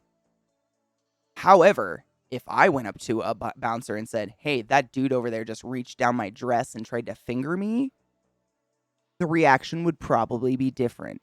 Do you see what I mean? And I don't know if that's just the US. I doubt it. I don't know. But in the US, that is prevalent shit. And it's fucked. It's disgusting. It's disgusting behavior. It's just, there's nothing to excuse it. But I've personally witnessed it, so I know it's real. You can't generalize personal experience, but for fuck's sake, we've all seen it. It's real enough. We can't ignore that shit. It's real. Everyone can be a villain. Everyone can be a victim. Everyone needs to be careful. Don't invite strangers in your house, even if they have pizza. It's the patriarchy. It's the reason I realized I'm queer. I don't believe the black-white rules when it comes to entities with XY, XX, or YY chromosomes. I'm glad you're like going on a self-journey of that. That's awesome. But it is. It's a form of the patriarchal, like, overhanging thing we've just all been, like, built to. Oh, no, that's just the way it is. You know? We're usually told we either wanted it or we're just being a pussy because other men would have loved it to happen. Exactly. Yeah. And on the flip side, we get like, well, what were you wearing? Were you walking down a dark alley at 2 a.m. by yourself? It's awfully irresponsible. Like, if any of those, why are we asking? Nothing excuses sexual assault, rape, assault, period, end of story, right? Nothing. I don't care. Like, I don't even know why these questions are asked or why any of that's said. Nothing excuses that at all. But it happens both ways. And I know a lot of dudes who have straight up tried to do something about it and they're laughed off. And it's just, it's kind of fucked. Get some fucking pizza. Pendragon, 8 months for your 8-year anniversary. I was born in 88 too. It's a fun number until the racists tried to steal it, but we're not going to talk about that. Thank you so much for resubbing the class, keeping the classy alive, and giving it 8 swings and being my friend. I appreciate you. Continue consensuality.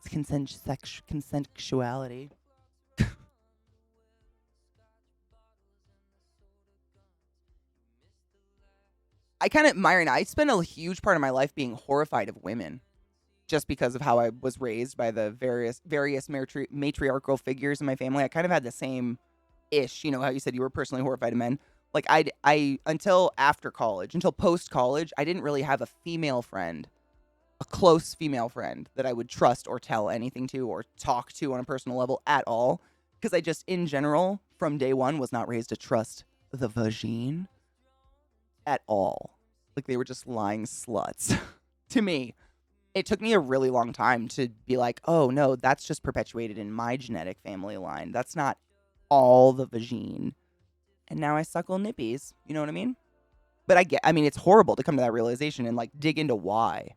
And you're like, I've been living this long like this? The fuck? What were you wearing? Yeah, Jake from State Farm. Khakis and a polo tucked in. Filth. Irresponsible, don't you think? Like a good neighbor, State Farm wasn't there. Was there? After the times of the experience, I basically just joke around and tell people it's why I am the way I am, and I just live with it. That's basically what I am now too, Hikaru. Like, if I've found, and I think that's just a natural like progression of having conversations with people throughout life. I've found that if I can make humor of my own situations, everybody around me is a lot more comfortable with anything I say, regardless of what I say. If I make it kind of humorous versus just straight up throwing down weird facts that might be offensive, people laugh and they can take a lot more. And it's kind of like I don't know if that's a defense mechanism or like a just coping, like, oh, this is I deal with people kind of thing.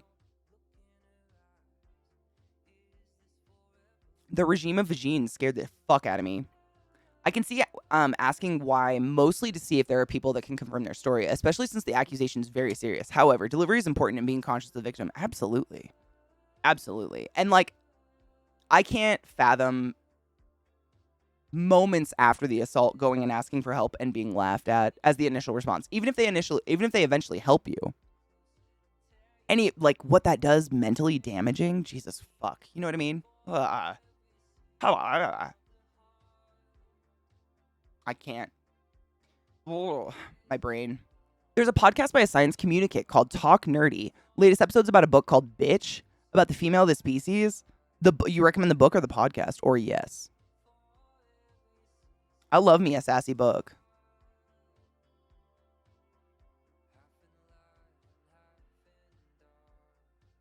These pens write incredibly well, and I'm pretty sure they're just some knockoff brand from the Container Store. God damn, I like writing with them. They're called Poppin', if you're wondering. I mean, you always check the facts, but I mean, I don't know, dude. It's a lot to ask too, like to ask any employee in any situation to be like, all right, so you're going to be a bartender, but also you have to be sensitive to someone who might come up to you and be like, hey, I was just raped in the bathroom. That's a lot to ask of a person. You know what I mean? Not to be super candid, but I can see where that can be like really rough, but who else would you go to? In a public situation like that? I don't know. I can't think of another circumstance, but you know what I mean.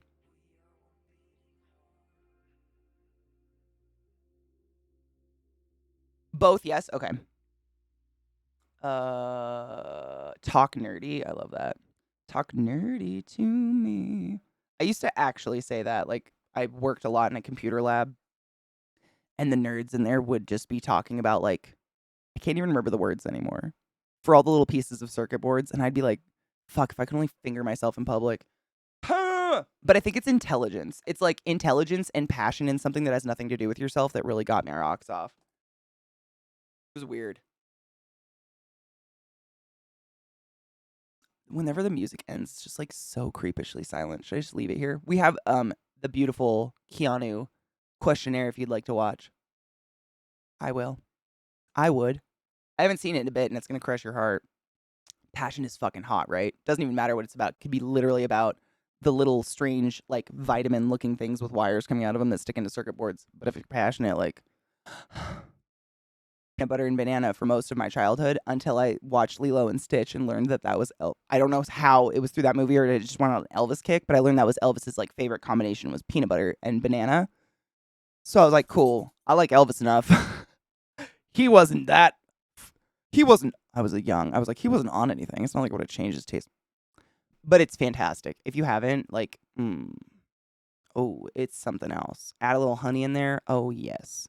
I'm a big fan of crunchy peanut butter. I only have smooth peanut butter for my dogs, but I'm kind of like, it's a texture thing. Like, you know how Lizzie earlier was saying she can't stand beans because of the texture? Like, she is anti-beans, no beans in the house because the texture freaks her out. That's me, and like smooth things like mayonnaise and anything that's just overtly, strangely smooth and fills my mouth with lots of smooth and squishy. I'm just like, I'm overwhelmed by it and I don't like it and I kind of want to spit it out. It's like too much. But if there's crunchy, I'm chewing and I feel like it's actually food. Okay, elote is different. It's kind of got texture though. That's not super smooth. Would you? I mean, every time I've had it, you're talking about like the corn dish, right? Because that has like texture to it. It's like tapioca pudding I like because it's got like tapioca balls in it. It's got a substance, but if it's just smooth, my body's like, is it going in or is it going out? Things with mayo are great. I just don't like elote is great. So if you don't know what elote is, or elote, I don't know how to say it. I'm white. Elote? I don't know. It's Mexican corn, and it's basically like an ear of corn, and they roast it. I believe it's like roasted because it's usually charred, and then they put butter and then a fucking thick ass layer of mayonnaise all over it, and then the crumbly white cheese, and then some salt, some spices and shit like that, and it's fucking good. But because you're biting through the corn and getting like all that crunchy stuff, it's not bad. But like if I'm trying to think of an example, there's sandwiches where there's just nothing in the sandwich to give you a crunch or any texture, and they'll smother it in mayonnaise, and I just feel like I have a mouthful of accidental cum, and I like don't want it.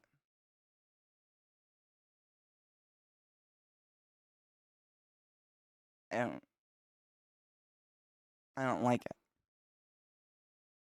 Is that what it's called? I don't know how to say that. Is it I don't know how to say the word. I don't want to be insulting, but it's so fucking good. And usually, I don't know how they make it, but I think the mayo usually has like lime or something in it, or they sprinkle lime on it because it's always got a different flavor. It doesn't taste like mayo. Like you're not getting it doesn't taste like a mayo to me. It's got so many other things in it. I don't know. I'm a big fan of that. Latte? Derp, I'm not that bad. Lord. Accidental Cum, great college band name. Tahine, thank you. I really didn't know. I try not to be insulting with pronouncing things like stupid. Is it elote? Elote, thank you. Elote. And the spice is tahine. Thank you. I appreciate you guys being nice and actually teaching me and not just making fun of me forever. As most would. Sir, whose tail is you digging in with that? Show of hands, which pissy tail cousin off of my comment section gonna sit up there and let him dig in your butt with that? Not me, because you're not fixing to line up my chakras with that.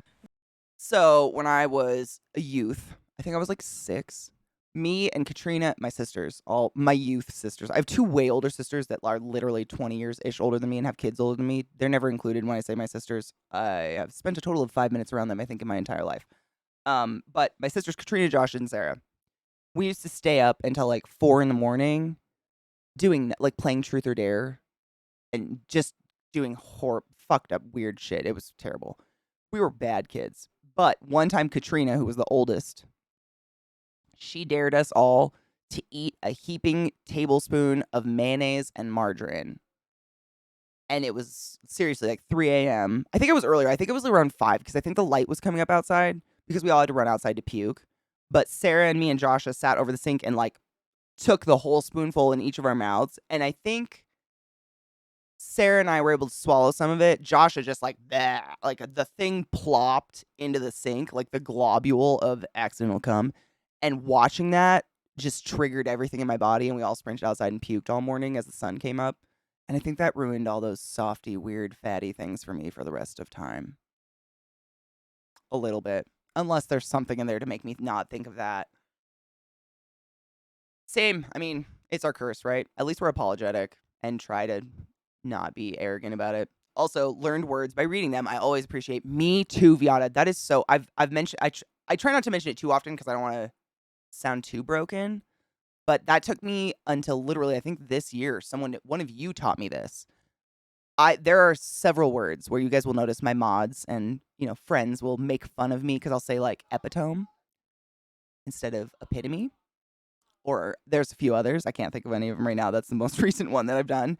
And it's because for the first 20-something years of my life, I only read the word in my head. I was never going out and about saying the epitome of things. So the one time I said it out loud, people were like, what the fuck is an epitome? An epitaph? And I'm like, no, like the epitome of something.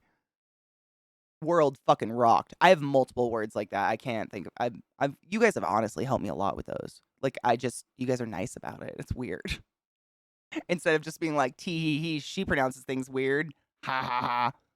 What dicks. It's like letting your friend walk around with toilet paper on their shoe. How dare you? There are so many words I know that I've not said out loud and are always wrong about. Same. I just skip them sometimes. Like, I'll write one down and be like, I can't remember how you say that one. My girlfriend's like, ha ha ha. No, babe, that's not it. Rude. Poke her in the tit. What about soft serve ice cream? What about it? I'm a big fan of ice cream. Custard. If it's frozen, it's totally different. No, it's got to be like not frozen and have that kind of gelatinous consistency. I'm trying to think of another example of something that does that to me. I'm not really picky. It's just that. This is one that's kind of a common thing. So if I get like a cheeseburger or a sandwich and the bread isn't toasted or has just been sitting on this wet, nasty sandwich forever, and the bread gets so wet, it basically is like pudding. Like you could just like it off. If I get that in my mouth, no, I'll vomit. Like if I felt that on the back of my tongue, that wet slap of disintegrating shit bread from Subway or something, I would vomit and never stop. Like that, it's that. It's like the wrongs. Like your body goes, that shouldn't be soft. Put it in my mouth hard. Why is it soft now, Jesus? Sir, whose tail is you digging in with that? Show of hands, which pissy tail cousin off of my comment section gonna sit up there and let him dig in your butt with that? Not me, because you're not fixing to line up my chakras with that. Nah. That one. But no, custard, great. Very much into custard. I love whipped cream, fresh whipped cream, Cool Whip. That doesn't fuck me up. It's like wrong wet. She real smirk. It's nice to have someone smirred around. Zach is that way. Zach is very particular about the way he pronounces words because he speaks for a living, and so he pronounces words very well, and he like knows like the linguistics behind it. And so sometimes when I fuck a word up, he'll be like, "Oh, actually, this is the root of it. If you think of it that way, you'll fuck it up less." And I'm like, "Holy shit, brain tricks!" Yes. Soggy bread texture can go fuck itself unless it's like French dip. That's on purpose. Soggy pizza, like when you get pizza and you go to pull a slice out and the middle triangle, like 3 inches, just breaks off in the middle of the pizza because it's so slathered in sauce and undercooked. It's fucking baby food. Kill me. No. Abso-fuck no. What up, Sirska? How are you? How was class? Hopefully not terrible. Today was day 1, right? I can't do French onion soup, man. If they took that fucking bread lump out of there, I could do it. But who the fuck's into crusty old wet bread? Y'all, what? Why? Oh, Kelsey, this might be a bad conversation. We're talking about how the things we're picky about, and I'm picky about weird, squishy food. Oh, God. I will stop talking about the wet bread. A soggy fish stick? Absolutely not. I know that feel, though. It only takes one item, and you're like, oh, I'm never going to do that again. Yep. French onion soup is great. I've literally had French onion soup and just taken the lump of bread out of it because I'm all about soup and cheese. I will put cheese on anything. Like, give me a conduit. And there are some places where I've gone where the bread doesn't turn into, like, a squishy pile of, oh, did someone pre-digest this for me? Inside, it's such a good, crusty loaf of bread. It's, like, almost still crusty when you're, like, cutting into the soup. That I'm into. But if it's like, I didn't want my food pre-masticated. Am I paying extra? Because I didn't want that. I come to chew. A big chewer, though. I like texture. It's just me, though. It doesn't mean food's wrong. You enjoy you, boo-boo, and I'll enjoy me. It's great, honestly, because, like, if I get something weird at a table, if I go out, guaranteed there's probably someone at the table that'll eat it, and I'm not wasting food. I'm like, yo, I didn't know this was going to be soggy bread bullshit. Does anybody like this? Someone will eat it. I don't like to waste food. Like, I don't believe in that, but I'm not going to also make myself puke. Articulation is great, and I have none of that at all. Pulled pork, I'm really, really torn on. No pun intended, Mishy.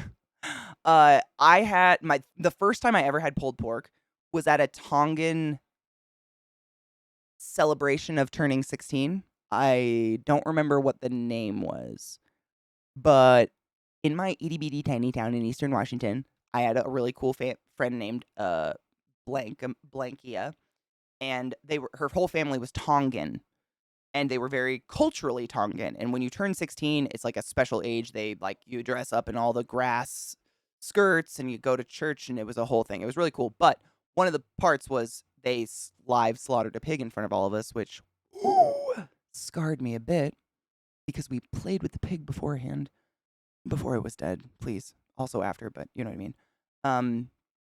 And they cook it on a spit all night long. Like one of the older, big, beautiful, looks exactly like Dwayne The Rock Johnson cousins. 16-year-old Katie was like, but they stayed up all night long, like turning a spit for this pig, and it wasn't not cooked. But I guess when you cook pork on the bone with all the skin and fat on it all night long like that, it just creates like a kind of mushy meat because the fat is so fucking penetrated into the meat. So my theory, it would have been great for like a pulled pork sandwich with like coleslaw or something crunchy on it to add some sort of texture. But they just like, ceremonial, whatever, do what they do in Rome. And it was so soft. It had no, like, if I had said close your eyes and I put it in your mouth, you might have thought it was Spam. It was so soft, it just fell apart in your mouth like mush. And that, like, freaked, it was just, I just couldn't do it. And that kind of freaked me out for pulled pork until I moved to Maryland and I had, like, Barbecue.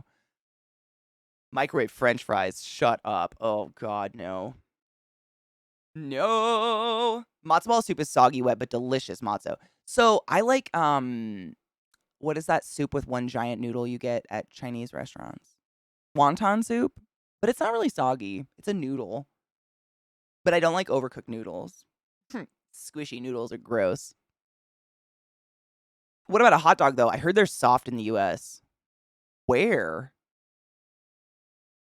A soft hot dog? What do you mean? What do you mean soft hot dog? Soggy bread never bothered me too much, but oh boy, when something crunches, when I'm eating something that should absolutely not be crunching, oh, that too.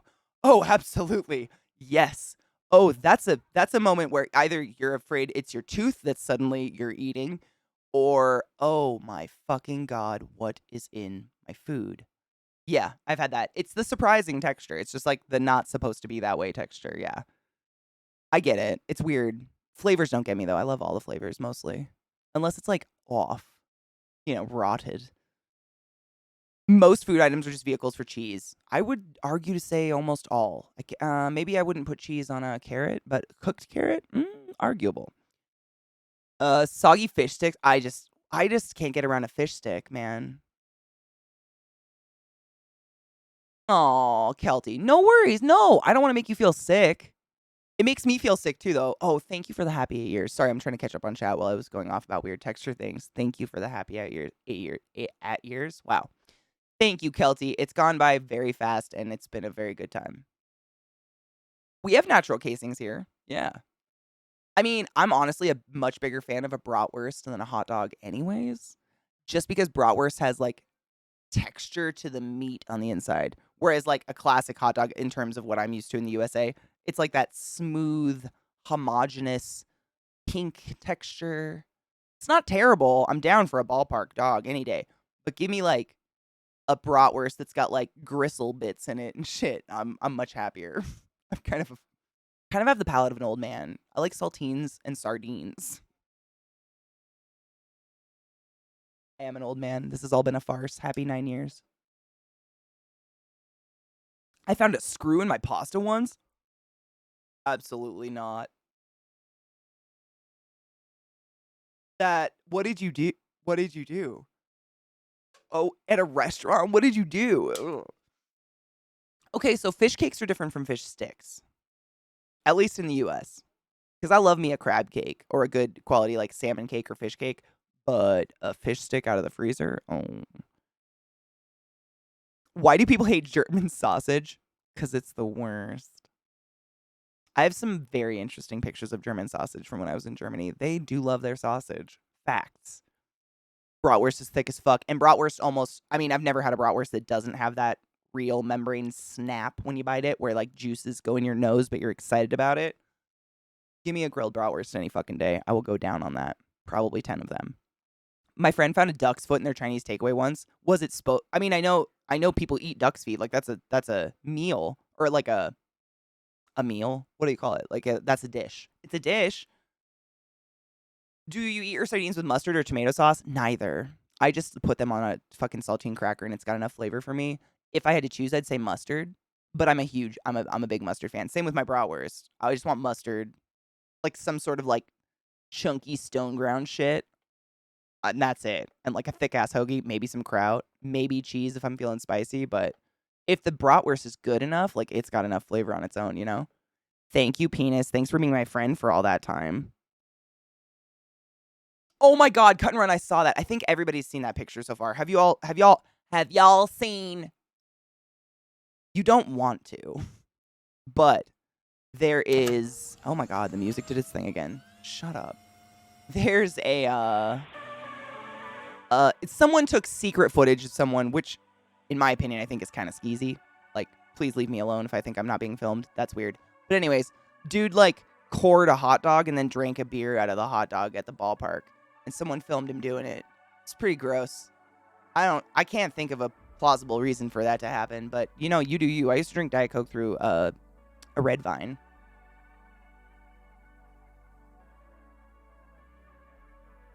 Oh my God, Pulsar. I'll hunt him down, seriously. Because there's like You know, if you walk through, I'm trying to think, what would it compare to?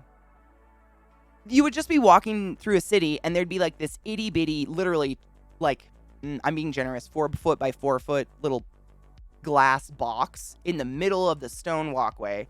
And there'd be a dude inside and every angle visible would be just sausages oozing various things from their sliced bits. And he was sitting there like cooking them wild and he would just toss them out this glass like kiosk thing at people for real cheap. It was like currywurst and shit like that. But they have something called Leberwurst. I'm probably pronouncing it terrible. Leberwurst. And it literally means like liver, but it's actually not made out of liver, I was informed. It's basically like a loaf of Spam that has either cheese pockets running through it or other things. All I saw was cheese, but it looks like a loaf of like pink homogeneous meat with just like white little pustules just oozing out of it. So I took lots of pictures because I was like, it tastes incredible, but god damn is it displayed foul. Dr. Pimple Popper would have a fucking day is all I'm saying. Oh, I love kielbasa. Fuck yes, Shadowhound. My heart.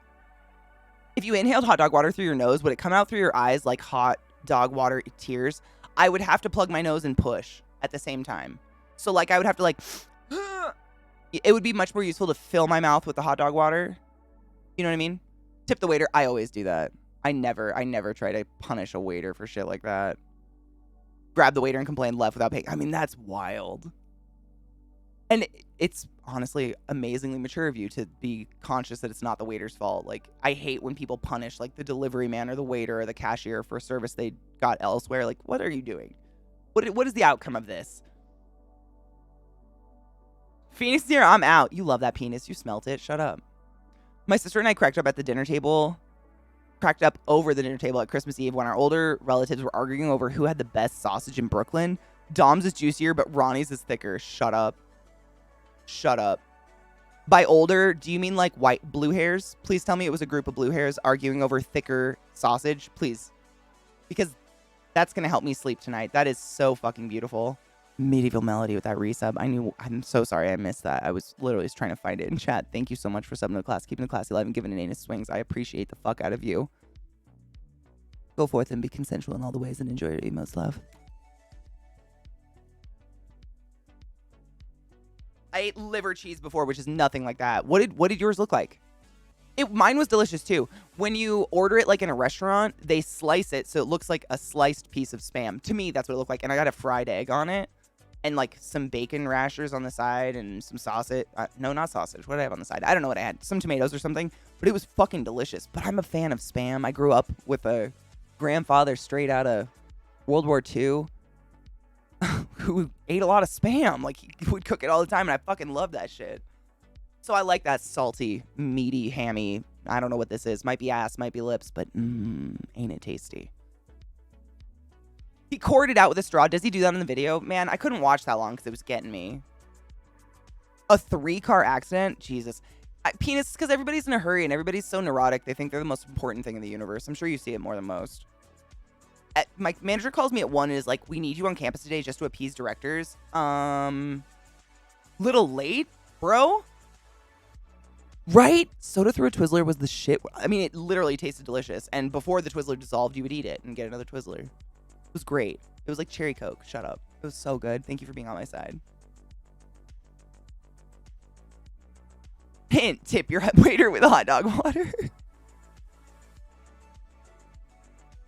Blue hairs. Blue hairs are when women get to the age that they just go weekly to the hair salon and get that perm of blue-white hair that's like a helmet. So you can, they like stick out of a crowd like a fucking, woo, like a blue dot because their hair has no pigment anymore. But it's that, they get those little curlers, you know, so their hair's like permanently, it is a perm. And then they just like sleep and wake up and like duck ass and backcomb the back and keep on keeping on.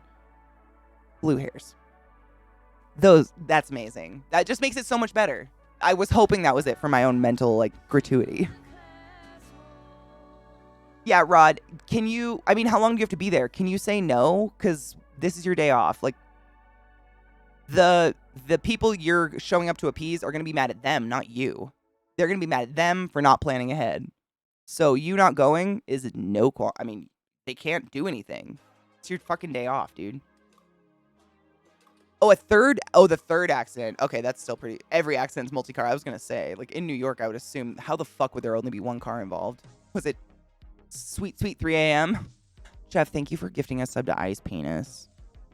Penis, you know you're about Wizard of the highest order. Go forth and be consensual and protect your knees. I love you. When we moved to the States, we started having bratwurst and kielbasa. I love them. Oh, you were raised on chorizo and salchicha. See, I was raised on both. I got a really cool upbringing in meat simply because all my mom's cousins they're all part of the same, like, butchering conglomerate in Washington State. So we always had, like, a freezer of meat. All of them. I fucking love chorizo. I was raised on a very diverse diet of meat when I was a kid, which I'm kind of grateful for. It made me, I'll try anything twice. But sausages, just like, you can do anything with it. There's so many different kinds. Big fan of chorizo, though. It's probably one of my favorites. When we moved to, oh yeah, what's the difference between kielbasa and bratwurst? Isn't it just regional? One's German and one is, like, Polish. Dude, Jack, I don't know where you are at, but we're, like, North Denver. And yesterday, I was chilling right here at my desk, and the dogs flew off the couch because the thunder, it literally sounded like it hit my house. It cracked. It was so fucking loud. I kind of like this time of year for that, though. I dig storms. Upstate New York, fuck yeah, dude. I lived in Baltimore before COVID. Literally, I moved here the weekend of COVID like an idiot.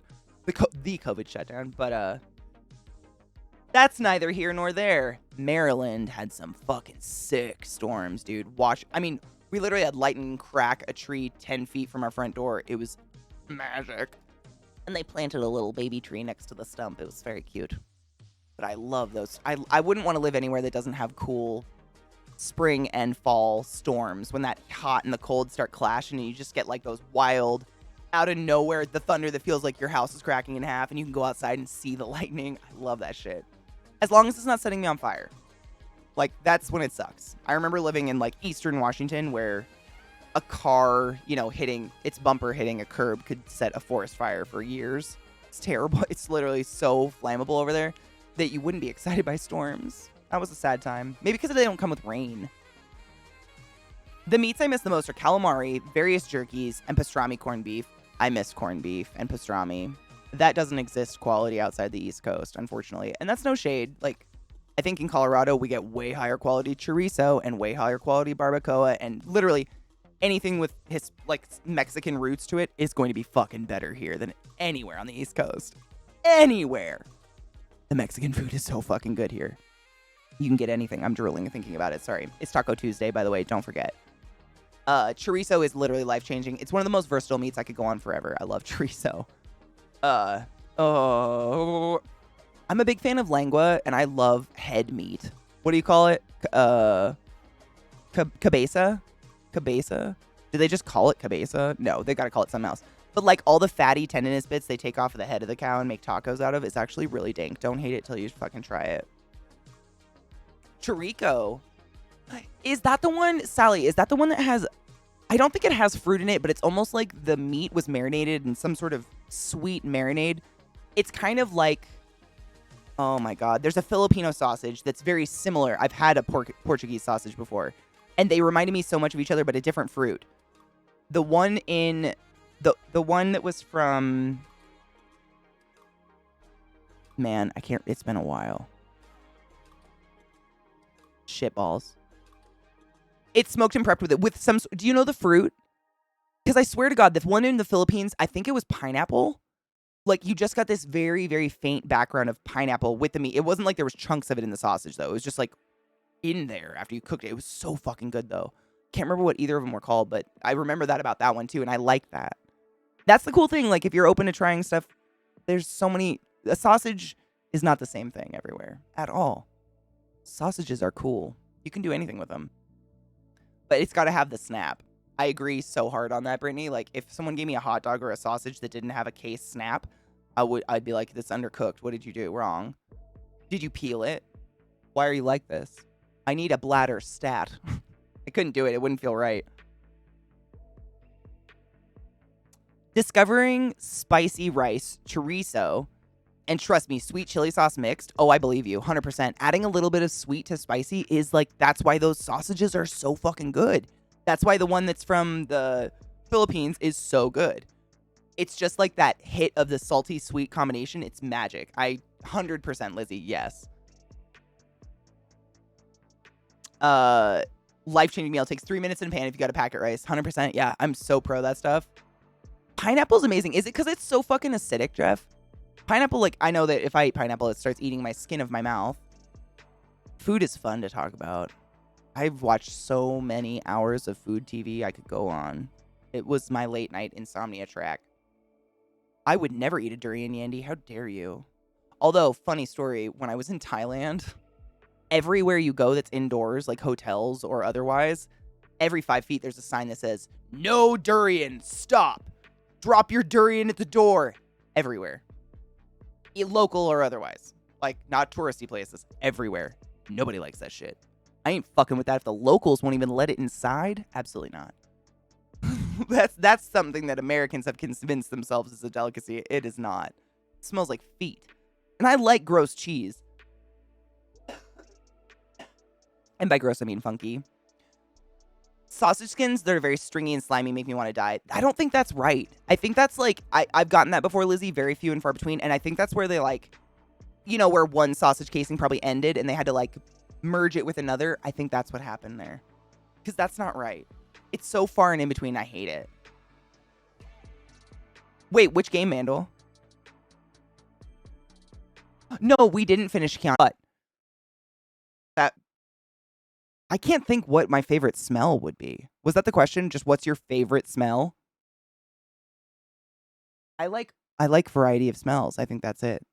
I like that there's a variety of scents in the world. I think I'd get sick of anyone's smell after a period of time.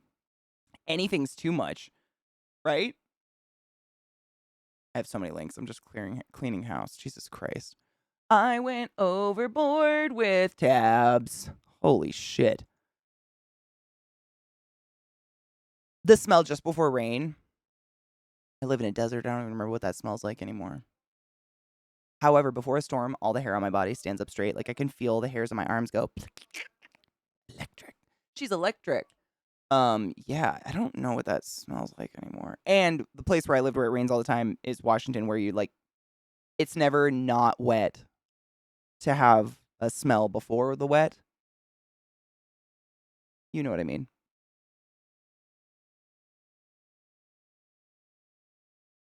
If it's always wet, it's never different, you know? I'm more likely to smell a dry day.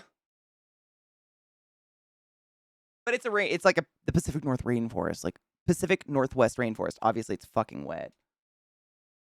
Duh. Whoa. Not today, Satan.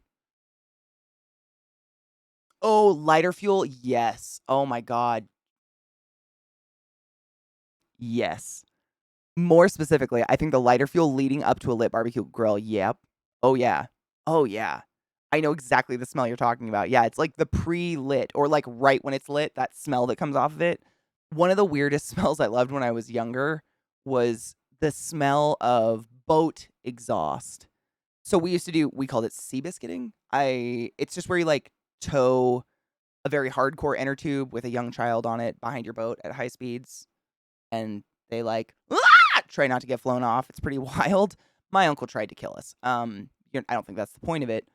But when you if he stopped the boat, like if one of us did get flung off, because sometimes we do 2 inner tubes at a time, so we'd bounce off each other. Don't do that. It's illegal and definitely dangerous, but rednecks, right? He would stop the boat, so your inner tube would like float up slowly to the back of the boat. You'd just be sitting there in the exhaust. That smell. It's specifically the like speedboat exhaust bouncing off the lake water and then coming into your nose. I can smell it like I just had it, and I haven't had it in like 20 years, I don't think. More than that, probably 22. But that's one of, I like the smell of exhaust, but that one is a very specific. Is that weird? It's not weird? Campfire smoke, barbecue smell. I almost like the smell of barbecued food better than the food coming off the barbecue. Like, I'm not convinced there are many foods better off being barbecued than cooked in a stove or oven top or whatever. However, the smell is phenomenally better. Oh, like the sulfur smell from all the fireworks. I like that smell too. I used to go like on walks to pick up fireworks. Like in the town I went to college, we were right on the bay of the Puget Sound. On a bay of the Puget Sound, one of the many bays. And people will they think it's, ooh, we won't start forest fires. We'll just shoot all of our fireworks over the ocean.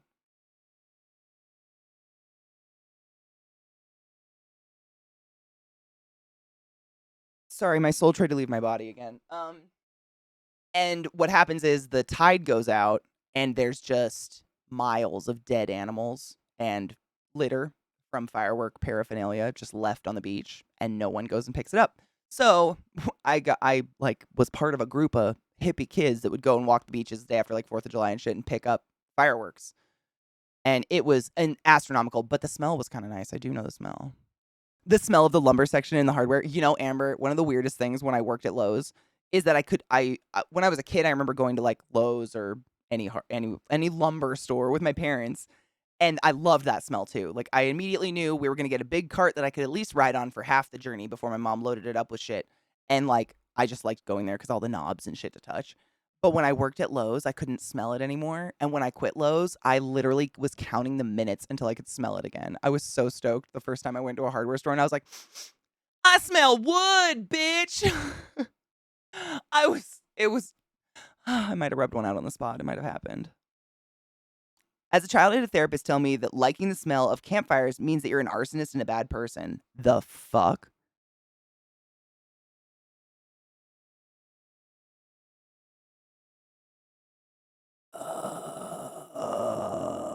That seems like a large jump. Oh, the smell of pine 2x4s. Uh-huh. Untreated. Hell yeah. Yeah, that sounds like a cunt. Which Italy story? The one where we were masturbated on? Which one? There's so many. Italy was a very adventurous time for me. The piss poo? Oh my god. Okay. It's not a long story, don't worry. It's not like fucking diatribes. We have to take a break, but this is a perfect pre-break. So, I went to Italy with I went to Greece and Italy in the same like span, cuz when you go to Europe as a USian, I think it's worth it to stay for at least like 3 weeks to a month, simply because the flights are astronomically expensive to get there. But once you're there, it's not too bad. It's just like $2,000 to fucking get there. It can be crazy. So, we did Greece for like 11 days, and then we went to Rome. And there's a huge train station in Rome that is very famous and historical and whatever, and the buses all go around it. Like, it's the roundabout for the bus tracks. So we were on a bus going somewhere, probably to the Vatican or something, and there is the train station, and then there's a little mini island where people can like come out of the train station, cross one road, stand on the island all huddled together with their luggage, cross another one, and you know what I mean? There's like little stop hands as you go. And we're watching, and there's, of course, every big city has horrific homeless problems. We know that nobody cares about the homeless population and no one is taking care of them. Everyone deserves a fucking roof over their head and a couple meals a day, period, end of story. There were some homeless people directly camped immediately in front of the train station. And I believe it was 2 women. They were wearing lots of layers and large skirts. And, you know, I was from Seattle, where people like shit and piss on things. It's kind of like San Francisco light. But I start watching, I'm like chilling in the bus, and I start watching this one woman, and she's like, she starts to stand up from her little spot and starts like hiking her skirts up. And I'm like, Sarah, to my sister, buzz on the mic. Oh, I see you little fuck twat. I was like, Sarah, she's gonna shit in the street. She's gonna fucking shit in the street. Like, I was just excited to see someone shit in a street. I don't know. I'm a person. Judge me if you will. And my sister's like, no, she's not, Katie. Shut up. Stop staring at people. She's not going to shit in the street. But what I saw was like, you know, like in Hocus Pocus, the witches like have all those layers of skirts and they're constantly like hiking them up. She had like 10 times that. So many skirts, probably to stay warm because I imagine it gets cold and she's unfortunately homeless. But what I see is like if my chair was the curb and like the very fast, unregulated Italian traffic is flying by this curb, she's like hiking her skirts up like this and doing this shit. You know, like the stance we're not making unless we're trying to get our fecal matter as far away from our feet as possible. There's no other, just with her heels like at the edge of the curb. And she's hiking her skirts up, and I'm like, fuck it, I'm taking my phone out. And I did have a recording of this at one point, but then I was like, recording strangers is mean, and deleted it. Thankfully, I'm getting better as a person. But she hikes her skirts up and does like the I'm gonna take a shit in the street stance. However, a hose-like stream of piss blasts out the back of her. Piss, not liquid shit, piss. For a good 30 secs. And then she just like lets her skirts down and sits back in her spot. And to this fucking day, I cannot tell you how the stream was directed that way. Because I've tried. It doesn't work. That's not how that works. And yeah. They should. I would volunteer to carve that for free, honestly, Lizzie. If that poor woman's alive at all, I would.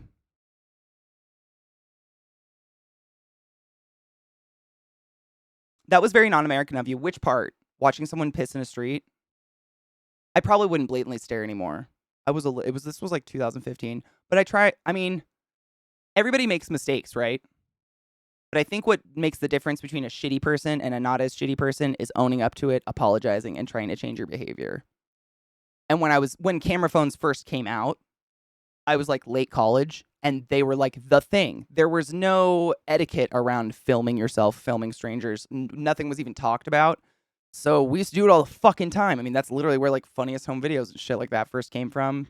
It was terrible. And then, I matured and was like, that's really not a kind of thing to do.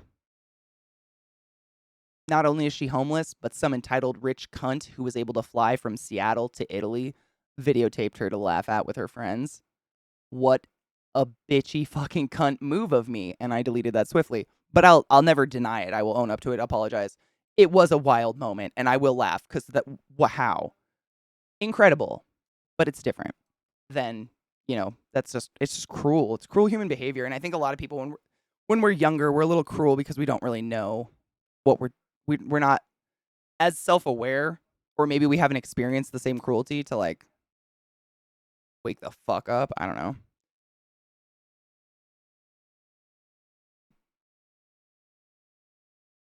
Brittany, absolutely. Absolutely. I feel the same. Like, I feel the same when people, like, gawk at my blue hair if I'm in a city where people don't dye their hair, which happens, or places where people don't have tattoos and I'm gawked at. I'm never going to be like, what's your fucking problem? I know what I look like in the morning. I'm well aware I'm covered in tattoos. And if I'm in Thailand, like, or Singapore, for instance, that's not common unless you're part of, like, Yakuza or their form of the Yakuza or whatever. So I get it. And I, like, yes. But filming and it's bullying. It's like that. It's like a form of that internet bullying, right? Which I did not have a youth of. That didn't exist. Facebook came out when I was a senior in high school. I wasn't raised to know what internet etiquette was, so I kind of had to fuck up first, and it sucks.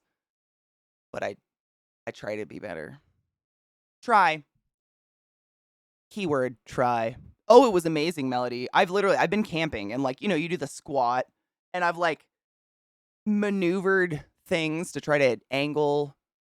I don't know I think it's just years of pissing in the street. She's probably just really skilled. I don't know. It was incredible. I don't know how it works. It went out the back. I mean, at a down angle, like it was straight out of a butthole, but like out the back. It was the most, I just honestly, like out of science, I wanted to know what was going on. But filming that was not appropriate, and I'm glad I deleted it too. To be honest, shamelessly pissing in the streets is something I noticed in multiple countries in Europe. I question myself if white acceptance of alcohol has something to do with it. Pissing in the streets, I think, honestly, is a lack of bathrooms. I know a lot of places in the U.S., like, you actually have to pay to use public bathrooms because they're trying to prevent people from going in and overdosing on heroin or something. So instead of pay, they'll just piss on a tree. Cities like, I know just from my personal experience, like in California, there's San Francisco. Seattle has a huge homeless population that they don't care about because they've obviously done nothing except bus loads of homeless people out into counties they don't recognize and leave them. They've done that, which is fucking horrific. But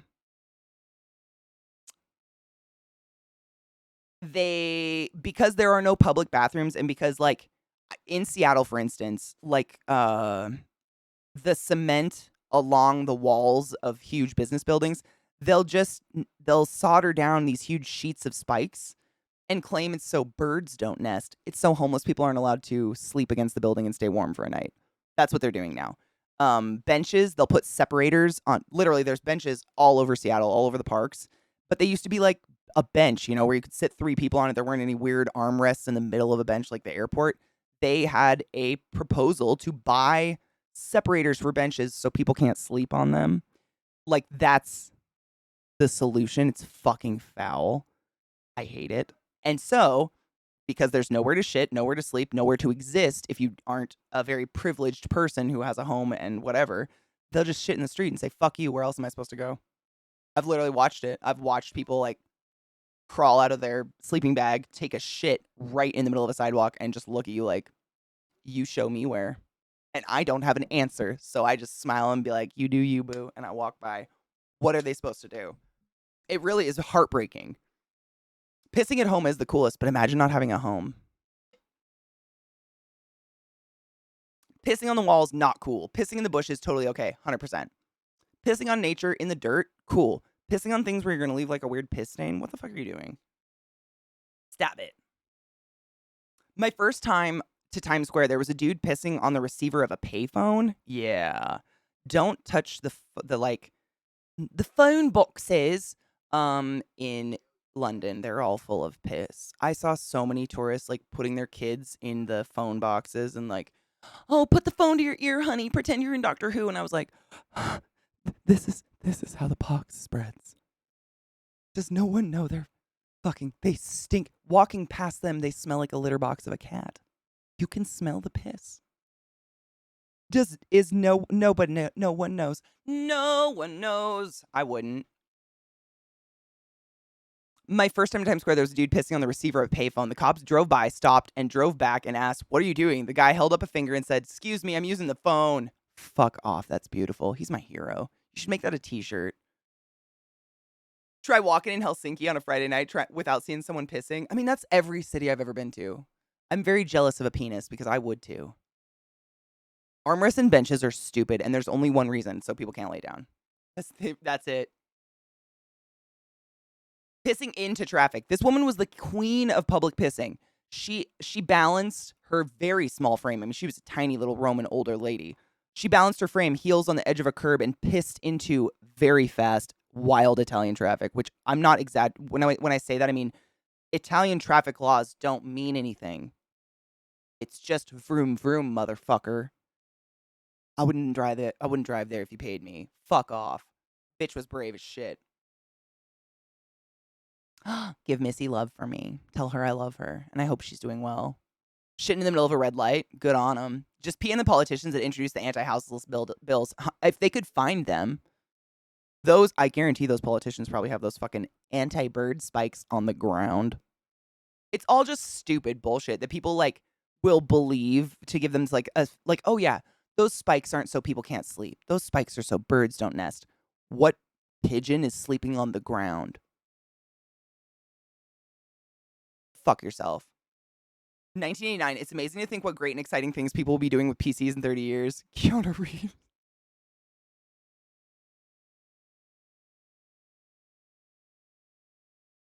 What even? What sweet hell?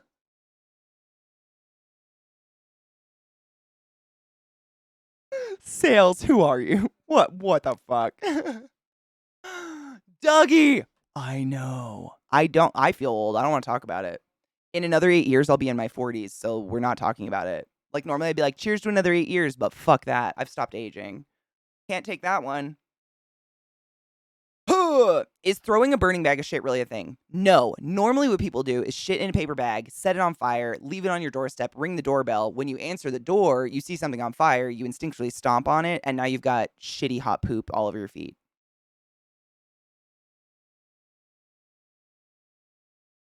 Know what I mean? That's the theory behind it. I've never personally shit in a bag. I can barely shit in a bathroom without a fan going. I have shit fears. But yeah, I don't. That's the theory. The person that, it's like ding dong ditching someone, but you're leaving fiery shit on their porch. No, I have not done that. And I've never had that done to me. No. But I lived in the middle of nowhere. Like, I didn't even have neighbors. The amount of effort to drive to my house was a lot, let alone shit in a bag and light it on fire at my house.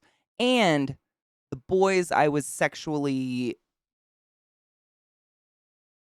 were the boys that would have done that. So I was, like, safe.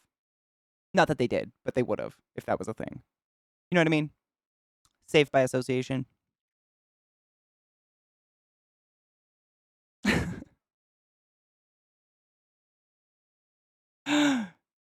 Maybe dog shit.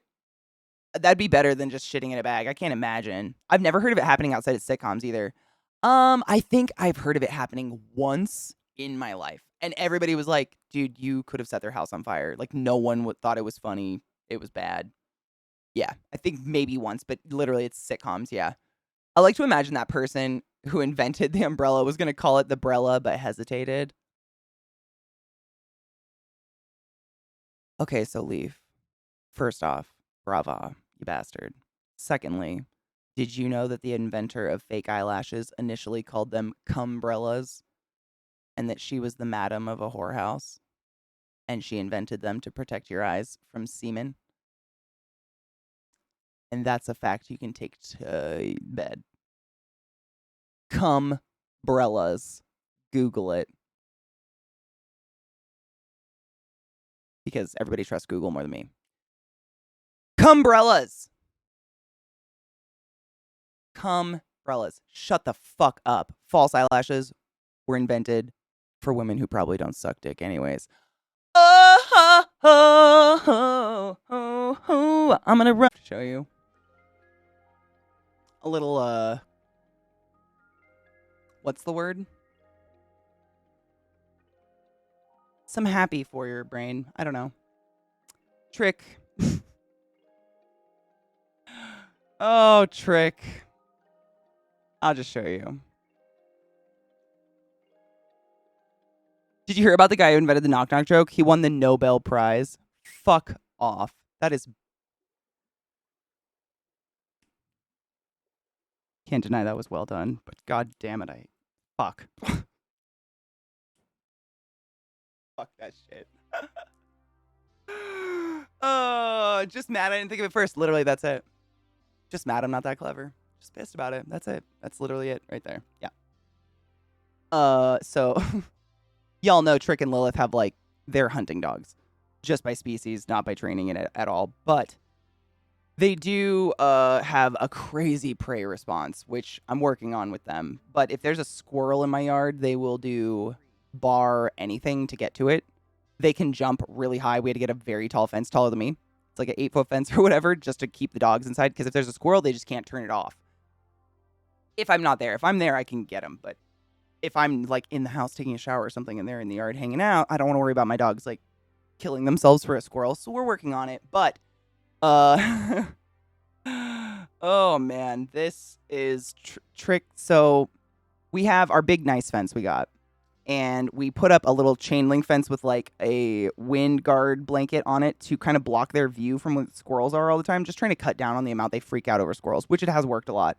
However, they, at first, ripped a hole into the screen. Shit. God damn it, there's something in my eyeball. Sorry. And this, just watch. That's it. Just watch for a second. Reason number 3.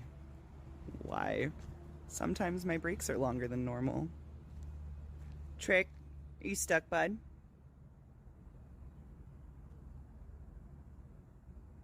Man.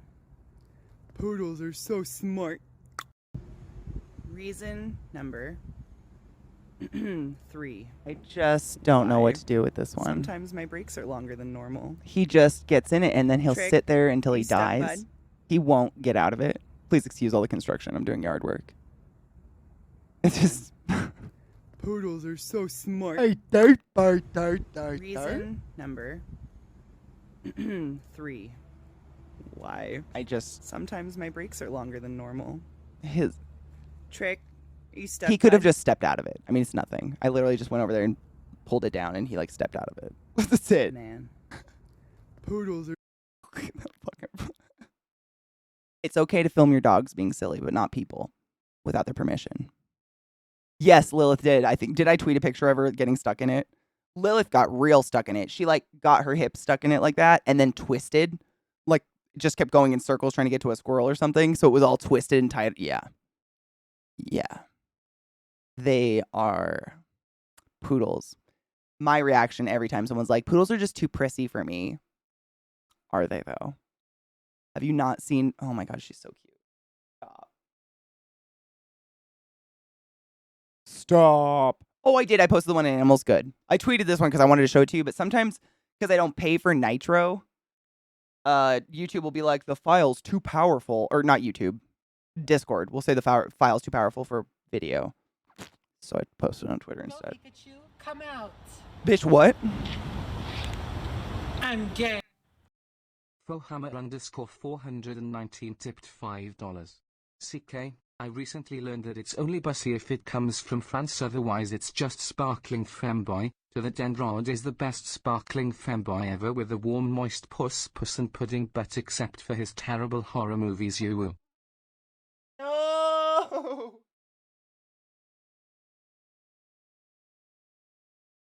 Pudding butt and puss are gonna fucking haunt me until I die, huh? That's just is this the picture of Lil? Okay, I gotta show you guys this. Yep. Oh my girl.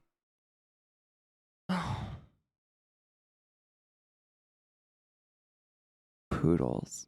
It's just a shed back there. All it is a shed, but there we have like a little fucking plum tree. It's just a wild plum tree. They don't even taste good. We actually tore it down. And the squirrels love to eat the plums. And so the squirrels sit on top of our fence and fucking terrorize our dogs because they can't get to them. And the dogs flip out so much they do that. It's not shit on there, by the way. It's hot sauce to prevent the dogs from scratching at it. Don't worry about it. I know, Robin. It's just. Did you see the video of Trick? Trick just did the same thing. But Trick's is almost more sad. Like, Lil obviously couldn't get out of that. Like, she had no idea what she did. But this was Trick literally just a minute ago. Where did I put it? Oh, yeah, I put it in here. Didn't I? Yeah. This was just now. Reason number. I just. 3. I love Why? them. Sometimes my breaks are longer than normal. See, the tree's gone. We got rid of it. Trick. But, right. You stuck, bud? You're number 2. It's not twist. He just got his fucking stabbed. Man. Poodles are so smart. Reason number. And he doesn't like. Had I not gone out, because I just let them out and then I went to go pee. I would have not known. He just stands there. Like he'll just get stuck and then just like. This is where I die. Thank you, Zoe, by the way, for the tip and the laughter. I love you. That he just kind of accepts it. This is his fate now. It was kind of like, you remember when Millie first got her wheels? We couldn't let her wear them in the house without supervision because if she got stuck on a corner, she would do the same thing. She would just like wilt and just fall asleep face down in the carpet. Like, this is just where I die. There's no fight in these dogs. It's crazy. I would panic. But I'm kind of glad they don't, to be honest. Nick, are y'all done? Wait, customer said the R word? Why? A fly just flew towards my bong. Why? What? Where? How did that even? Why? What? Where? How? What? Ew, I'm sorry that happened.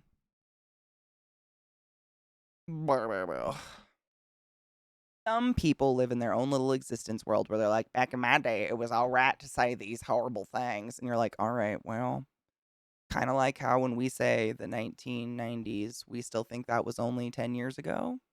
And it was like 30. We all have to realize what year it is now. And times change and growth should happen. It's healthy to grow as a person. It's good for you. Once the fence has been there for a long while, the doggies will get treated for two chipmunks running along the horizontal planks. They've oh my god, hold on. I have to show you one more picture. I didn't do this on purpose, but I accidentally took like the world's most artsy photo of some shit.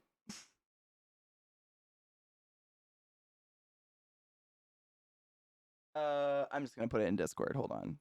I just have to post it so I can show it to you. Because what they do is, like, the way our fence is, each one of the straight up, like, middle posts, the squirrels will just perch on them and eat their plum, and they don't give a fuck. They just stare at the dogs because the dogs can't get there. They try, but they can't. They have zero fear. It's crazy. But every single one of my fence posts is covered in the exact same scene of just nonsense, and it's kind of funny, so I took a picture of it. But it's strangely a very well taken picture. Hold on.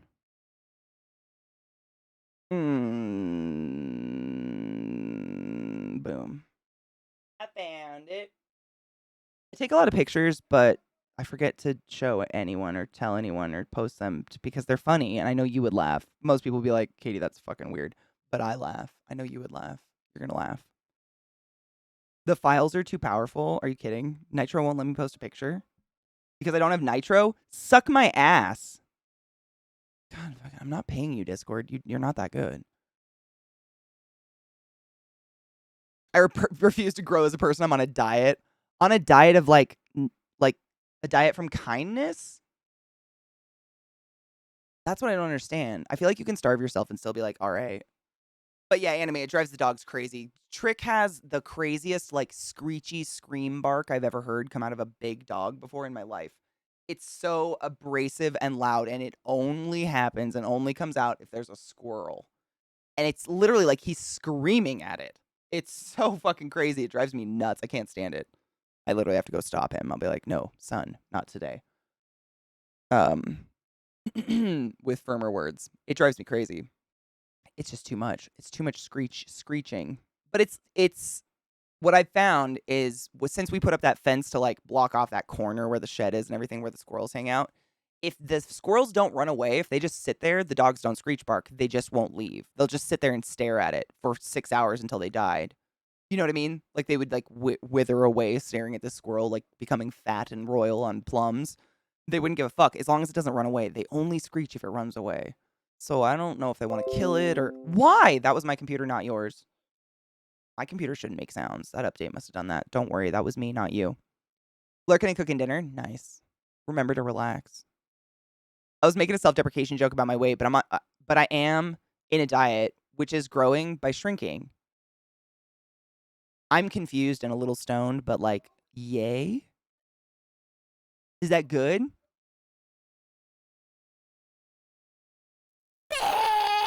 If you're happy, it's good. I'm going to go with that. It was my computer. I always turn off system sounds. Like, I mute them. There is no output for system sounds, but every time there's an update, it fucks everything up. So there must have been a mini update. I apologize. It's me. It literally, I opened Discord and my PC gave me a stupid, like, that sound, the PC alert, and some other pop-up. Not today. Not today, bitch. So this is the picture. So stupid. But thank you for being my friends and looking at it anyways. Appreciate you. Humoring me. So I was just trying to show Zach what the squirrels do, i.e. they post up on each fence post and just eat plums off this tree all day and fucking freak my dogs out. But I accidentally took like this incredibly artsy picture of like a torn up plum and shit. But every fence post in my yard looks like this until we took the tree down 2 days ago. It was not a real tree. It was like a sad bush. And the plums were like sour, weird plums. But right, isn't it like a kind of like, if it wasn't shit, or maybe if you're into shit, I didn't mean to. But shit's artsy, right? Thank you. Thank you. But that's what every single one of my posts look like. And that's where the squirrels just sit there like, my dogs are like, ah!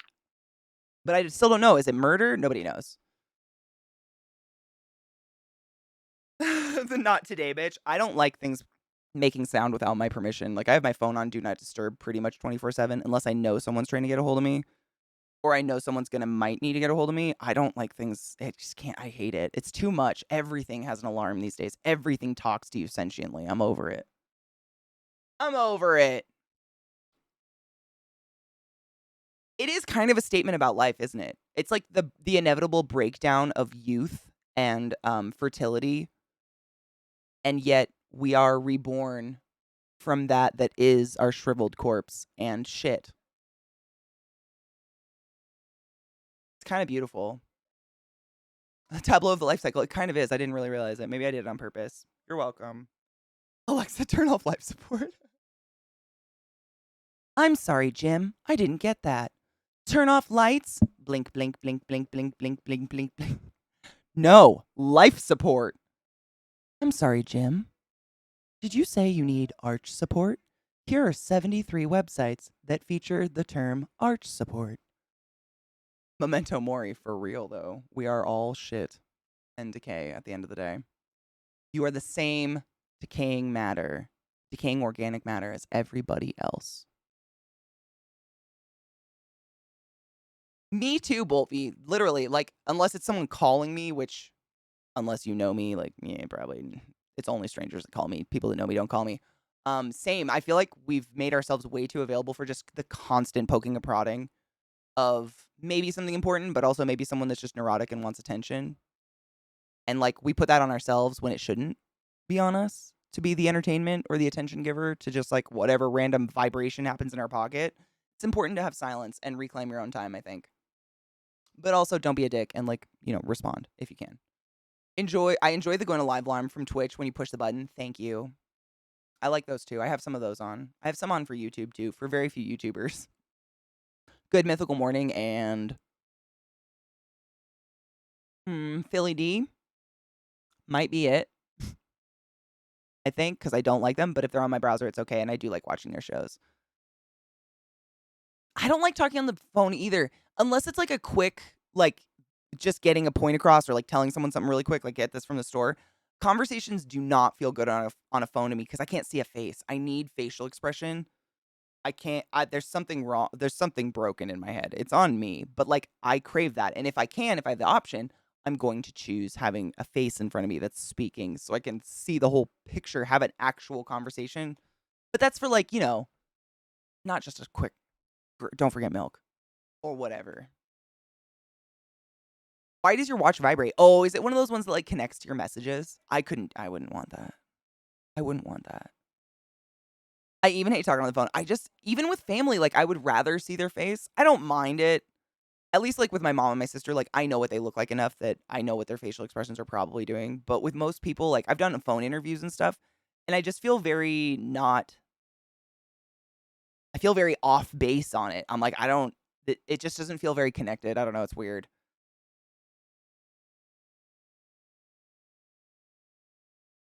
Oh, is that an Apple Watch? It's the Apple Watch, right? So it connects to like your messages. I've never wanted that. I remember when those became popular, I was working at Hopkins. Like, affordable. I shouldn't say popular, affordable. And at Hopkins, everybody started getting them, and I swear to fuck, every 15 seconds, every single nurse on the floor, they never answer. They never answer anything. They just look at their watch a lot. It's crazy. It was wild. It was like an epidemic. And then I noticed it was all the exact same watch, and I was like, all right, something's going on here. What the fuck is that? I'd already gone off the Apple train, though, so I did not remember it. Black Beast, it is not just you. Like, honestly, if my phone rings, I assume it's a stranger or an emergency. Because friends would text and be like, yo, is it cool if I call you? I need to talk about something. No one just calls out of the fucking blue. Who are you? A stranger. What about Fitbit? Count your steps. I used to love my Fitbit. Honestly, the only reason I stopped wearing my Fitbit was it broke so many times I was tired of it. I have really, like, for as big as I am, I have really small bony wrists. So, like, I would put it on the tightest it needed to be to, like, sense your heart rate. It has to be, like, flush to your wrist. But the angles of, like, my wrist bones, it would pop the band off the watch, middle part over so often that it just wore out the little latch in there. It was really annoying, but if I put it on any looser, it didn't register shit. I just got tired of it. I think it broke actually while I was in Italy. No, Italy?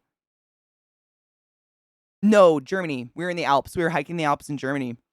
And it finally snapped off, and I was like, fucking leave it to the Alps. I'm done. I'm done fighting this stupid watch. But I thought that was fun. I used to do that at the hospital. When I still worked at Hopkins, I would pace the halls trying to hit my steps before midnight. Do Not Disturb is everything. I don't know how people handle their phone just going off all night while they're trying to sleep. I know people that, like, they'll just leave it on, and it's getting texts and notifications, and they're like, I just sleep right through it. I'm like, you're a sociopath. Do you kill people too? I have a separate phone for work. I could move my work email to my personal cell and get reimbursed by my company, but having work email on my personal phone Honestly, I think it's good mentally to separate work and home.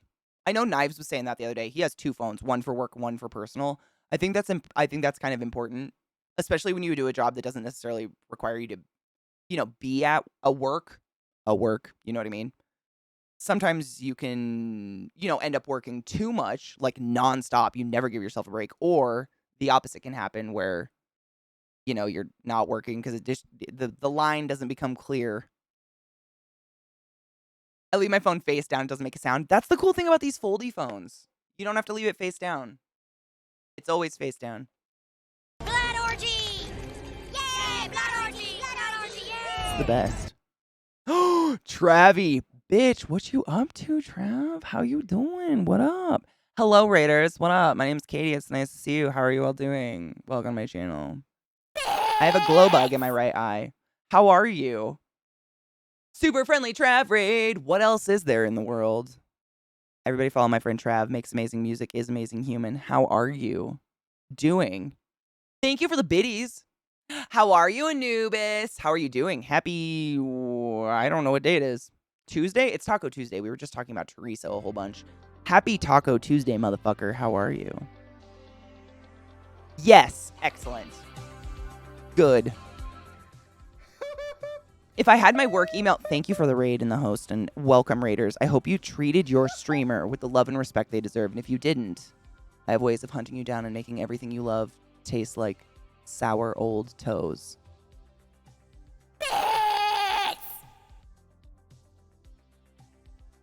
Think about it. Maybe. I'd probably be tempted to check it all the time, and my boss doesn't want us. Yeah, that's exactly. I felt that. They try to do that when I worked at Hopkins. They tried to get us to put our work email on our personal phones. Like, they sent out emails like how to do it. And I think half of us were like, absolutely not. Not unless you're paying me at home. No. Abso-fucking-lutely not. You can call me if you want me to come into work, be an adult. This is a hospital. Let's do this. Fucking A. Meebo, Jesus Christ, thank you for the biddies. You're way too generous, and I appreciate you. Thank you. Sour toes. It sounds fine. Until you have thrush. What if you love sour old toes? I mean, then treat Trav like shit. Like, that's your prerogative, right? Freedom of expression is important. And honestly, like, what artist makes good art without being miserable inside?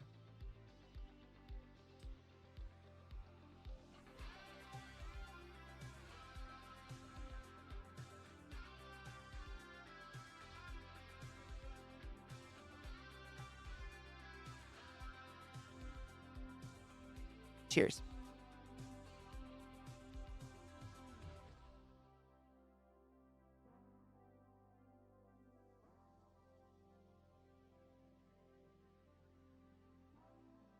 Cheers and good day. I said good day.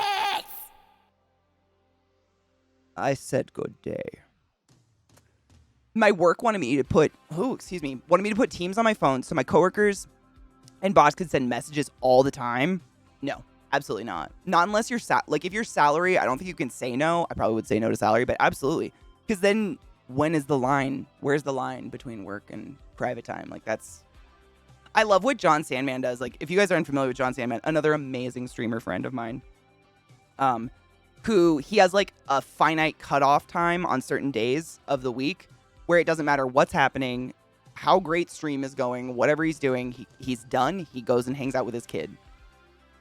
Phone off, TV's off, hangs out with his kid, does whatever his kid wants to do. I love that. Like, because, he runs his own shit. Like, he could really work himself into the fucking ground. But he chooses not to and spend time with his kid. I think that's important. Even if you don't have kids, though. You know what I mean? I don't have kids. Don't want them. Don't need them. Meebo, thank you for the biddies again, you fuck. God, thank you. Ooh, thank you. Speaking of misery and art, Pantone is now making me pay a subscription to use color. I'm sorry, what? Can they do that? Can they make... What? Or put on a movie, or hug someone. Exactly. Your joy can be anything, but take your joy. I'm salaried, and I said no anyways. Fuck yeah, good for you. I wasn't sure. I've never been salaried. I wouldn't even know what to do with that. Corporations are really pumped about you doing work and available as if it's buddy co. Right? Like that whole like I'm not your boss, I'm your friend, I'm your buddy pal. Oh, you ain't my buddy friend. You know what I'm saying? It's creepy. I'm thankful I got out of that, but you still deal with it sometimes. They make color books and standards, and they're making you pay like a subscription, like Adobe does. Adobe does do that. I mean, you don't own Adobe anymore. You just pay forever. It's terrible. It doesn't make it right, but I know they've been doing it for a while. Meba, why? Thank you for the biddies. You generous toad. Toad ho. Imagine a slutty frog. What would that look like? Don't want to know. Just kidding. Don't talk about it. Don't want to know. You ain't my friend, manager.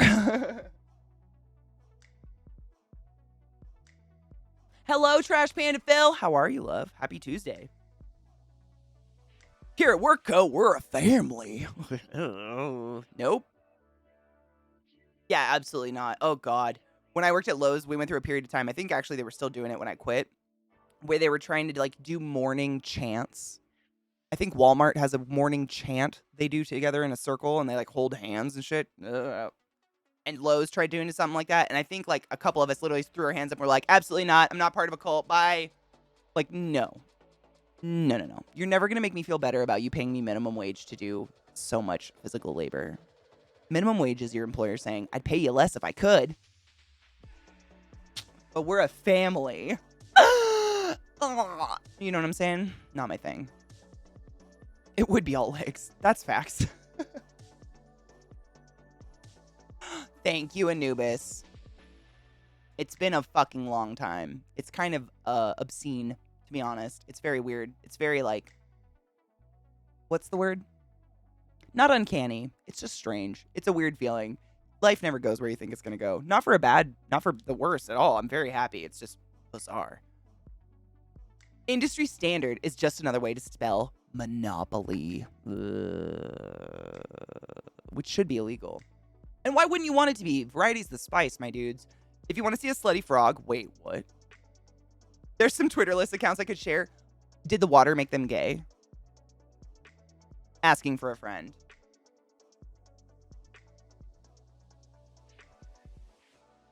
Lows! I'm not even kidding you, Lizzie. We used to call it blows. And for a while, they made us wear these gigantic pins on our vest that said, like, hello, ask me a question. I work at Lowe's. And we all customized them with whiteout and tape and made it say blows. And no one caught on for like over a year. It was fantastic.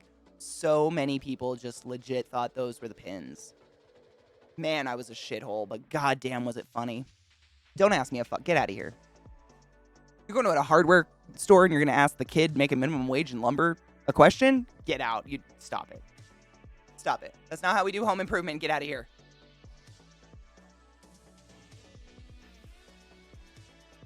The cult of minimum wage. It's disgusting. It's such a brainwashing technique. The manager learned it at a TED Talk they saw on YouTube. Join Cultco. It'll be great. Nah, I'm good. Turn it off, Willard. We love standards. That's why we have so many of them. And if you don't follow them, that's great, but we'll also replace you sadly and quickly and maybe fire you, but maybe not. We'll mess up the paperwork so you can't collect any unemployment. We'll make sure of that. Welcome to Costco. I love you.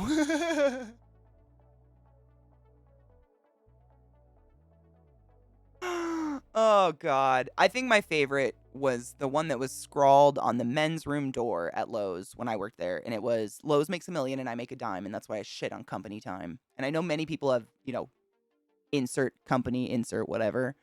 But I'd never heard that before in my life before I went to clean a men's bathroom and saw that scrawled on the wall. And I was just like, fuck yourselves. I, too, will save my shits for work. Hi-ho.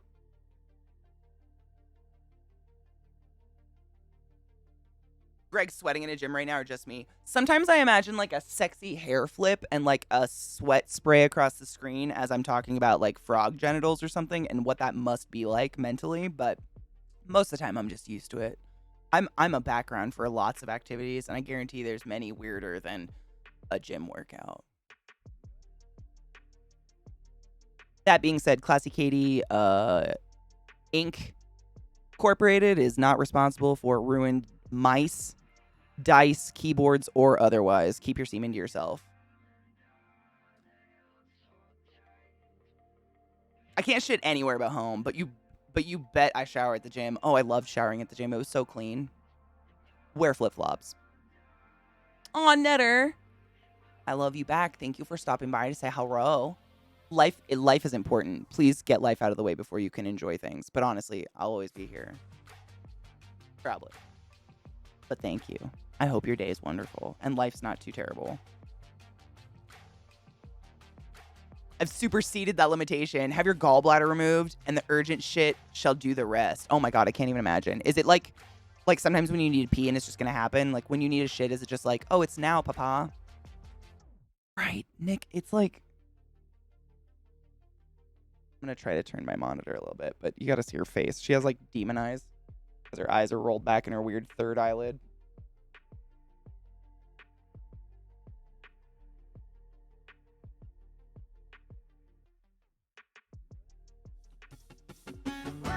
If you ain't unsettled, you're not looking. Lady, I wish I could afford to... Oh my God, sales. I've never thought about that. Do you scrub your fingernails a lot? I would.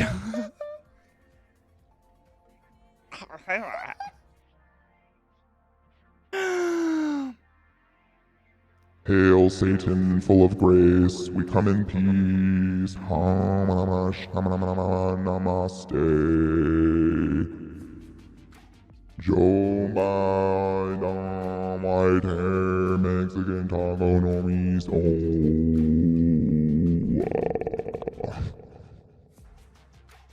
Alright, we might be forgiven, I don't know. Ugh. Black Beast just gifted a sub to Netter. Thank you so much for gifting a sub in the chat. I apologize. I was hailing Satan. You're just like trying to worship this demon out of my dog. But thank you. Netter, you know what's up. Consensuality and enjoy your emotes, love. I appreciate you. I don't know if it probably doesn't pick up on camera because the focus ain't great, but her third eyelid's like pulse blinking over her eye. It's fucking gross. Technically, it's all work keyboards, but I still don't want to know. I wouldn't want to know. Yeah, I'm not even I won't even go into those stories. I have some keyboard stories. Not going to do it. Another day, another time. I have therapy today, so I actually have to take off a little bit earlier than normal, but that means I don't have to take off an entire day. I like these later in the evening therapy appointments are nicer. And I talk to you guys all day, so I kind of get out a lot of my rage pre-therapy.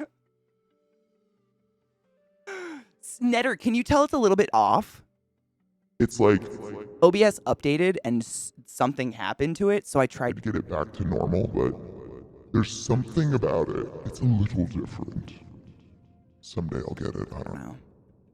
I've fucked with it a lot. I just can't figure out what it is. It's not the reverb. It's not the echo. It's something.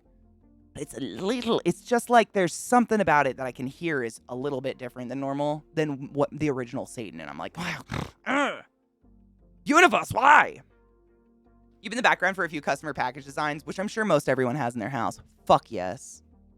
See, that's what I'm saying. Like, the times I'm listening to stream, I'm doing some weird shit. The amount of my friends' voices I have actively had sex or fellatied a dick to would alarm my friends. Would I tell them no because I want us to remain friends? But shit happens when you have a stream on. You know, it's like TV. What are you going to do? Turn it off?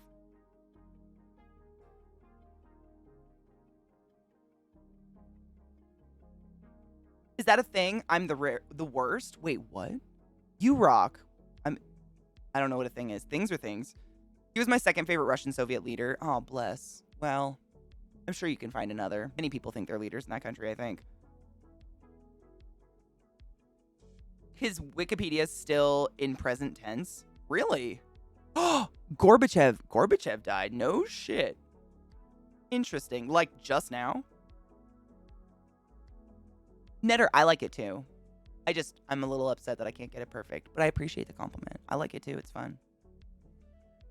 My voice is a little wrecked from screaming and singing my whole life, so it's fun to be able to do this with little effort. Or this one. It's fine. I have a lot. We won't talk about it. It's a little Cruella de Vil. If I could honestly, they have like, I kind of hate it, but there's a knob on GoXLR called Gender, and it, I guess, makes your voice more feminine, less feminine. I don't know. Adds testosterone to the vocal cords, and I can take that off. Hello, Captain Bohica. How you doing, Honey Bean? Ooh, what kind of playlist video? How were you inspired for it? It was announced 20 minutes ago. Damn. A Propos cult. Oh no. The Cult of Lamb.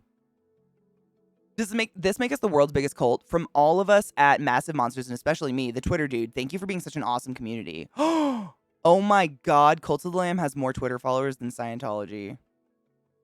Does that mean they're tax-free now?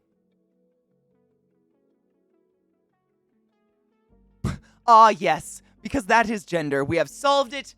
Gender is voice. You're all very welcome. Things have been solved today. Gender of all the things, right? I don't know what that means. Honestly, like, if you have testosterone, more testosterone, it causes scarring of the vocal cords, which causes a lower voice. I have a lower voice because of testosterone, but the testosterone also gives me thick, luscious hair on my head and a sex drive like no other. So I'm cool with it. You know what I'm saying? I don't get it, but sure.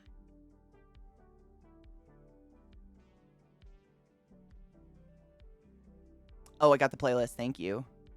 Arabic trap? Fuck yeah, dude. I'm always looking for new music. It's really hard. Like, even when I delve into lists where I'm like, the list is like called like Bunny Fuck Amsterdam Easter Time Jupiter Eggplant. And I'm like, okay, there has to be something original in this. I'll hear songs that are top 20 songs. Or like fucking Running Up That Hill by Kate Bush. And I'm like, oh, why? I just want to be exposed to something new, for fuck's sake. It's so hard. Thank you, Netter. I try to do it like not annoyingly a lot. You know what I mean? Work tonight, hoping another good night. I am good. The day has been fun. I have therapy today, which is always, it's like a good brain, it's like my brain gets to take a shit. And I like that feeling. I'm fucked. Why? Wait, why? Now, oh my god, Lizzie, did you see what Little Black Dress said? Now we know that, no way, there's so many genders. There's so many different voices. It all makes sense. But Katie, what is a woman? You'll find that a woman is OBS gender tone picture. Google it. You're welcome. Next question. Are babies racist? We got to answer that one next, guys. Or explain it, I guess. We have the answer, but they don't like it. Starting T definitely does fun things to your body, including libido. 6 months and counting. Woo. Word. I've never been on T. I naturally have higher testosterone. Probably why I'm 6 feet tall. Whatever. But you know what I mean. It does the same regardless of what the body it's in. Testosterone makes you want to fuck. It's great. I'm cool with having a little extra testosterone. Sometimes it results in a mustache. Sometimes it results in humpies. I got the humpies, and I like it. I'm into it. I mean, honestly, that's it. That's the only thing that causes a lower voice. Beyond damage. Excessive testosterone causes scarring of vocal cords, lower tone, like this. It has nothing to do with your genitals. Although sometimes your genitals can correlate to the excessive hormone in question. But really, people know how to make themselves seem and sound very stupid, don't they? Kendo, thank you for the biddies. Twice, sneaky fuck. How are you? Hello. How are you doing? Does smoking make a deeper voice? It can, yeah. Anytime there's damage to the windpipe or the vocal cords, or dry vocal cords, dry throat is going to give you a lower voice. Absolutely. Yeah. But it's just air being pushed via your diaphragm through your vocal cords in and out. That's what makes the tone of voice. That's it. But I could show you it. It literally says fucking gender on it. It doesn't make sense. Yeah. I don't know, man. To each their own. I might be too sensitive. Shit pisses me off. It's just dumb. We don't like you there, them fuck words on this here Christian Minecraft server. We're about blocks, building, and blowing shit. I'm sorry. Bless me. Jesus. Hail Mary, Son of God. I get heated and excited when it comes to Minecraft, and I apologize for my foul language. If there were any ladies in the room who were feeling a little like their knickers were in a twist, that's on me, and I do sincerely apologize. But if we could keep the fucks, cocks, and come to a minimum, I would appreciate that. Thank you.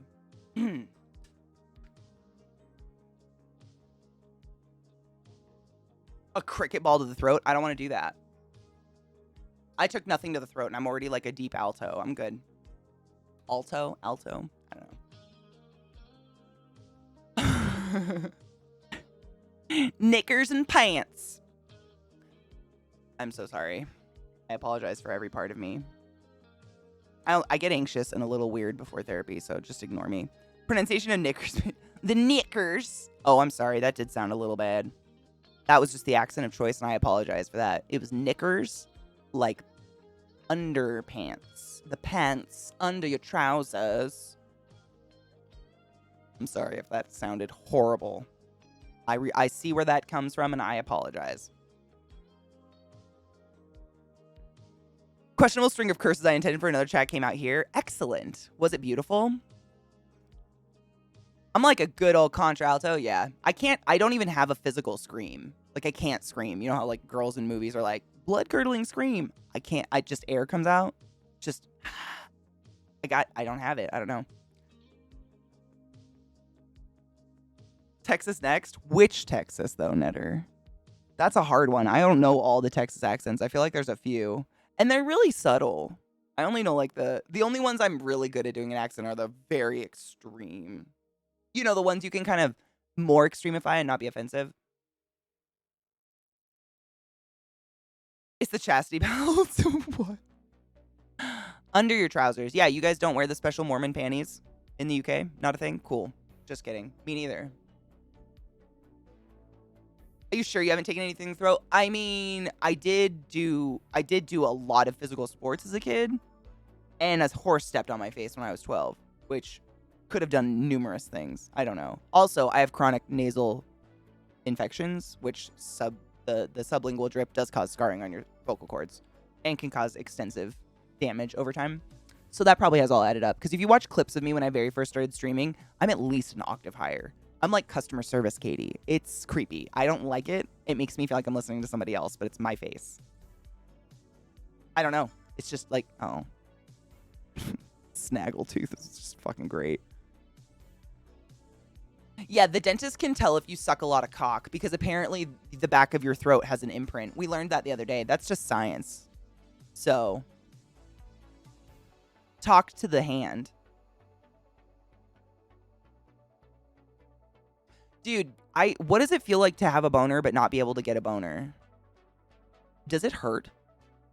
Or is it like eating a big meal in a corset? Like it's kind of like a hug as long as you don't take it too far.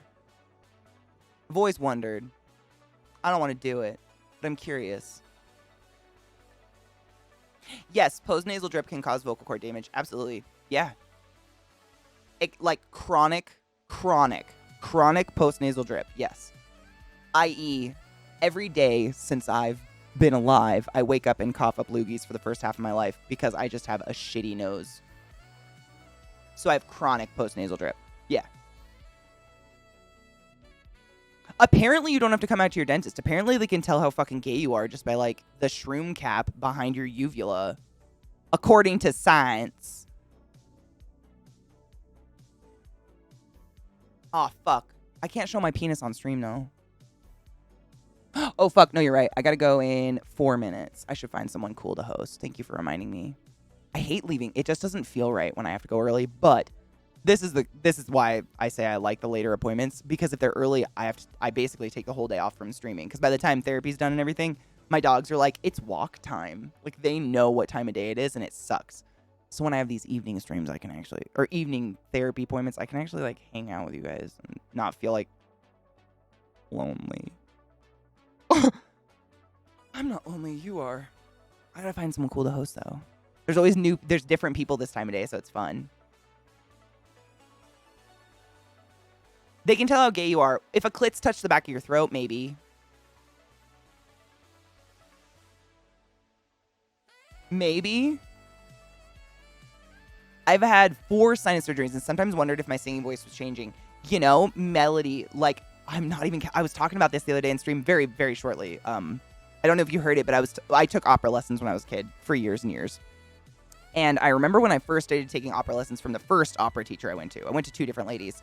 The first lady would, like, try to make me feel like shit because I couldn't break out of, like, being an alto, even when I was just 12. I was, like, 12 when I started or something like that. Maybe 10? No, I was in 4th grade. I think I was 10. I was really young.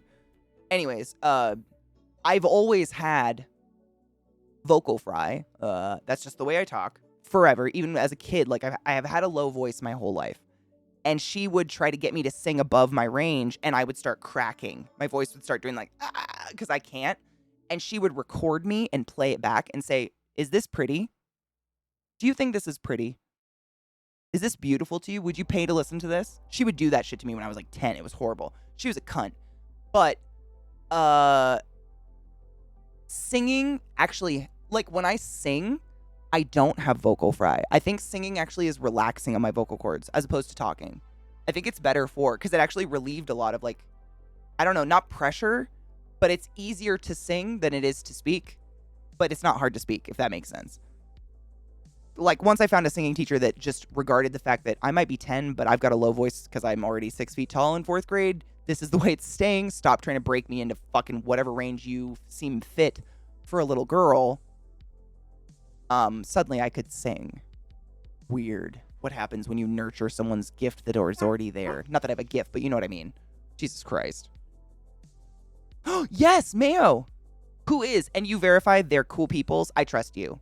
That's the only reason I don't raid random people is because I just don't know if someone's going to suddenly be like a transphobe or something. And I'm going to be like, oh, sorry, community. I took a chance and hate was it. It's my fears. You just never know. It's happened.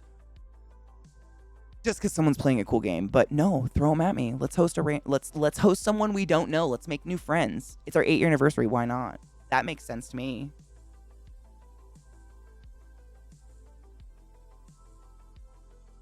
Do you reckon Mrs. Incredible's clit stretches, or is that a question for the NSF? No, I think that's. Oh my God, can she have a dick? That's incredible. I'm never gonna stop thinking about a stretchy clit now. Thank you for that. Loznay Beulah. I see you, Bubble. It's just never gonna off that hook. She scooted away, the little whore. She just like dies inside. I love it. Sales, right? It's like, I trust y'all suggesting people. If you ever have someone that you're like, no, I've watched this person for quite some time, like they're not going to go off with racial slurs or something, I trust you. I would love to host them and make new friends. But I can't like just scroll a game category anymore because that feels so horrible. That feels so horrible. It's happened to me like once or twice where I raid someone or host them, and then I like, you know, I go over to OBS and I start shutting shit down, and my mods start whispering me like, the guy is being homophobic as fuck. Like, he is going off. You gotta unhost. And I'm not paying attention.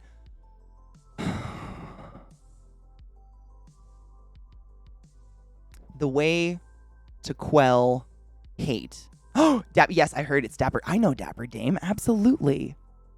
Let's fucking host Dapper Dame. I'm just opening up a new tab. Hold up. But you know what I mean? Like, I know you guys wouldn't be like, oh my God, apparently Katie's homophobic now. But it just feels so ugly. It's like if you had 2 friend groups and you were like, I'm going to introduce a friend from this friend group and a friend from this group, and they're really going to get along, but you're kind of nervous. And then suddenly someone throws down the N-word or something, and you're like, oh, hell no! Like, it's worst feeling. I hate it so much. Dee Dee is absolutely wonderful. I did not know it was their birthday, though, so I'm trying to pull it up. Hold on. We're gonna wish happy birth.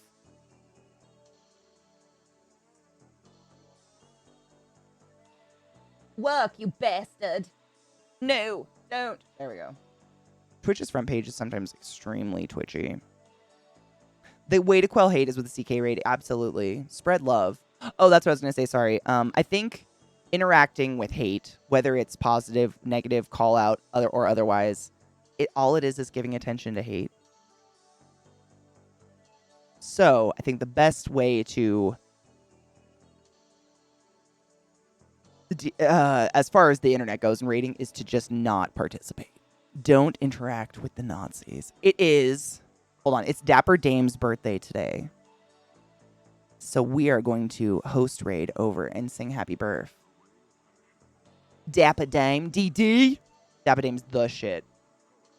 Mystical, artsy, craftsy, gamey, fantasy-esque. How would you explain Dame? I think you just need to experience such an angelic creature for yourself. I think that's important, and that's what's gonna happen. They're so relaxed. Is she? I didn't know that, Viata. That honestly makes sense. I've met a lot of amazing people via Twitch from your state. That's facts. State might not have the best politics in the world, but who's do? We can't blame people by their states, and I encourage you not to. It's not fair and it's gross. But I have made a lot of friends from your state, and it's kind of weird. Thank you. For any of you that haven't taken your joy, take your joy. Your joy could be coffee. It could be your pills. It could be your meds, your head meds.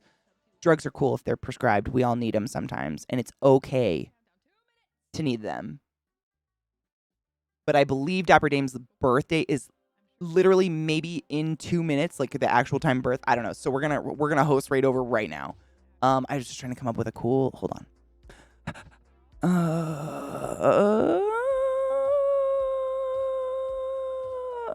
What do I want to? I'm just gonna do happy birthday with a screaming face because I'm nervous. I just want to. I don't want to miss it.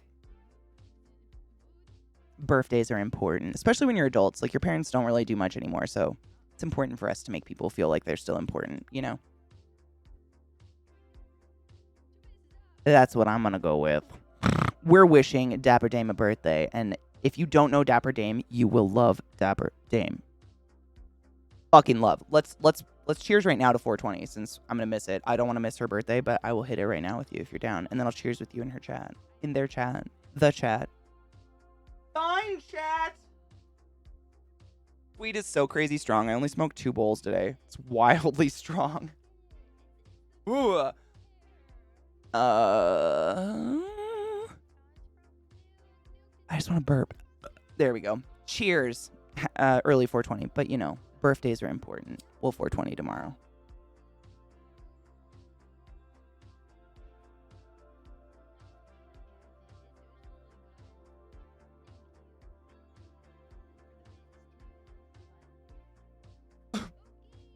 I'm fucked now.